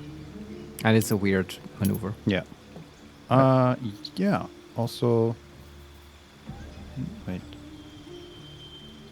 I'm looking at feigning attack. Can we use that in range? I don't think so. But we can use trip attack in range. Well, if they miss you, does it say miss you with a melee attack? Oh, I'm not talking about riposte, sorry. Oh, okay. It's feigning attack. You can use both your action and bonus action to on a turn to attack a target with advantage and deal an additional 1d8 damage. But does it say melee or ranged? It's a good question. It doesn't say either one. And does it mention melee or ranged in other moves? Weapon action. It does for the trip attack. There's a melee version and a ranged version. Oh, really? Okay. We want melee, right? I mean, we have them both. Ah. So we just, depending on which weapon we use, we can... But I mean, in the description of the trip attack, does it say melee or ranged? No. Just attack. Okay. Yeah. And then I mean, in any other maneuver, do they mention melee or ranged?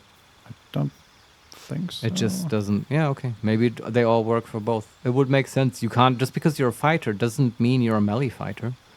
Can't just make that assumption. Okay, evasive footwork mentions melee attacks for others. Enemies. Yeah, that's okay. But apart from that, I don't know. Okay. So we have feigning attack, riposte, and trip attack. I'm very happy with these. Me too. Yeah, nice. I wish some of them had a more detailed description, but okay. Yeah, maybe with examples. Yeah, and just tell me what, does it use reaction or does it just happen and we don't, is it just a free move to riposte? Can we infinitely attack? You have to spend the die. I can tell you that. And I'm pretty sure in the book it does say if it's a reaction or not. Yeah. Sure. Maybe they've avoided it because people don't necessarily know what a reaction is. Yeah, but they're just inconsistent. Yeah. Okay, and finally, our lovely Shudderheart. All right, this is more interesting to me. Level 3 cleric's also pretty cool. Yeah. 1 level 1 spell slot, 2 level 2 spell slots. Yeah. A whole bunch of spells. We've become so much more powerful. Trickery domain with mirror image and pass without trace. These are just always prepared spells, right? Yes. Pass without trace is very powerful. Yes. If that's the same in this game. It's plus 10 to stealth for the entire party or whatever. It's kind of a bullshit spell, honestly. Yep. Yeah. Kind of. Because, hey, I learned stealth proficiency. Oh, but mirror image works different. Oh, yeah? How does it work? Create 3... Okay, wait. Create 3 illusory duplicates of yourself that distract attackers. Each duplicate increases your armor class by 3. Whenever you successfully evade an attack, one of the duplicate disappears. Oh, wow. Okay.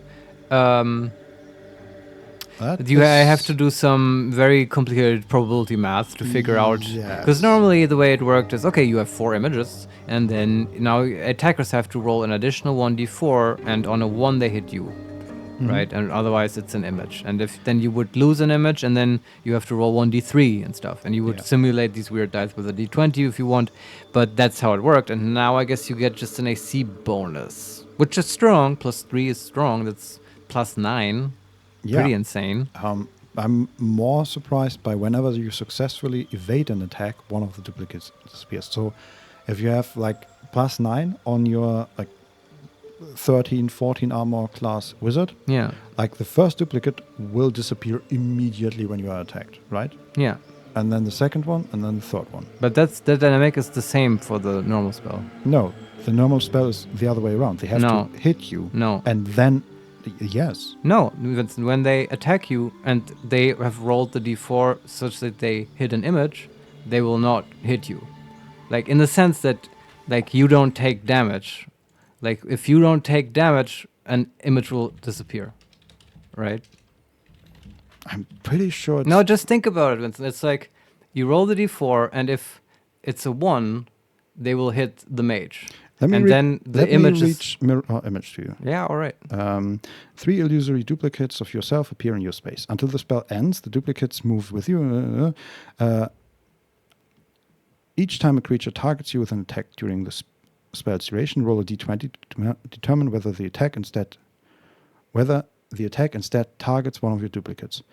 If you have 3 duplicates, you must roll d6. The d20 stuff is basically like the d4. A duplicate's AC equals 10 plus your dexterity modifier. If an attack hits a duplicate, the duplicate is destroyed. So they have to roll and hit it. That's certainly different that the duplicate and stuff have AC, but what is the same is this idea that, okay, they either hit you or a duplicate, and if they hit a duplicate goes away. Yeah, but here it's if the duplicate... I'm just saying, this means you will lose them very fast, and in the other version, the 5th edition version, you can keep them up for quite a while. No, if they just don't hit them. The thing is, I'm saying that dynamic is sort of the same in the sense that at the start it will be much more likely that they will hit an image and you will lose an image more. That's more likely that happens. Mm-hmm. And once it's like down to, it's just 50-50, you are an image, right? It's no longer 1/4 probability that you get hit. It's now 50%. Mm-hmm. And before, in the first time when you have the image, it's a 75% chance that an image will disappear. Once it's down to 50-50, it's a 50% chance that an image will disappear. I guess. Right, so it also becomes less and less likely that you will lose an image. That's true, yes. But in this case, they either hit you or destroy an image. These are the 2 options. That's the same for both spells. No. They either hit you, that's the end result. The way they get there is slightly different. No. In the mirror image version from 5th edition, they can miss. Yeah, Here, but okay. They cannot miss. They either hit you or an image. These are the 2 options. Oh, you're saying that in the 5th edition version, there's this third scenario where they attack you and then they miss entirely. And miss the image. Yeah, you're right. That's true. But here's now the thing. Then that's why I say you need to do complicated probability math. Yes. Like, how does that work out with the +3 AC? Are the end results significantly different? I don't know. I need a Reddit post right now and to someone do the math crafting on this. Yes, sorry, we have to end the stream now. Yeah. This would very interesting. Where's our physician when we need him? Yeah, I think if you just like a small system of differential equations might solve this. Or you need, like, you can do this with hyper series and stuff. I have to hit the books on this one, Vincent. I'll get back to you on this for sure. But there's a tiny change to this, but it does. Yeah, I'm excited to see this in action. We can also do an empirical experiment, see how it feels, right? Yeah. And also, there's this whole thing, by the way, with magic missiles. It didn't say anything about that. But it's been in every edition, this whole sort of battle between mages, of this dynamic between magic missile, the shield spell, and the mirror image spell. And then concentration in 5th edition. That came later, and earlier it would have been interrupting of spell casting. Yeah. And these are very important tools because, yeah, you can use a magic missile to just get rid of all the images really quickly, right? And I think that still is here, though, right? You would just, I guess, you evade magic missiles, possibly or not, and then you lose the image. But yeah, that has stayed the same. It's just all stuff to consider. Very exciting. Yes. It's still a good defensive spell, I would say. I would say with confidence right now. I can tell you though, I've played Pathfinder, and there just becomes stupid because it does. I'm not. Do you get more than 3 images in Pathfinder? No, but they get your AC, and I'm not talking about the TTRPG. I'm talking about Kingmaker. Yeah. Where you have like 70 AC at the end ish. Yeah. And then you can top that with mirror image, and then it becomes impossible for enemies to hit you, which is already very, very, very unlikely. Well, but it's okay for mages, I think. It's just the idea. They have magical defenses. You have to break them somehow, right? You can always dispel stuff. Or attempt to. And here's the whole magic missile trick. True. Let's talk more about spells by talking about the prepared spells. And Shadowheart, right? Yes. Yeah. This is all right. We were just talking about her domain, and we got mirror image there. Yes. Yeah, okay. Oh, yeah, by the way, the magic missile, I wanted to mention this. Yeah. Sorry, we're not done. The whole thing is magic missile isn't an attack roll. So technically, do you evade? That was my whole point, and I forgot to make it. Does that mean that in this game, do you evade a magic missile? Like, how does that work? Yeah. Right. That's a good question. Yeah, we can try it out. We can tell Shadowheart to mirror image up, and then we will just blast her with magic missile. See what happens. Hey, can I try something out on you?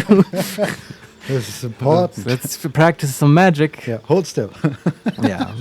Okay, we're looking at spells. We have one more spell slot. So we have one more prepared spell, right? Yeah. No. She has prepared spells. And 6 instead of 5 now. And these are Cure Wounds, Guiding Bolt, Healing Word, Bless, Create or Destroy Water, and Warding Bond. Okay, that was just slotted in by the game, I guess. Okay. Right. Well, we have level 2 spells available, so now there's some choices to be made here, We I think. can use Aid, heal your allies, and increase the hit point maximum by 5 points. And that's not concentration, right? That is correct. Yeah. Is that level 2 now? Yes. Okay. Also, it doesn't. So there's I think that's just single target. It doesn't say anything else. Yeah. And in 5th edition, it's 3 targets, I think. Oh, really? Yeah. Wow. But it's also, this is hit point maximum by 5 HP. It's in not 5th temp edition HP. is temporary HP. Is exactly. it? Okay.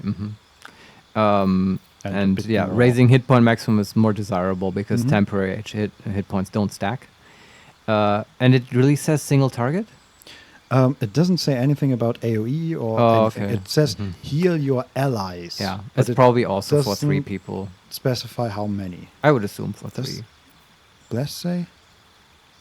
Okay, in Bless says just the description. Bless up to 3 creatures. Okay.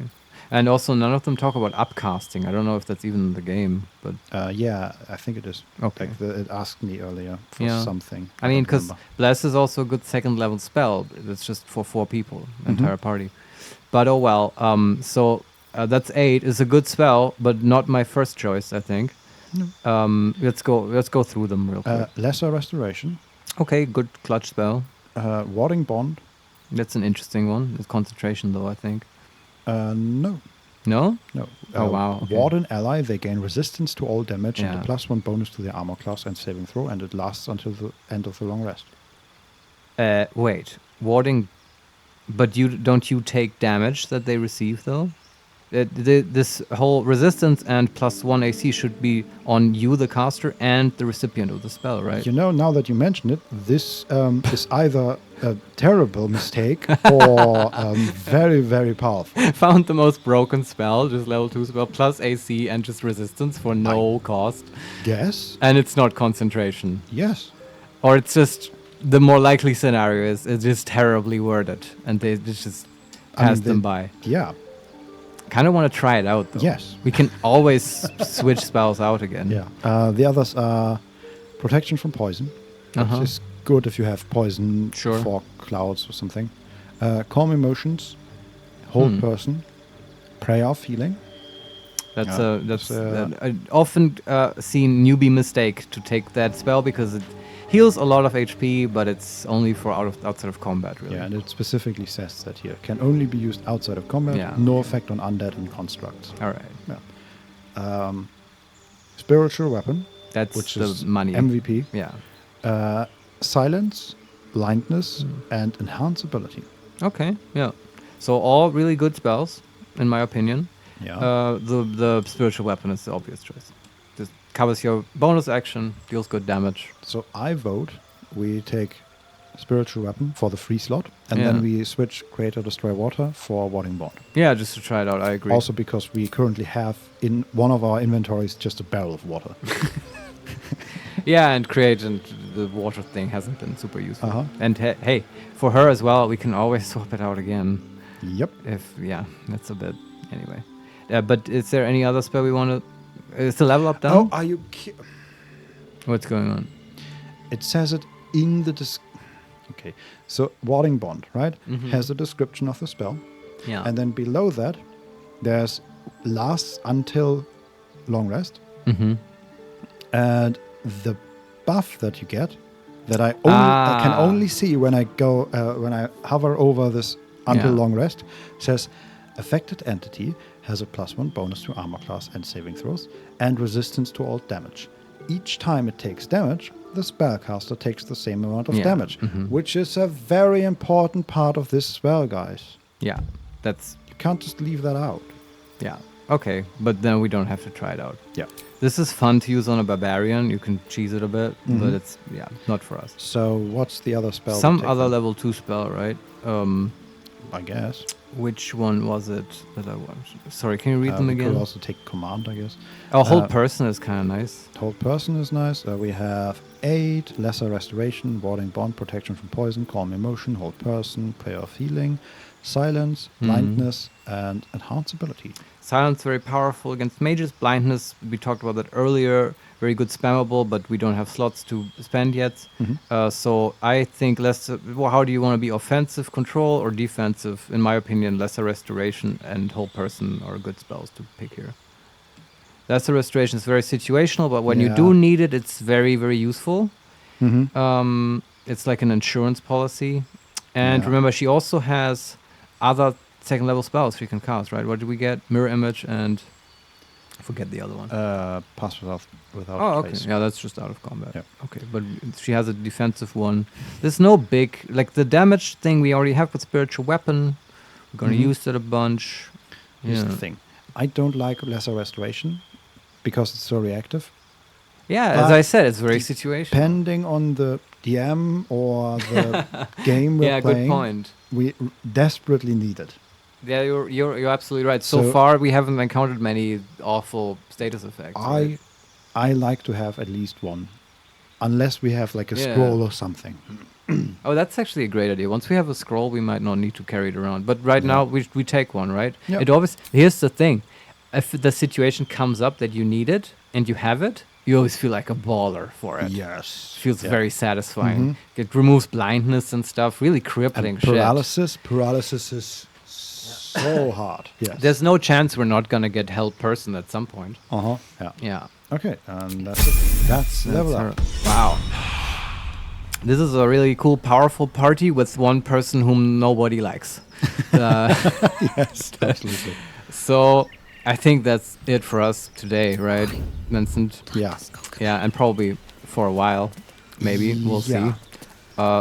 We will see when we play again, and we will post it on Twitter, I think, right? As usual, yeah. Yeah. Actually, Twitter's like we haven't used it much, but for the Twitch stuff, it's become much more useful. Used it a lot, yes. Yeah. So thanks for playing, Vincent. This was super fun for me. Such a treat, honestly. We've been looking forward to this game for 2.5 years. Yeah, thanks for you guys for watching. Absolutely. I really hope to do this again. It's super fun. As I said, check out the Twitter if you want to watch more of us. We'll definitely do this more. And the VODs will be up on YouTube. Still debating exactly how to do this. Probably we'll just upload these monstrous streams we did. Yeah, and then edit stuff. Like cut them up into, I don't know. Like maybe we make episodes of the Baldur's Gate playthrough without half an hour long discussions about mirror image mathematics. Maybe we cut that out. No, that's what we do, Marius. That's it. It can be its own episode or a sideshow. Yes. Just intense D&D discussions. Baldur's Gate torture version. So, yeah. The pit of despair. Anyway, thanks, Vincent. It was super fun. Thank you guys for watching. We're gonna be out of here now. We'll see you next time. Bye. Bye-bye. All right. And we stopped the stream, I think. Stopping stream. It's still up. Okay. Yeah. I think we're... Just true. I mean, I don't hear Baldur's Gate anymore, so I feel like I'm out of it.